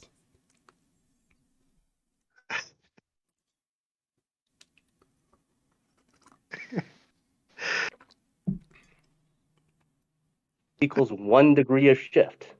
What? So have you measured over a thing that's over 69 miles long that's perfectly horizontal to each other and measured that? Yeah, horizontal. Yeah. No, have you established a completely horizontal line? Yeah. Yeah, do you not think we can? Do you think that horizontal might have a slope on it?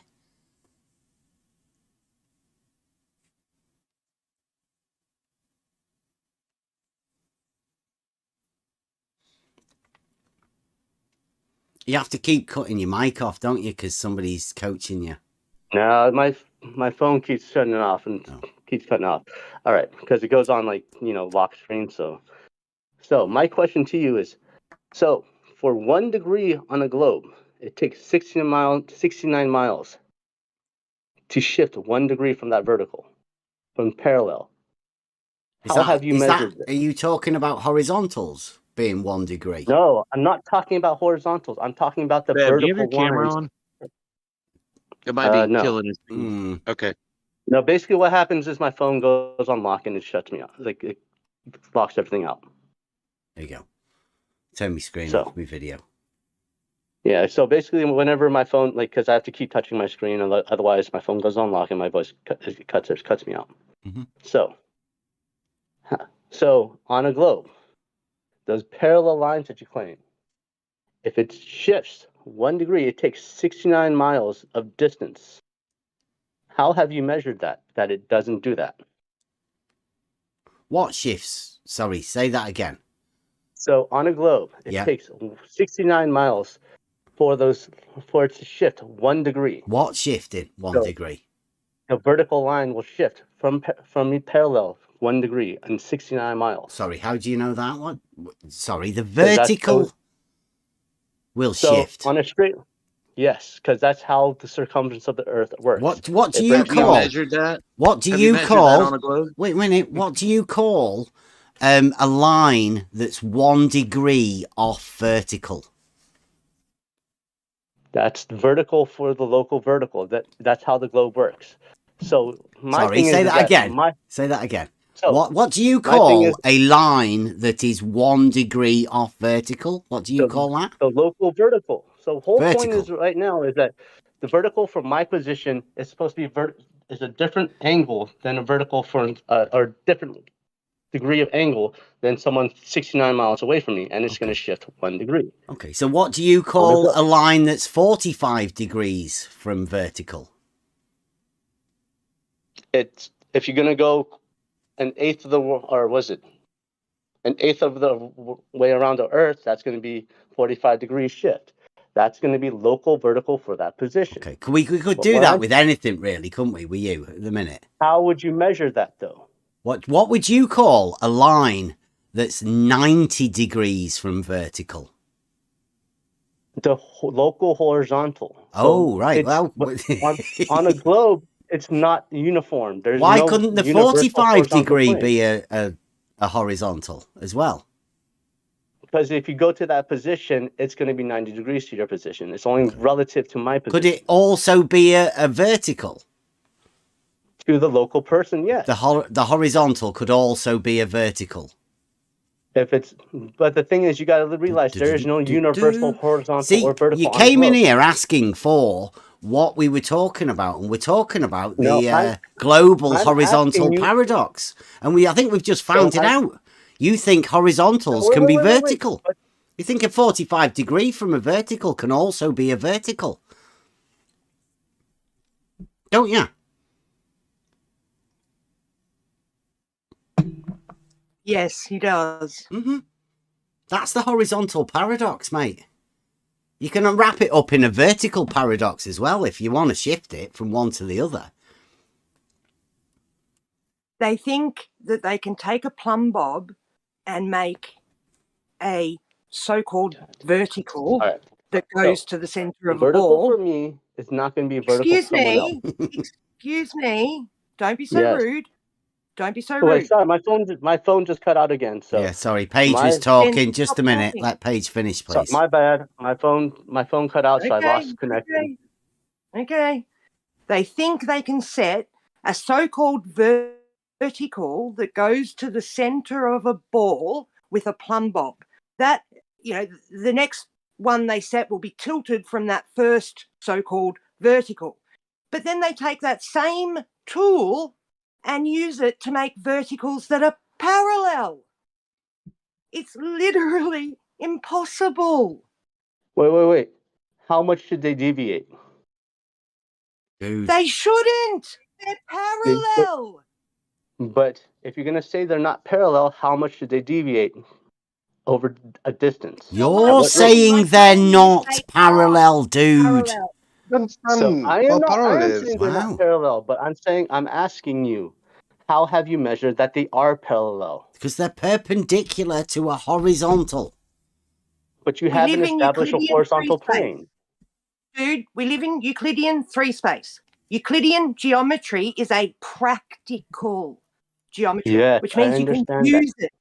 No, you obviously don't, mate. No, I'm asking you, how have you measured it that they are parallel? So if my position... Right angles. They're all right angles to a horizontal plane. You measure right angles.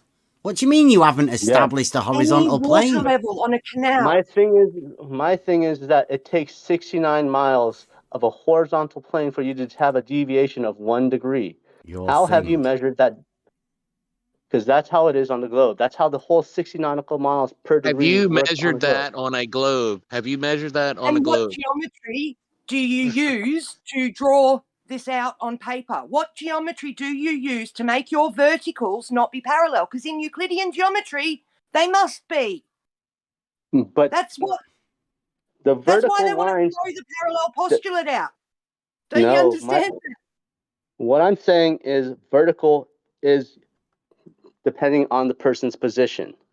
My vertical is not the same vertical as yours, unless you can measure it to say that they are. How are you going to measure that? Have you measured it on your model? Have you done that? Yes, I have. You can There you take have it. multiple positions that's supposed to be equal in elevation and see if they deviate from a horizontal line. And that's, in reality, it does. Deviate from a horizontal, yeah. So elevation changes over a horizontal plane, Dale. No, That's all we've I'm got. saying You don't universe. have any If you curve. have to, no, what I'm saying is if you have multiple positions at the same elevation, if they're perfectly straight, in line, then it's going to be horizontal. How If did they you measure that? deviate, because you have to take the local elevation of each position. What is local? So, Yeah, how big is local? so you got to measure the elevation. How are you going to, have we established the elevation of positions already? Yeah, you go to we're a going to have to canal touch them. or water level and you establish your horizontal from that water level. So if I take one mountain to another mountain. Line of sight. All right. So say if I take one mountain that's 500 feet tall. And I'm looking at another mountain. Wait a minute. Wait, no. Wait a minute. Have you established that the elevation of that mountain that you're talking about is 500 meters? Yeah? That's what I'm saying. You have to trust. So the elevation, no, just getting the facts straight. Elevation of mountain 1, 500 meters. Okay, continue. So say if I'm looking at another mountain, say 10 miles away. It's supposed to be, I know a specific point that's supposed to be 500 meters. Okay. And I get a third mountain in line and say that it is also 500 meters. Okay, so we've got, wait a minute, we've got 2 elevations at 500 meters and we've got a 10-mile line in between. Is the 10-mile line straight?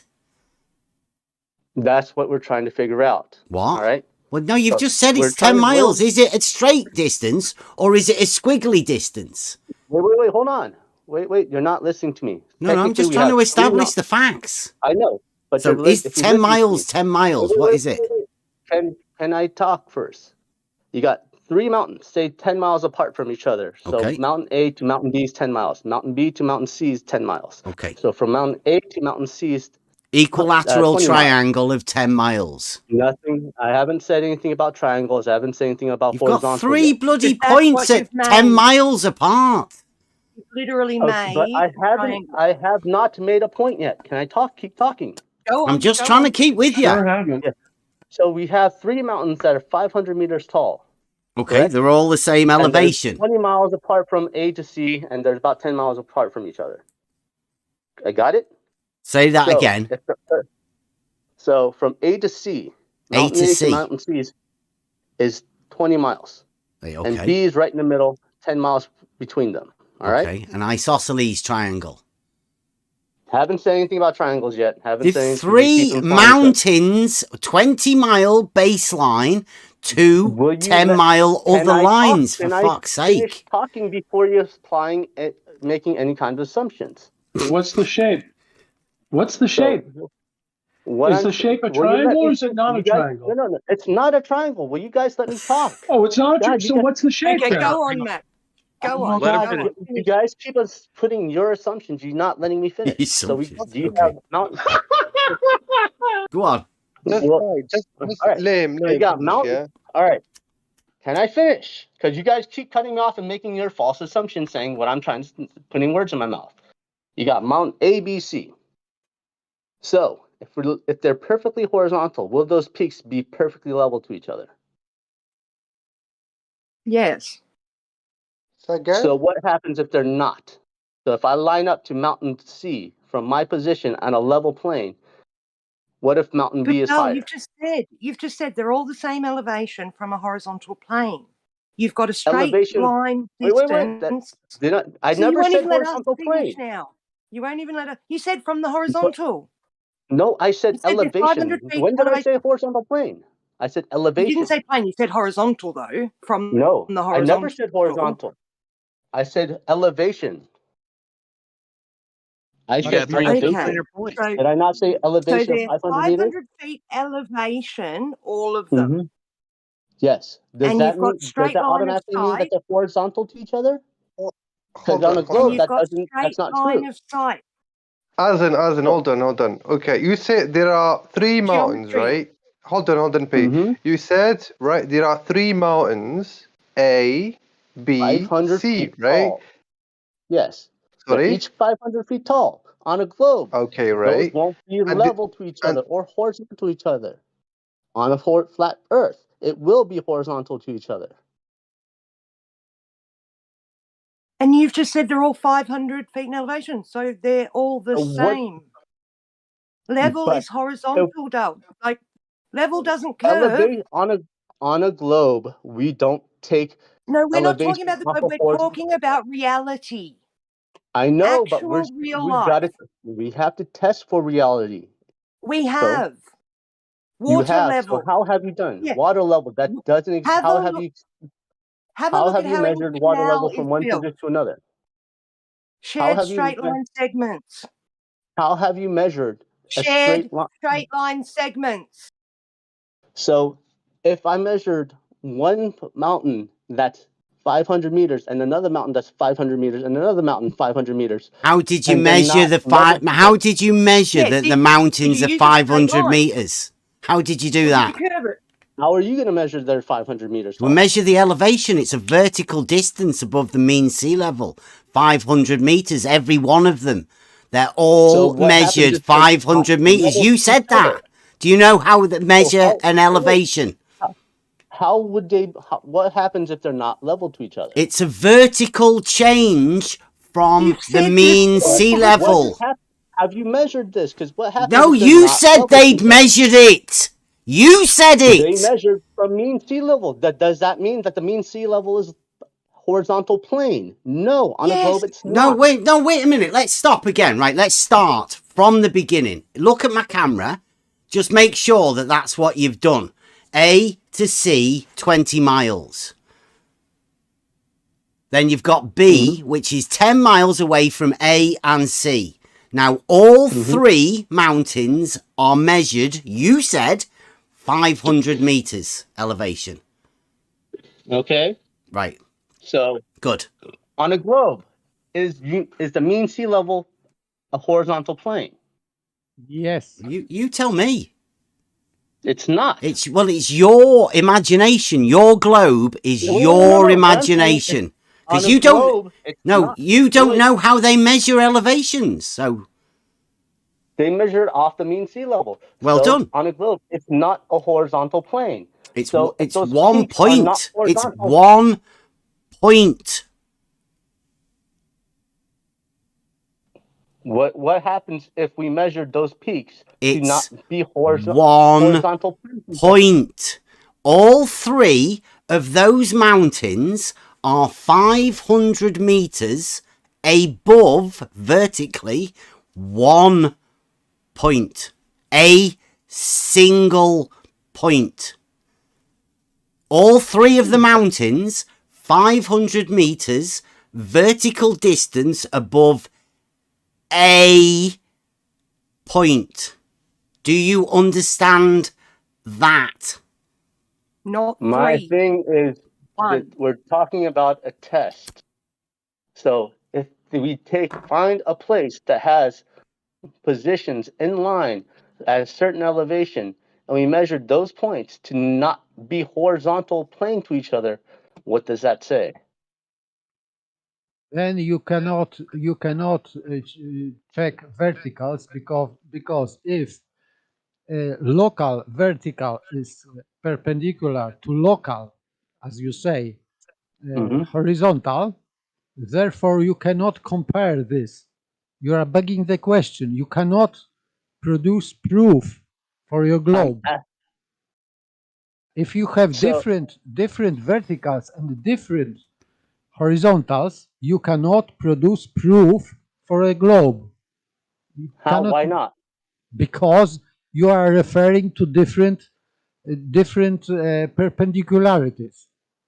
Yes, You I'm have referring to different coordinate systems. He Okay. said globe. So why can't I do that? Euclidean 3 space. Euclidean geometry is what we use. You can't go changing the geometry of reality just because How have you think you live on a globe. How have you measured that your All geometry? horizontal. How have you measured that all reality matches what you're claiming? That's what I'm Actually asking. measured it. Wait. How have you measured it? Just a minute, Paige. Just a minute. Have So you, how have you measured it? have you done any surveying? I haven't done anything from personally, but I have measured that the horizontal does drop from eye level. But I'm at the on the horizon does drop. Sorry. No, Paige, please. So I'm You've asking measured. Whoa! You've measured the horizontal dropping. Do you mean like a slope? The horizon. I'm saying the horizon drops from eye level. So I'm asking you. Yeah, it's below. Right? No. It's below eye level. Mm-hmm. Brilliant. Yes. Right. Now, that doesn't mean anything because it's always parallel to horizontal, right? That's not what it is. I'm saying it drops. All horizontals are... All horizontals are parallel to the plane of the horizon. Now, you're not saying the horizontal drops, are you? Because that would put a slope to horizontal. I misspoke on accident. I said that I meant the horizon because I misspoke on accident. And it doesn't drop, does it? It does. It's below. It is below. Where's it dropping from? The horizontal plane from my location. Right. So the horizon is below your eye level, and you can tell that because it is a vertical distance below the horizontal plane that's set by your eye level. So we can establish how far that horizon is from me and measure and calculate how much it should drop. And it would be you would be able to tell for your elevation, right? Well, you can use Euclidean trigonometry to figure it out, can't you? Sorry. So wait a minute. You can use trigonometry to the horizon, did you say? Yeah, so let's say... So you need a distance to the horizon, do you? If I'm 500 meters tall or high, and that horizon is, let's say, I'm just pulling a number, say 10 kilometers away, what does that angle drop? And does it match what how did you measure the 10 kilometers? He said you can use Euclidean geometry. Mm-hmm. Yeah. So we want to know. So let's say I want to know how do you measure that 10 kilometers, and is that 10 kilometers a straight line? That's what we're trying to measure. That's what you're trying to test. But you can't use trigonometry then, can you? In order to do it, you can't use something to determine whether that trigonometry is real or not. Because that's not the way it works. If the trigonometry matches what we observe, then we can. Then you just prove the flat plane. What trigonometry? We're trying to test whether or not if it's flat or globe. Right. So wait a minute. Oh, come on. Right. Here we go. Stolen concept again. You're trying to use trigonometry for Euclidean geometry to determine whether the line you're going to use is straight or not straight. Yes, because if it's straight, how can you use trigonometry to determine that the triangle that you've used isn't a triangle? Because if it has curved baseline, it is not a triangle. So you cannot do that. Now, what I'm saying is, if observation doesn't match the calculation, then it's not a triangle. Well, then what calculation? How have you tested that? So how have you tested that? Dude, you're so wrapped up in your own fucking bullshit. You can't even work out what you're trying to say. I can work out perfectly what I'm saying. What's your method? What's your method? Again, explain it to us. Knowing the elevation of positions. Yeah, you know the elevation because the elevations have been measured as a vertical distance above a point. Okay, so that's one straight line that you're going to be using. That's 500 meters. Brilliant. Let's carry on. That's a straight line. What? A vertical distance? That's not a straight line. Are you saying an elevation that you're saying isn't a straight line? It's not a vertical distance to you, is it not? An elevation. The mean sea level isn't a straight line on a globe, is it? An elevation is a straight line distance, yes. Who's coaching you, mate? The mean sea level isn't a straight line on the globe, is it? But this is what you have to prove. So you are begging the question. That's why you are begging the question. No, he's fucking diverting. We're talking about an elevation. That is a vertical distance of 500 meters. You gave us that. What's that got to do with mean sea level? Other than it being 500 meters above the mean sea level, the point that the mean sea level is established at. If we make an observation and what's it got to do with it? Other than that, it's a vertical height above that point. So if we observe, do you understand that? Points, yes. Right. So okay. So it's 500 meters. That's a straight line. So what happens if we measure a line from A to C and B is higher?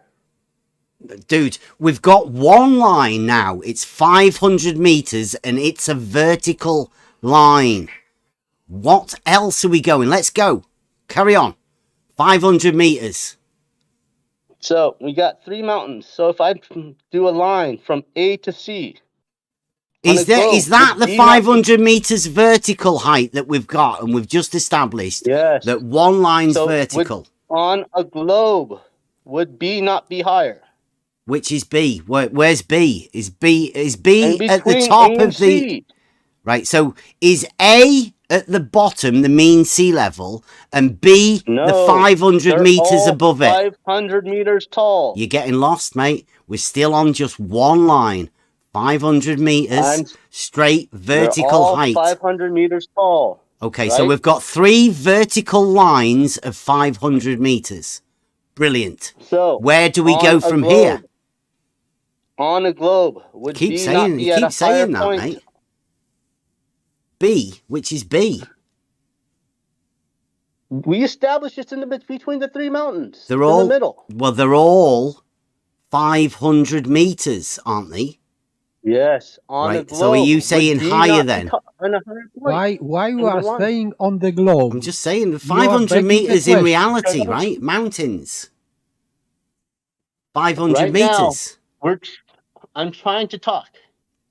On a globe, would B not be at a higher point if I drew a line from A to C on a globe? So all of the mountains are 500 meters elevation. You said that. Yes. Right, now, are you asking if one of them's going to be higher? So if I drew a line from A to C, would B not be higher than that line? It's 500 meters. Yes, on a globe. If they're 500 meters from mean sea level, which is not a straight line on a globe, would mountain B be higher than that point? That line They're from all A to 500 C. meters. What are you talking about? A line from A to C, and A is 500 meters high, and C is 500 meters high, and B is 500 meters high. Why do you imagine that one of them will change in elevation? Why would one of them be higher? What are you talking about? Because the mean sea level isn't a horizontal plane on a globe, is it? We're talking about 500 meters of fucking mountains, aren't we? Yes, 500 meters. So they're all measured 500 meters above mean sea level, right? On a globe, is the mean sea level a horizontal plane? Dude, you're talking about mountains in reality, are we? First, let's establish what I said. Is on a globe, is a mean sea level a horizontal? If you are saying on the globe, therefore you are begging the question. You don't. No, if you are assuming that we are on the globe, so we haven't even established what we're testing for. Listen, Aslan. What do you mean? What do you mean by all night globe? What do you mean by that? All night globe. What do you mean by that? if you are saying, on a globe. if you are starting, we're speaking just we've been practical with you. We're in reality, mate.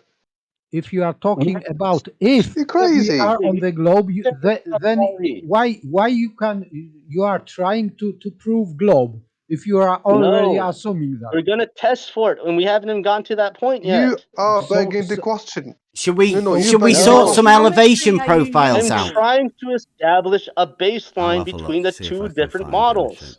Baseline, straight line, you say? Yes. That's not what I meant by baseline. Oh, do you mean a circle then? A base circle? No. Okay. So you meant a line, a straight line then?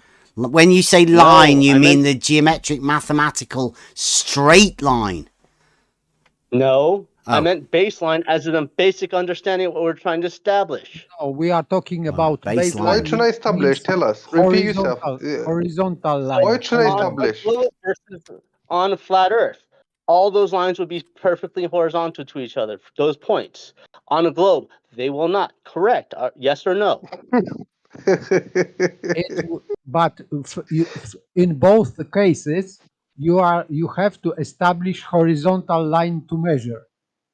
Right? No, not on the globe. We're establishing is on above the globe. sea level. Yes, even on the globe, you need a horizontal. On a globe is mean sea level a horizontal plane. You don't need sea level. You can establish horizontal line on your precious globe. It would be tangent and tangent plane. You know about tangent are the plane mountains on not the globe? measured off a mean sea level? Yeah, I'm getting you some elevation profiles, right? Because you seem to be struggling with 500 meters above, with an elevation profile. So you find us some that you're talking about when you're talking about a baseline for measuring elevations. All right. That's not even what I meant when I said I'll get you a baseline. few. I'll get you a few. Well, I know, but I'm just to make sure you understand what an elevation profile is. I'm getting a few pictures for you. Right? You get us some so you can show us what you mean, right? I'm putting them in the chat now. Oh, I'll just put this on Discord so people can see. These are the elevation profiles. Now, please explain what you mean by 500 meters above sea level. See if you can find us some globe ones as well, because you keep saying on a globe. So show us some elevation profiles on a globe, please.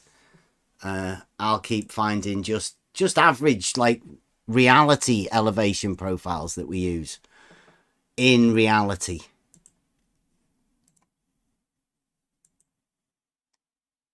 Yeah, this one's even got a elevation profile wrote on it. There you go. Look at that elevation profile.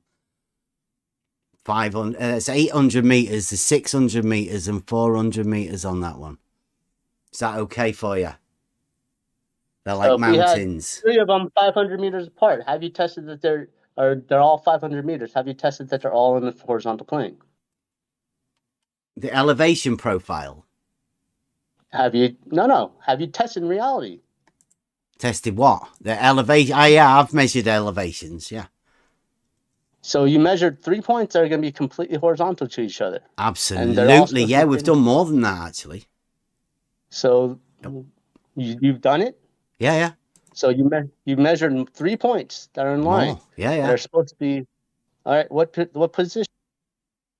What do you mean? What position? What do you mean? What position? They were in the horizontal position, all of them.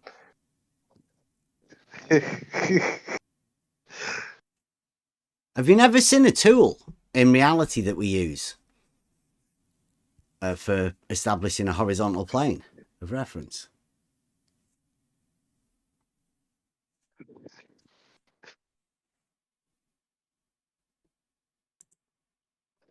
This is fun.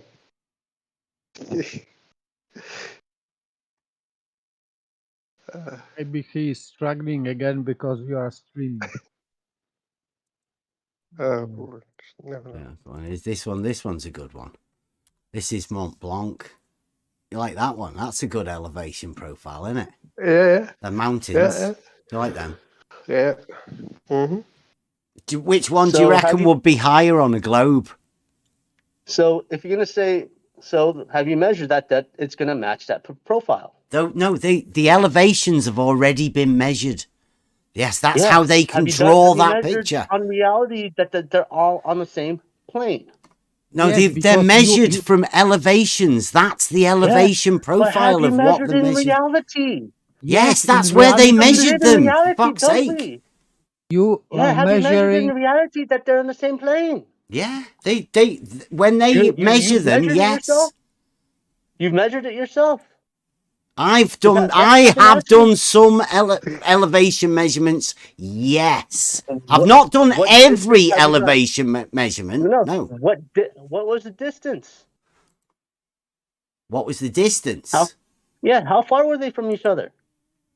The 400 meters? 600 400 meters? meters? Yeah, 600 meters. Yeah. What's the degree of shift should it be on a globe on that?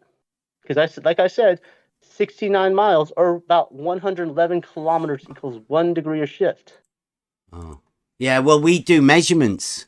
And actually, If we you have do got... measurements, so you got how much degree of drop or change in vertical would there be expected in that distance? Just a minute. It's on the other one. Verticals are parallel. Imaginometry. So we have 111 kilometers per degree of shift, and you did 400 miles. Degree of 400 shift. meters. Yes, All per degree verticals of are parallel to. Or 1 degree of what? You can see that all verticals are parallel. No, I didn't. I've been trying to ask in the text, but 1 degree of what? Because we're trying to establish what it would be on a globe and what it would be on a flat Earth, are we not? 1 degree of what? And we're going to compare reality to that. We are just talking about reality. We are just talking about reality and what we can do in reality. Right? Are you with us? How much deviation are you expected in 400 meters? If it 0 from a horizontal, 0. A horizontal will be horizontal over 400 meters.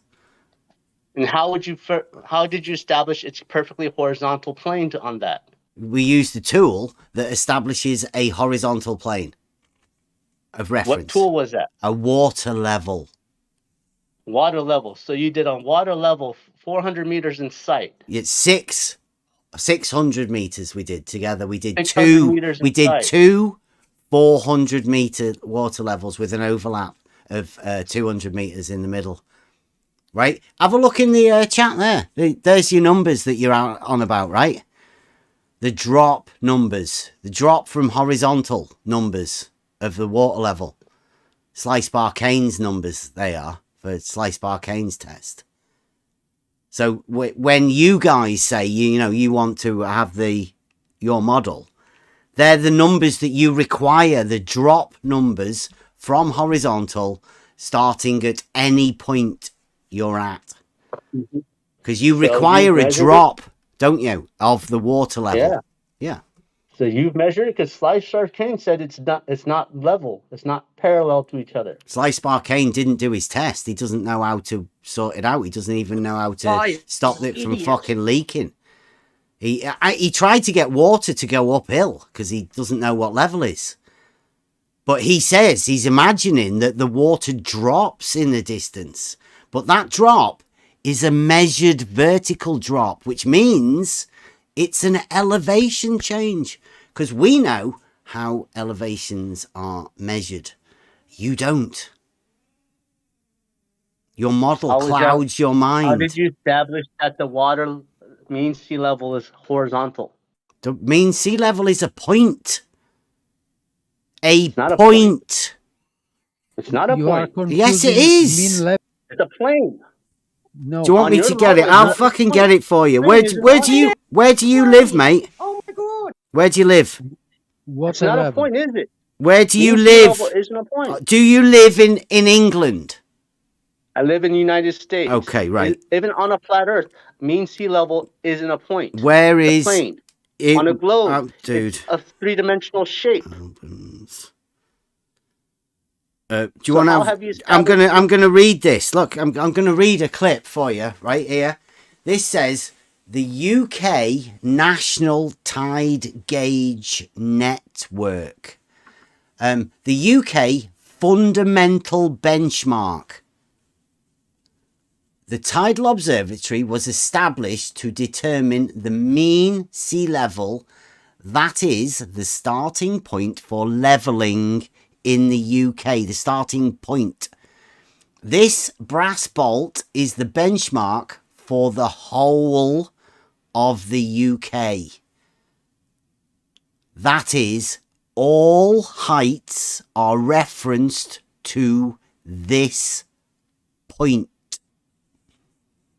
The height of a benchmark was established over a 6-year period from 1915 to 1921, when visual observations of water level on a tide staff were made every 15 minutes, 24 hours a day, 365 days a year.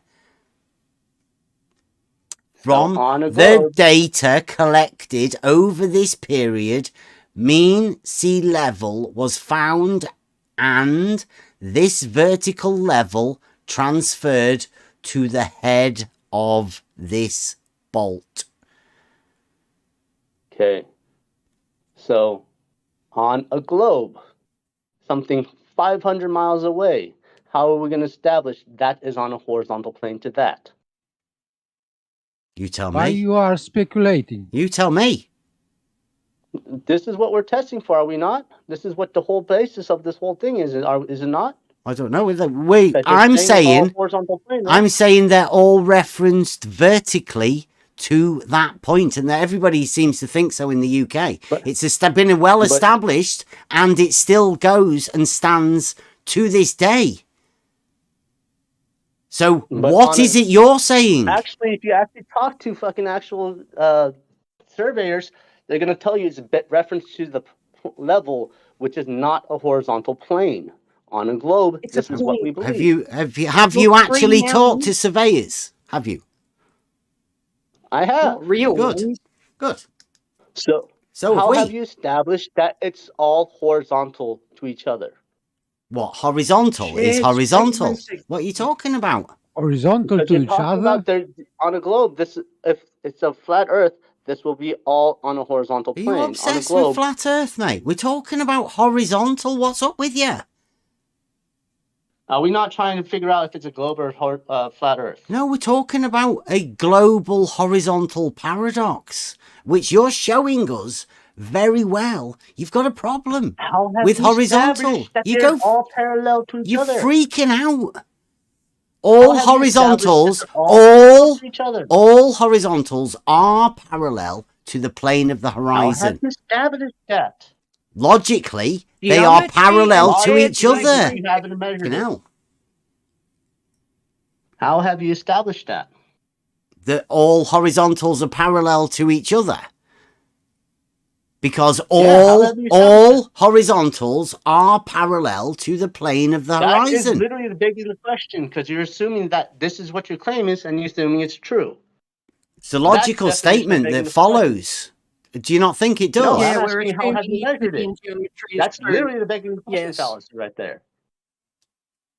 Do you know anything about geometry and perpendicularity and what happens to straight lines? How have you established that they're horizontal and they're parallel to each other? Because horizontal is perpendicular to vertical, which means all horizontals are parallel to each other. All horizontals are parallel to each other. They are. How have you established that? You're saying they are. But I'm asking you, how have you established in reality that's true?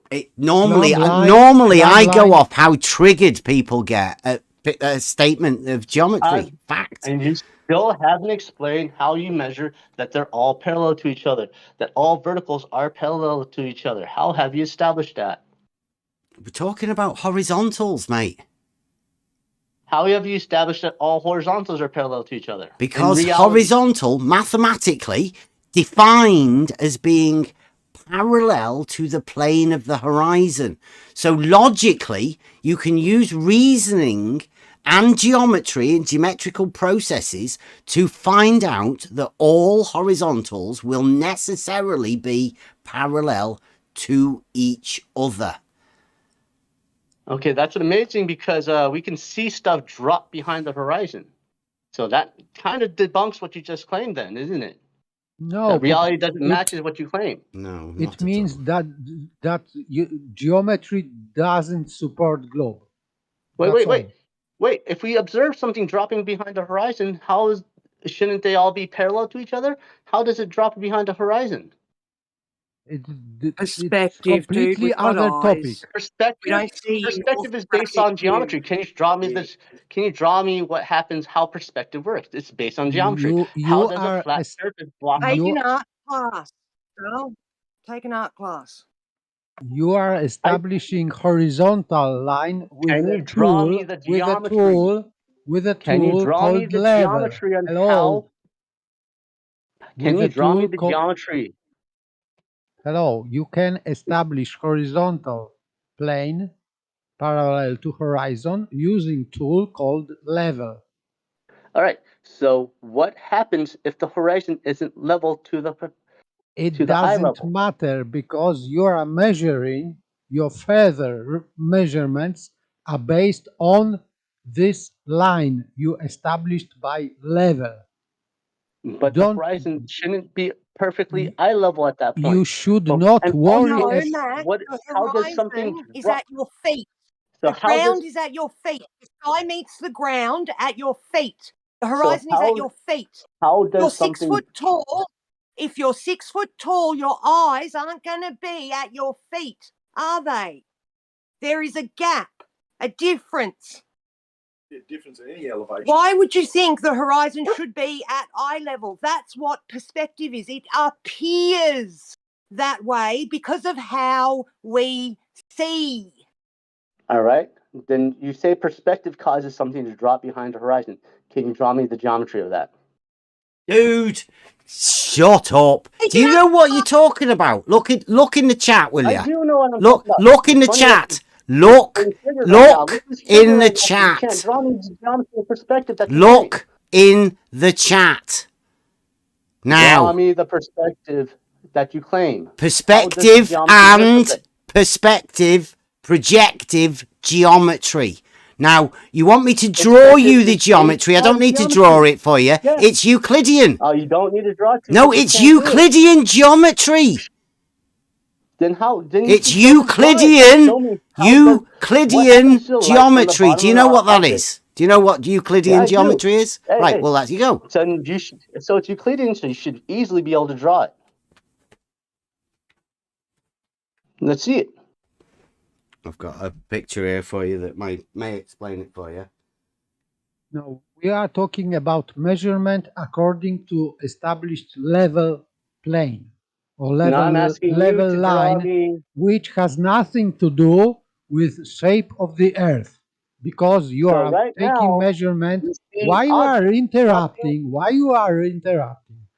We are talking about measurements according to established level, which has nothing to do with the shape of the earth. You are measuring according to that line, not to shape of the earth.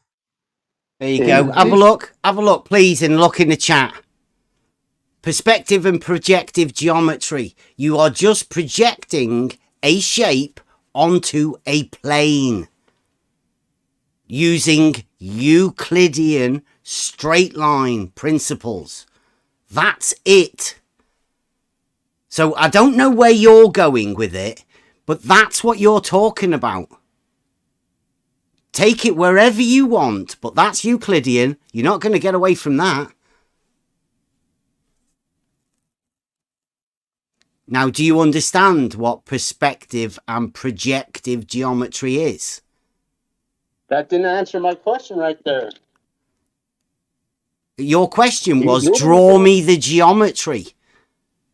Yeah. So can you draw me what happens to the light from the bottom of an object and how it gets blocked by a flat surface? because of convergence, because your Convergence resolution, is because of bullshit. resolution. Yes. What's a because of flat surface? Resolution What's gets a flat debunked. surface? No. Resolution. Resolution gets.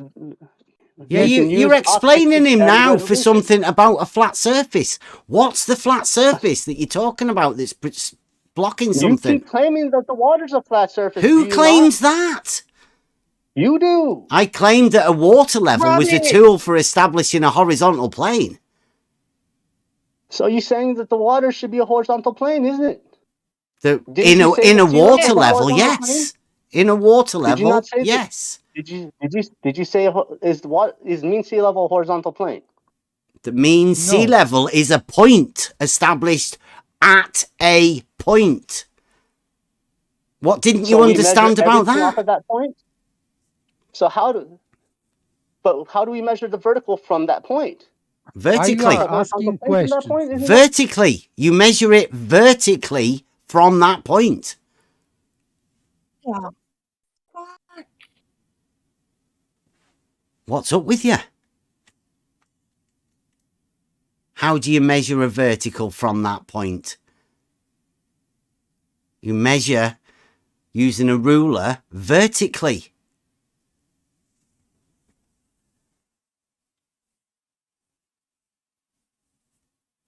Who's on your team? Who's advising you? Whoever it is, get rid of them. Quick, smart. Wait. Is vertical from that point, or is it from the Is it from the horizontal at that point? Isn't that what you said before? It's from that point. It's from that point. Yeah. How do you measure from that point? How do you measure from that miles point? away, I can measure to that point. You measure a horizontal distance, right? So it's a horizontal distance. Yeah. So that's not that point, is it? It's a plane from that point. That's you're claiming. No, it's a horizontal distance from that point. And then if you want to go vertically, you measure vertically from that point. It means you are using perpendicular line to this horizontal to measure it's a drop. perpendicular line now from that point. So that's a plane, is it not on your flat Earth? Dude, what are you talking about? A flat Earth? You're measuring elevation changes, aren't you? Yeah. Right. Well, you don't think you don't think it's a flat, do you? If you measure elevation changes, you know it's not flat, don't you? I know it's not flat. Good. I'm asking. Good. Then we've all sorted that, right? And then elevation change is a vertical change. Elevation from that point. How did you establish the elevation change from that point? Say if I'm 200 miles away. Well, you do it incrementally, right? Incrementally? Yeah. And how do you measure? How do you know that's a perfectly horizontal line? Because you've surveyed, right? All the different datum points, right? Do you know how many all of the benchmarks? Do you know what a benchmark is? A geodetic survey doesn't go off of that. Do you know what a benchmark is? Yes. Right. It's a point. Actually a flat line. It's a point that's known that you can establish for a vertical or a horizontal base check, right? Yeah, but they're not trig, maybe for a trig point. But they don't measure that as a flat line. So it's a point. Not supposed to be, it's a point, isn't it? Is the water not supposed to be flat? Sorry? Is water not supposed to be flat? Because it's not if it's going over a water level, like a waterfall. Nah. I'm talking about the ocean. No. What? No, they have tides. They have tides and waves. It's definitely not flat. Tides and waves. So you have the high tide, tides low and tide. Waves is not going to make much of a difference when we have a drop of 50 meters. Who's the neutral? Well, I don't know. I think he's a flat earther. He's obsessed with. He wants to try and make the ocean flat. I think if you have it's not flat. It's not flat, mate. It's not flat. If I'm 50 feet tall, yeah. If I'm 50 feet high and we have a drop of 50 meters, if I'm 50 feet high, if I was going on the Bev show, for the first time, I would probably be excited too. But you're scattergunning, man. If I'm 50 feet high You're and just I gonna see ramble on. something. You're just gonna keep talking past me. Do you hear what I'm saying? He won't hear a Yeah, thing I you've hear got to what you're say. saying, but it's completely irrelevant to what I'm talking about, so I'm kind No, of ignore I'm it. asking you to calm down. It's a shit show. I'm trying to talk, but you're not letting me. If I'm What? 50 feet You're high, interrupting every time. Yeah, just calm down a little bit. Like, don't be if so I'm excited. if I'm 50 feet You high, can't wait to ask your question. Just calm down. Take a deep breath. Maybe let somebody ask you something.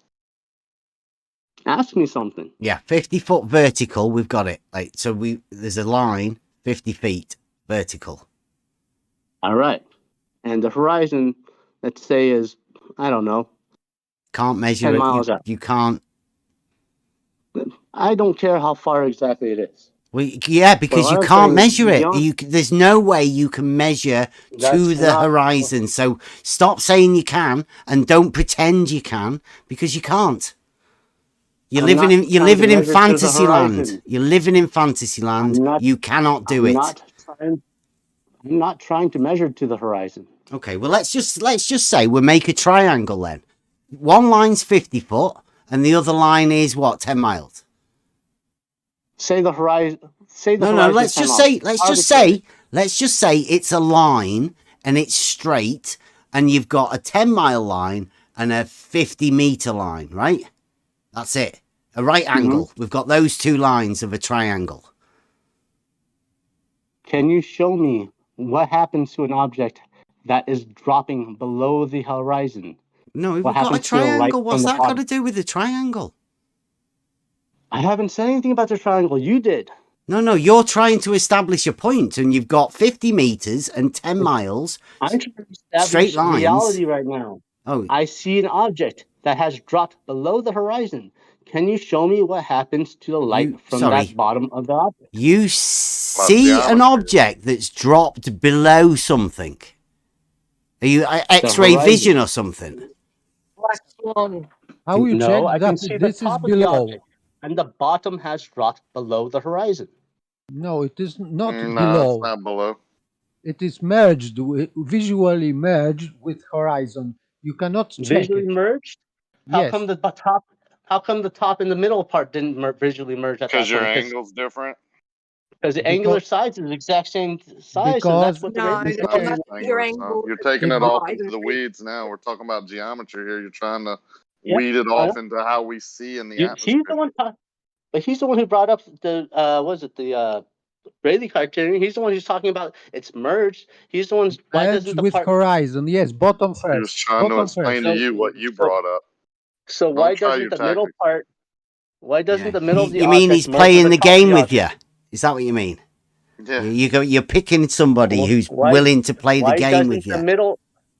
Why doesn't the middle of the object? Why should it? Why should it? Why should it? Same angular size, is it not? Because the first is bottom. What is closest to the horizon, it merged first. Is he going with drop or hump? What's he trying to get at? So you're trying to say that? Remember, this is Euclid night. Remember, this is Euclid night, and we are on the global horizontal paradox, and the guy seems to be running from horizontal to horizons to slopes. But you're trying to say you're all over the place. Plane, is it not? You're all over the place. Are you not claiming the horizon of horizontal plane? The horizon, all horizontals are parallel to the plane of the horizon. Yes. So are you saying they're not? Do you disagree with that statement? Yeah, I do. So is the water not a horizontal plane? Relatively. Give or take a couple meters. A water level is a tool for establishing a horizontal plane. Is the ocean a horizontal plane? No. No. Why not? It's got waves, hasn't it? And tides. Have you seen it? I said relatively. What do you mean relatively? Couple meters. Plus or minus a couple meters. Well, that's not horizontal. Like something that's not horizontal is not horizontal. The mean of the ocean. The mean of the ocean. with tides and waves. So, how much Are would you, the are you tides for real? deviate? Do off you the mean how much do would you the know tide anything deviate from about me to the mean sea horizon? levels? How much would the tide deviate from me to the horizon? What? Depends on where you're at, man. How much would the tide deviate from me to the horizon? Like, where are you? Yeah. What are you talking about? How far away is the horizon? Is there even any water there? There's an ocean. That's what we're talking about. I thought you just So said, if I'm- like, you, a distance between you and the horizon. Like, You're talking about tides, are we not? no, you just said said. tides. Bev, I asked you, is the ocean you live right now, a Bev? horizontal Yeah, I plane? think so. You're being careful with this guy, right? Yeah. I'm saying, you said, I asked you, is the ocean a horizontal plane? He's struggling. Said, You can hear it. is the ocean a he's- horizontal plane? He seems like one of that group, you know? Yeah, yeah. All right. As long as we understand. So. Yeah, just I carry gotta- on, man. Hey, just carry on. All right. He hangs out with Matt Set and Howdy Y'all and Billy over at Bull Yeah. Science. So you can imagine the crap he's been fed. All right. Cool. So is Yeah, the, just is you the ready to ocean go a again? relatively a horizontal plane? You ready to keep going? Yeah, I am. What you Because I want to still talk haven't about got an next? answer from you guys. It's a How many horizon. topics do you want to say in the next sentence? It's the global horizontal paradox, and you're showing it to us. Is the ocean a relatively horizontal plane? The ocean is the ocean. It has tides and waves, and it changes, and it's different in different places. I don't know what the ocean's like near you. I know what the For me to ocean's the like near horizon, me. is the ocean going to be It's not relatively even an a flat ocean. We plane? get a channel. That's the best we get. From me to the horizon, is the ocean relatively a flat plane? I haven't Takes got a the clue. top and the bottom. It's definitely not horizontal, right? Because there are waves and tides.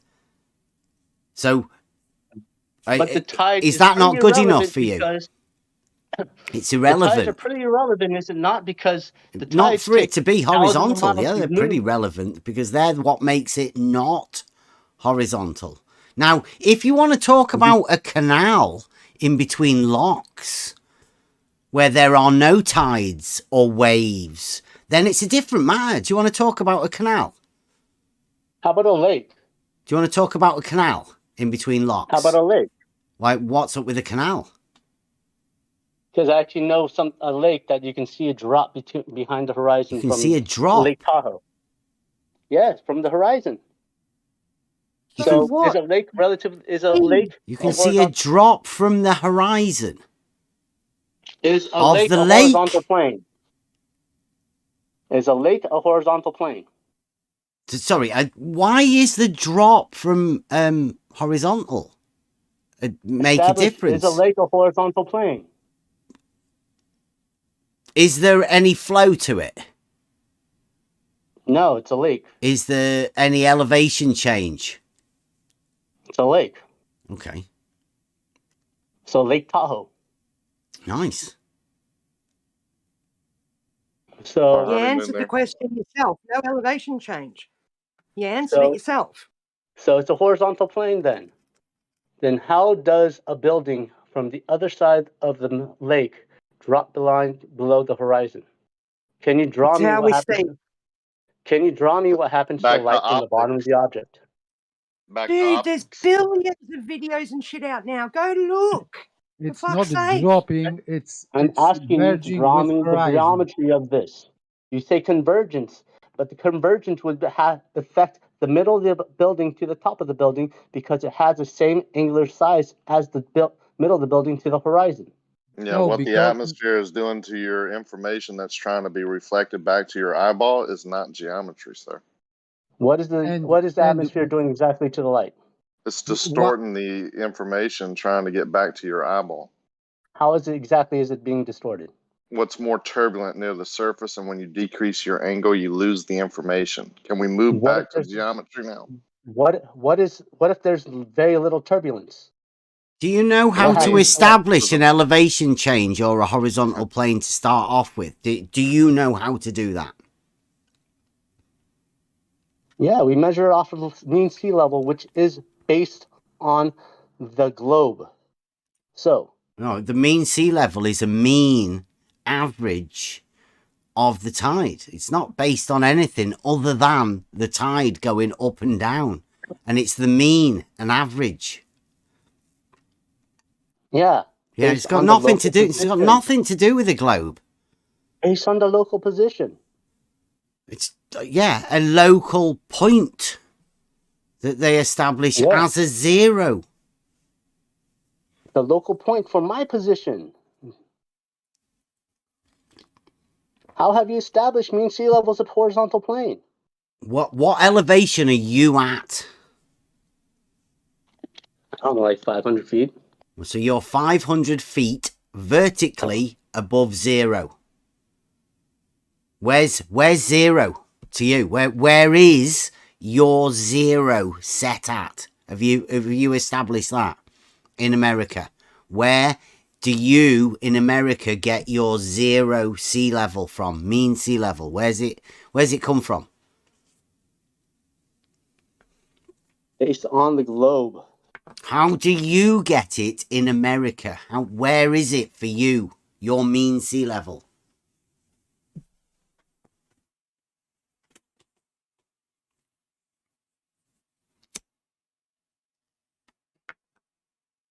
Established by the geometry that we've established on the globe. At geodetic surveying, we have established where the mean sea level is. Yeah. Where did they do that? Where did they establish that in America? Where?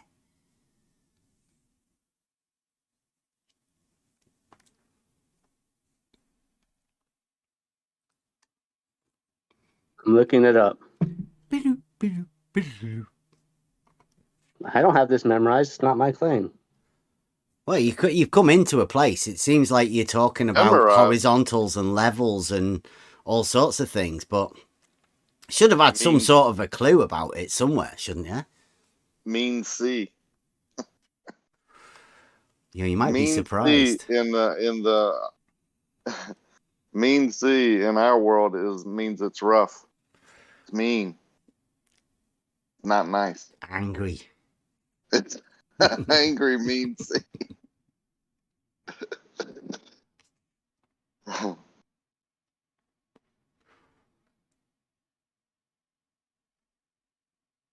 Find it yet?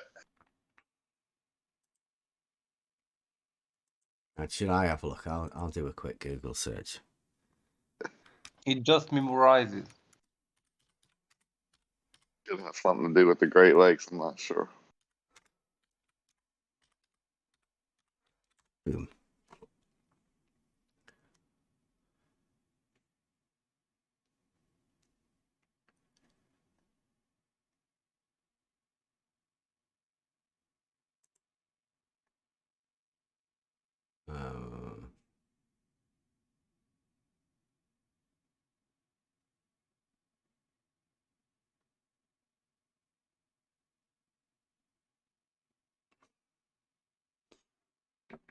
It's a bit harder to find.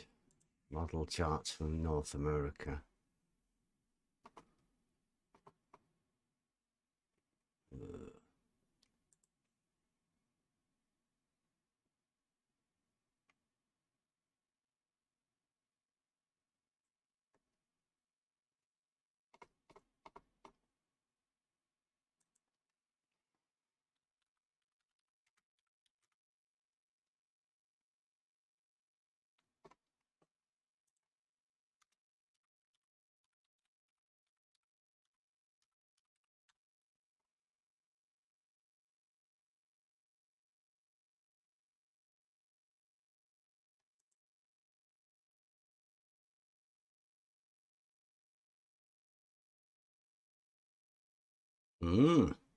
Making it hard to find, aren't they? That's what I've been trying to find.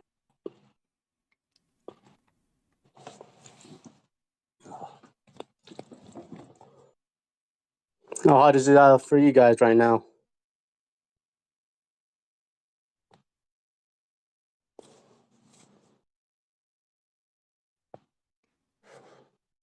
They try and do it for everyone, don't they? They try and do the mean of the means. No, they got to establish the local means, because even if it's one position to another, sometimes it can vary greatly. Just because the way the ocean flows through from one point to another. It's almost like the tides are kind of like if you're sitting in the bath water and you go back and forth, having the water splash back and forth. The water will go around you and hit the middle of your chest of your back at a different time than it would. So it can vary because of that, because of the way the land are.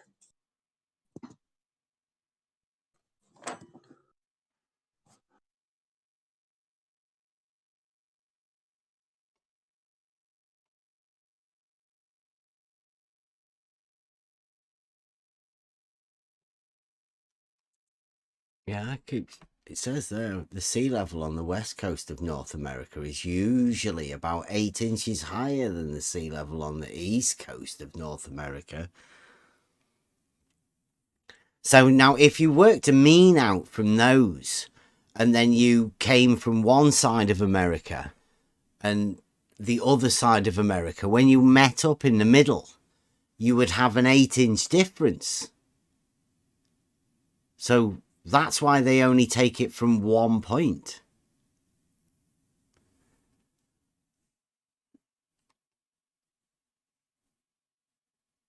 And that one point is established in the Great Lakes, because America and Canada share the similar one. So they all have a elevation established from the same place, the Great Lakes.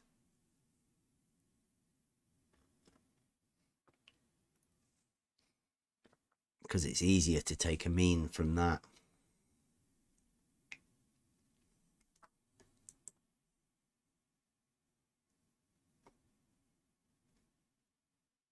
It's on a vertical datum, which means it's measured. Differences in elevation are measured vertically.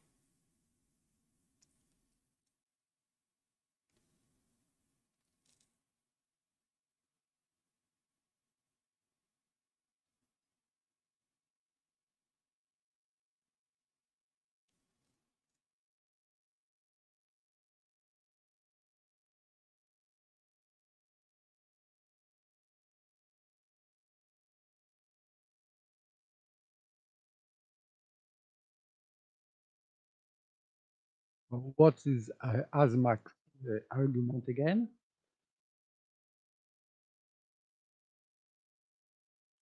I think he wants that mean to have a shape. That point.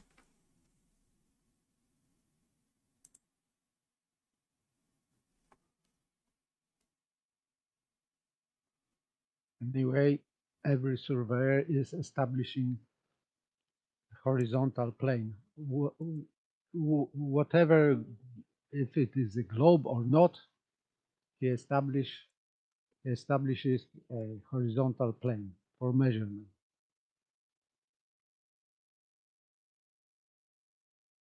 An azimuth mark. Have you not got any horizontal, J-Ro? Because they do have horizontal markers. You have different ones in America. They've got the Geodetic survey, and then they've got horizontal points for horizontal marks, and the vertical datum marks as well, and trig marks. Let me see if I can. Did the guy just leave?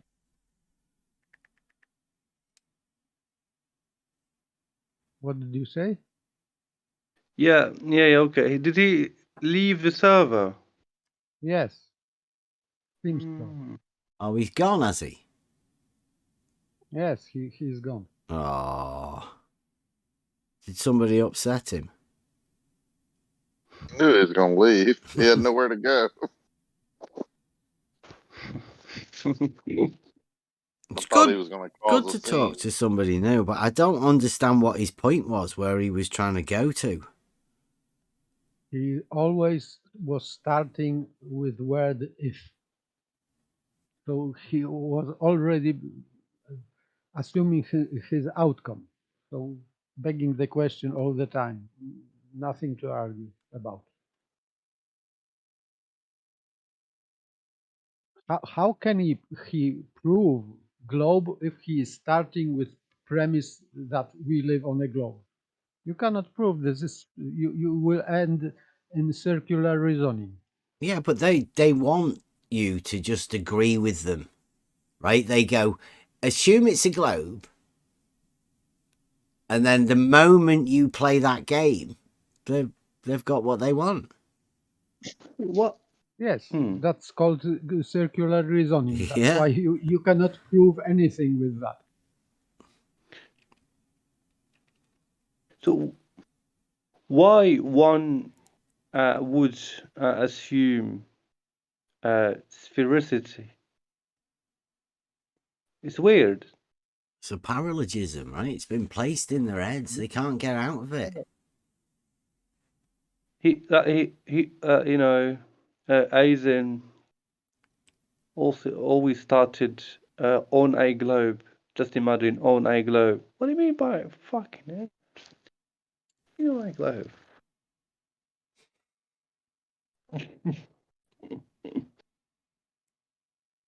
Unbelievable. Yeah, I've not even had a chance to bring out any of the tests yet. It's hard enough to establish, what horizontal is.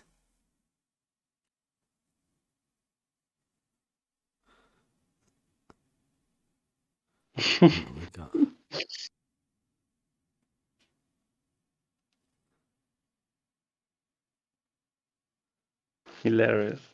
Who left the server? Whoever that guy was. That A, Z, and Yeah, Mac? I Whatever. think so. Yeah. Ah. Yep.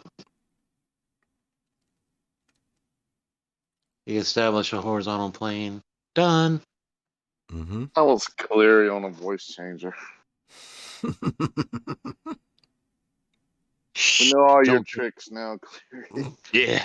Y'all just creating content. That's right. Yeah, we are. We're creating content for sure.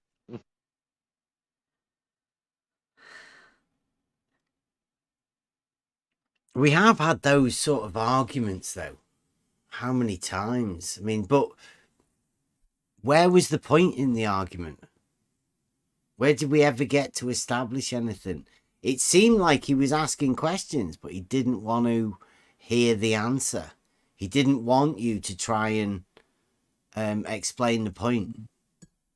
Purposely muddied the water to obfuscate. It's getting old. When he realized that he cannot prove diversity in verticals because he had to use different so-called horizontal planes, argument has ended in that point. So he cannot move on. So he segued to another point. This is old tactic, distraction, red herring. Yeah, there's all sorts of consequences that come with all of the misunderstandings.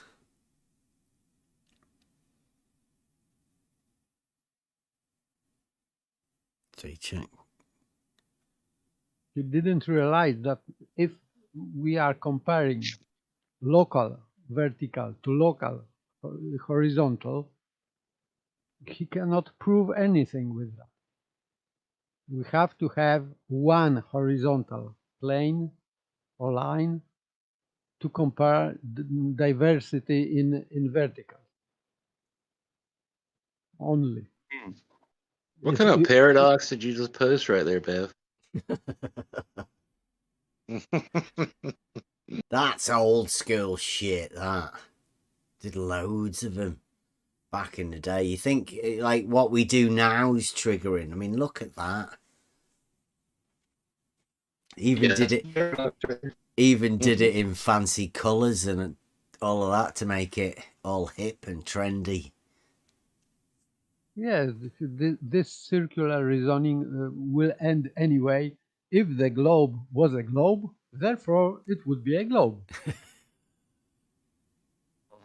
That's when Sly was doing his thing back then. I guess the first time.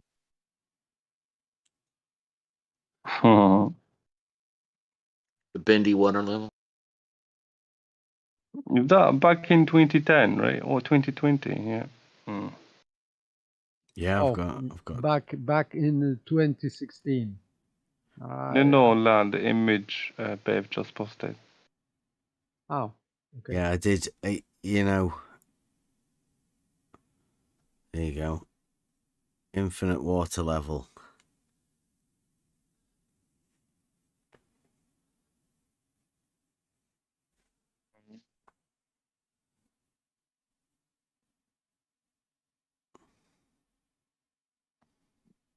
Some of the earlier ones. I did a few because look here. This is the water level for the drop model. I didn't put any water in there, but it showed the sort of thing that you'd have to do in order for these water levels to work. In the infinite one, you can swap them around and move them anywhere, and it would still have a horizontal plane. But the other models, it's a little bit different of how you'd imagine the water level to work. Here's another one. They love that. There's the hump. And there's the drop.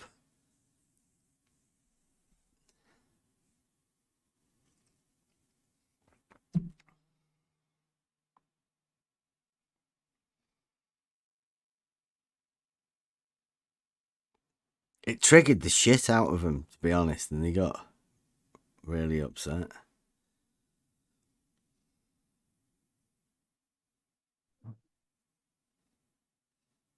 All based on this. The first question I asked him. All my little fellas are crying. I used to call them the bawling ballers because they were always crying.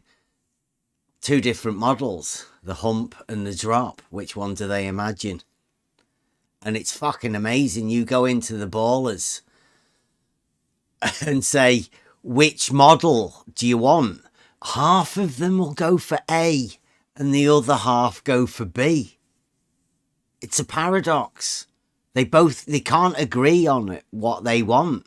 So then the ballers start arguing with each other. That's why they don't like us, because it causes confusion, doesn't it? For A, you need sagitta, and for B, you need tangent. Yeah, a drop and the hump. Soon as we did that, the next thing was to find somebody to say it. And we got Jesse Kozlowski to say it.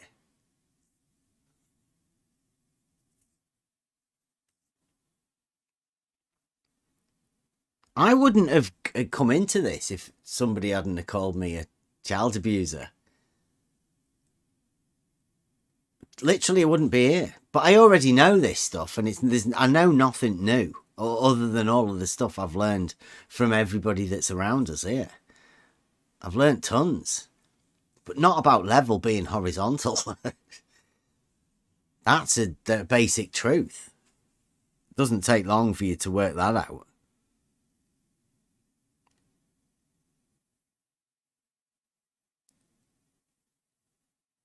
I kind of look at it the other way. Horizontal is level. Anyway, I did another one because I thought it might be triggering. How about that one? You just put logic's got fucking beautiful different ways of you doing it.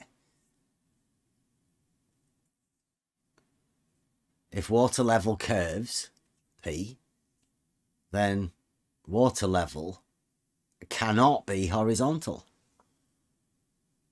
Q. But a water level is a tool for establishing a horizontal. Just got to prove it. Why would you need to prove it?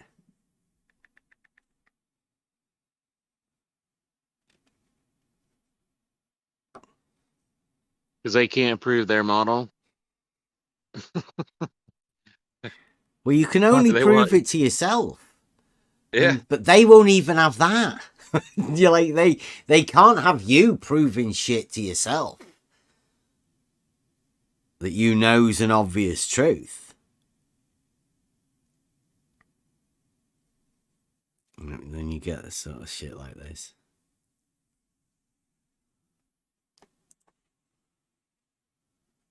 Look, it looks curved.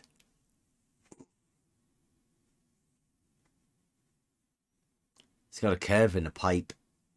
Oh.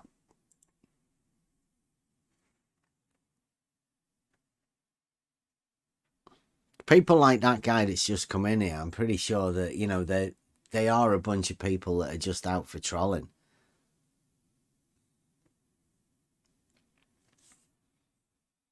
They must get a kick out of it, but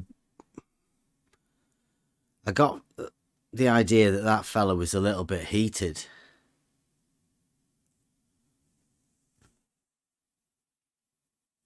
He got trapped. He was way outmatched geometrically. He thought he could spew that nonsense and get away with it, but no.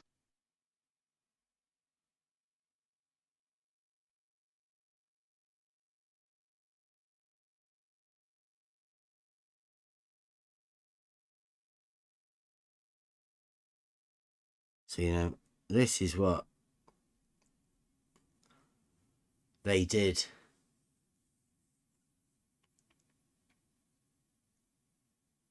I took a water level test and sort of showed that there are 3 horizontals across that point. That's what they imagine. At least 3. Infinite, possibly. But there are 3 different horizontals.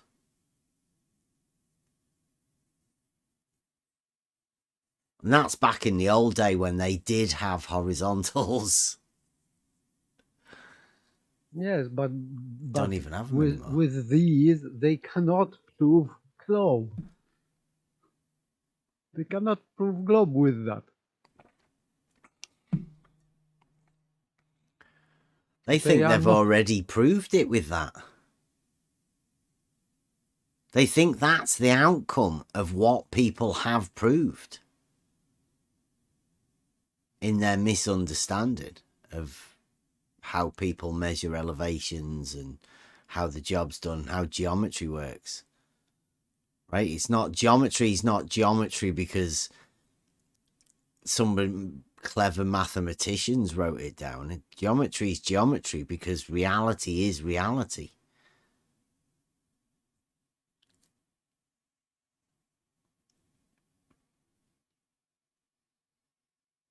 Yeah, Saragaki, you've just come back.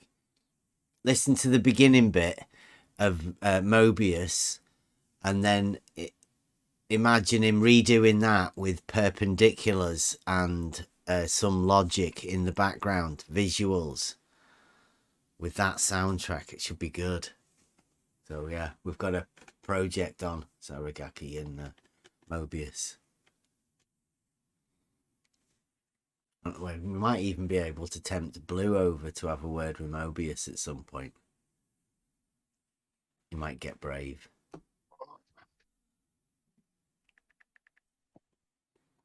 Yeah, he's coming, I'm sure. Mm-hmm. Wow, look at the time. Unless it's just Rocky with a different voice. I don't know. It's Friday tomorrow, isn't it? I've not missed any days of the week yet. Maybe Friday today. That's a free for all Fridays. We'll be gaming, but everybody's free for all. I mean, surely there's got to be a load of chat this week. Lots has gone on. And I think we should keep going the surveyors. We've not given them a chance to respond yet. Surely there's got to be a few globe surveyors come round. So we'll talk about that a bit more tomorrow. I'll find a few more clips. Yeah. Surveyor fortnight, I think, asking. May as well extend it a bit. It's been really good. Join us tomorrow. Buster. Anyone got any requests? Try and find one that we've not done for a bit. Okay, I am off to bed. Okay, Thank you very much for this. Thank you. Good night. Yeah, thanks for being it. Same here. Great night, guys. Good night, guys. See you later. Oh, See you, mate, about elevations. That's a good one, isn't it? Elevations or LIGO? LIGO. So we had Mobius. Here we go. You don't understand. Join us tomorrow. Next Level Discord. Join in. Conversations. Free for all. Fridays. See you then.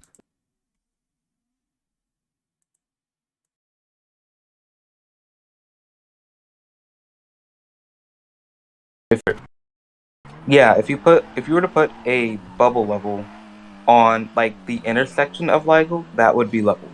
If you were to walk down the arm and place it on top of that, I would say it would not be leveled. That would be another good. So you say at the split point, that's where it's level on both arms?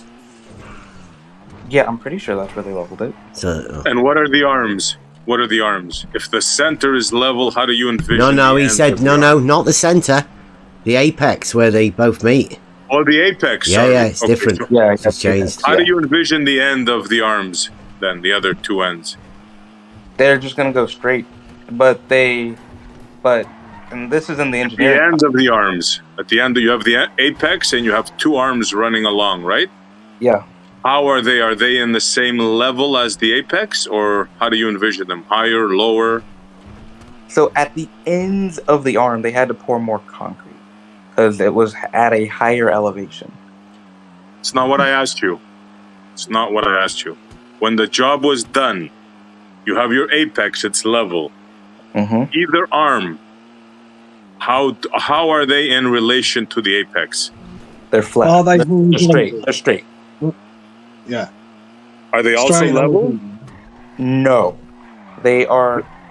They at each spot they are not level. They like if you put a bubble level on the apex and you started moving down the arm, it would get off and more off level. How? Towards the up or towards the down? With the bubble level, it would either go left or right. No, hold on a second. You have a level at the apex, and you have two arms running. And I'm asking, you say they're not level at the ends. So I'm asking you, are they lower than the apex or higher than the apex?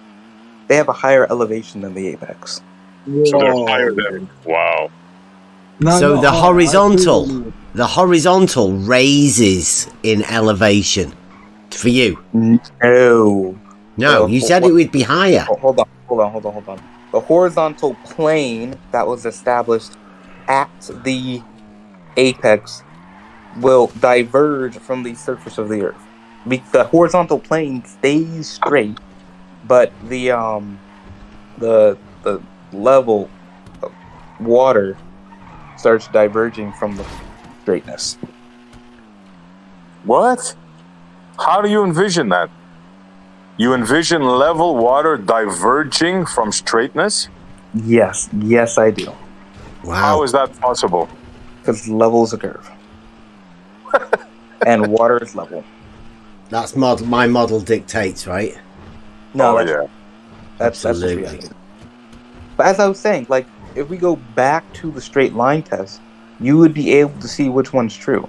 If water is curved, then there will be an angle. If level water is curved, there will be an angle between B, A, and C. If water level is straight, then all of them will be collinear. It's a test. I don't think there's any possibility of reaching you, bro. I just don't think so. If we do the test, that would reach me. At what point is vertical not perpendicular to horizontal? It always is. Every vertical is perpendicular to its horizontal. To its horizontal. And yes. What is a horizontal? It's 90 degrees from its vertical, and vertical is defined from the plumb bob. I wonder if I could do it, because over a short distance, you might be able to use the Autolite app and a water level. I mean, he obviously doesn't understand what level is. You don't understand. Hold on. It's not my problem if you don't want to learn. You're just on your own. I can guarantee you there will be a hump in the middle. If you side across from one side to the other, just take my word for it, bro. No, don't take my word for it. Do it. I can guarantee you there will be a hump in the middle. There will be. I can guarantee there will be a hump in the middle. There will be. There will be. I can guarantee you there will be a hump in the middle. Go and speak to anyone. Go up to someone that you know and say, "Here, mate, is level horizontal?" Yeah. And see what you say. Horizontal, of course, level's horizontal. Well, there you go then. With level, especially when you do it on a small scale. Okay, if you're talking about the water level, the horizontal plane that a water level establishes is in the middle of the water level. You would have to understand what a line is. You don't understand. I mean, he obviously doesn't understand what level is. It's not my problem if you don't want to learn. Hold on. You're just on your own. Begging for your model to be real. You would have to understand what a line is. No, that's fine. That's fine. So logically it follows then that all perpendiculars to that line You don't understand. are parallel to each other. Yes, I agree. It also then follows that that line cannot be a curved line or change angle anywhere along the line. That line, yeah, so this straight line we are using cannot bend because it's straight. I agree. That line, yeah, so this straight line we are using cannot bend because it's straight. I agree. This straight line we are using cannot bend because it's straight. I agree. You don't understand. I mean, he obviously doesn't understand what level is. You don't understand. You would have to understand what a line is. It's not my problem if you don't want to learn. You don't understand. Just on your own. You might be able to use the Autolite app and a water level. No reason, no logic, no wisdom, no worries. You don't understand. You're just on your own. Begging for your model to be real. No reason, no logic, no answers to questions. You don't understand. You're just on your own. Begging for your model to be real. You know what we call a vertical change? You know when we measure a vertical change? Yeah, it's an elevation change. Yeah, a vertical measurement in the vertical. Yeah, because it's a good approximation of the short distance. So you're saying that horizontal being straight would get a measurement from the... Oh, wait a minute. You use a tool called a level that establishes a horizontal, and then from that horizontal you measure a vertical change, don't you? I'm saying that you do though, don't you? Right? Do you understand that, right? You use a tool called a level that establishes a horizontal, and you measure a vertical change from that horizontal. And what do we call that vertical change again? Elevation change. That's not a reference to the horizontal, obviously. But I'm in reality, that's why I'm thinking of actually doing this test. In reality, specifically say that horizontal is actually not a plane. Your misunderstanding of my model is not my problem. It's up to you to understand it. You don't understand. Hold on. I mean, he obviously doesn't understand what level we're in. It's not my problem if you don't want to learn. You're just on your own. I have no problem with you all using the water level to establish a horizontal plane. It will be tangent to the curve of the earth. They would maintain the same elevation. But remember, levels occur. So then is a vertical angle just a right angle? Grab a water level, that same water level test, and sight across it. That's it. Anything that is 90 degrees from that plane will be parallel to the vertical that you established at that point. Whenever y'all ask me about surveying, I say, yeah, I'm not an expert. I defer to the experts. I know, if we'll carry on with you carry on, but I don't think it's... I mean, he obviously doesn't understand what level we're in. I mean, he obviously doesn't understand what level we're in. You don't understand. Hold on.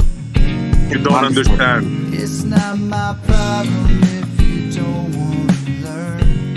You're just on your own. We don't use proof in reality, that's pseudoscience. Or you can use it for math and logic. I don't claim to know anything about surveying. Have you ever held a water level? Have you ever held a water level? Have I held a water level, the tool?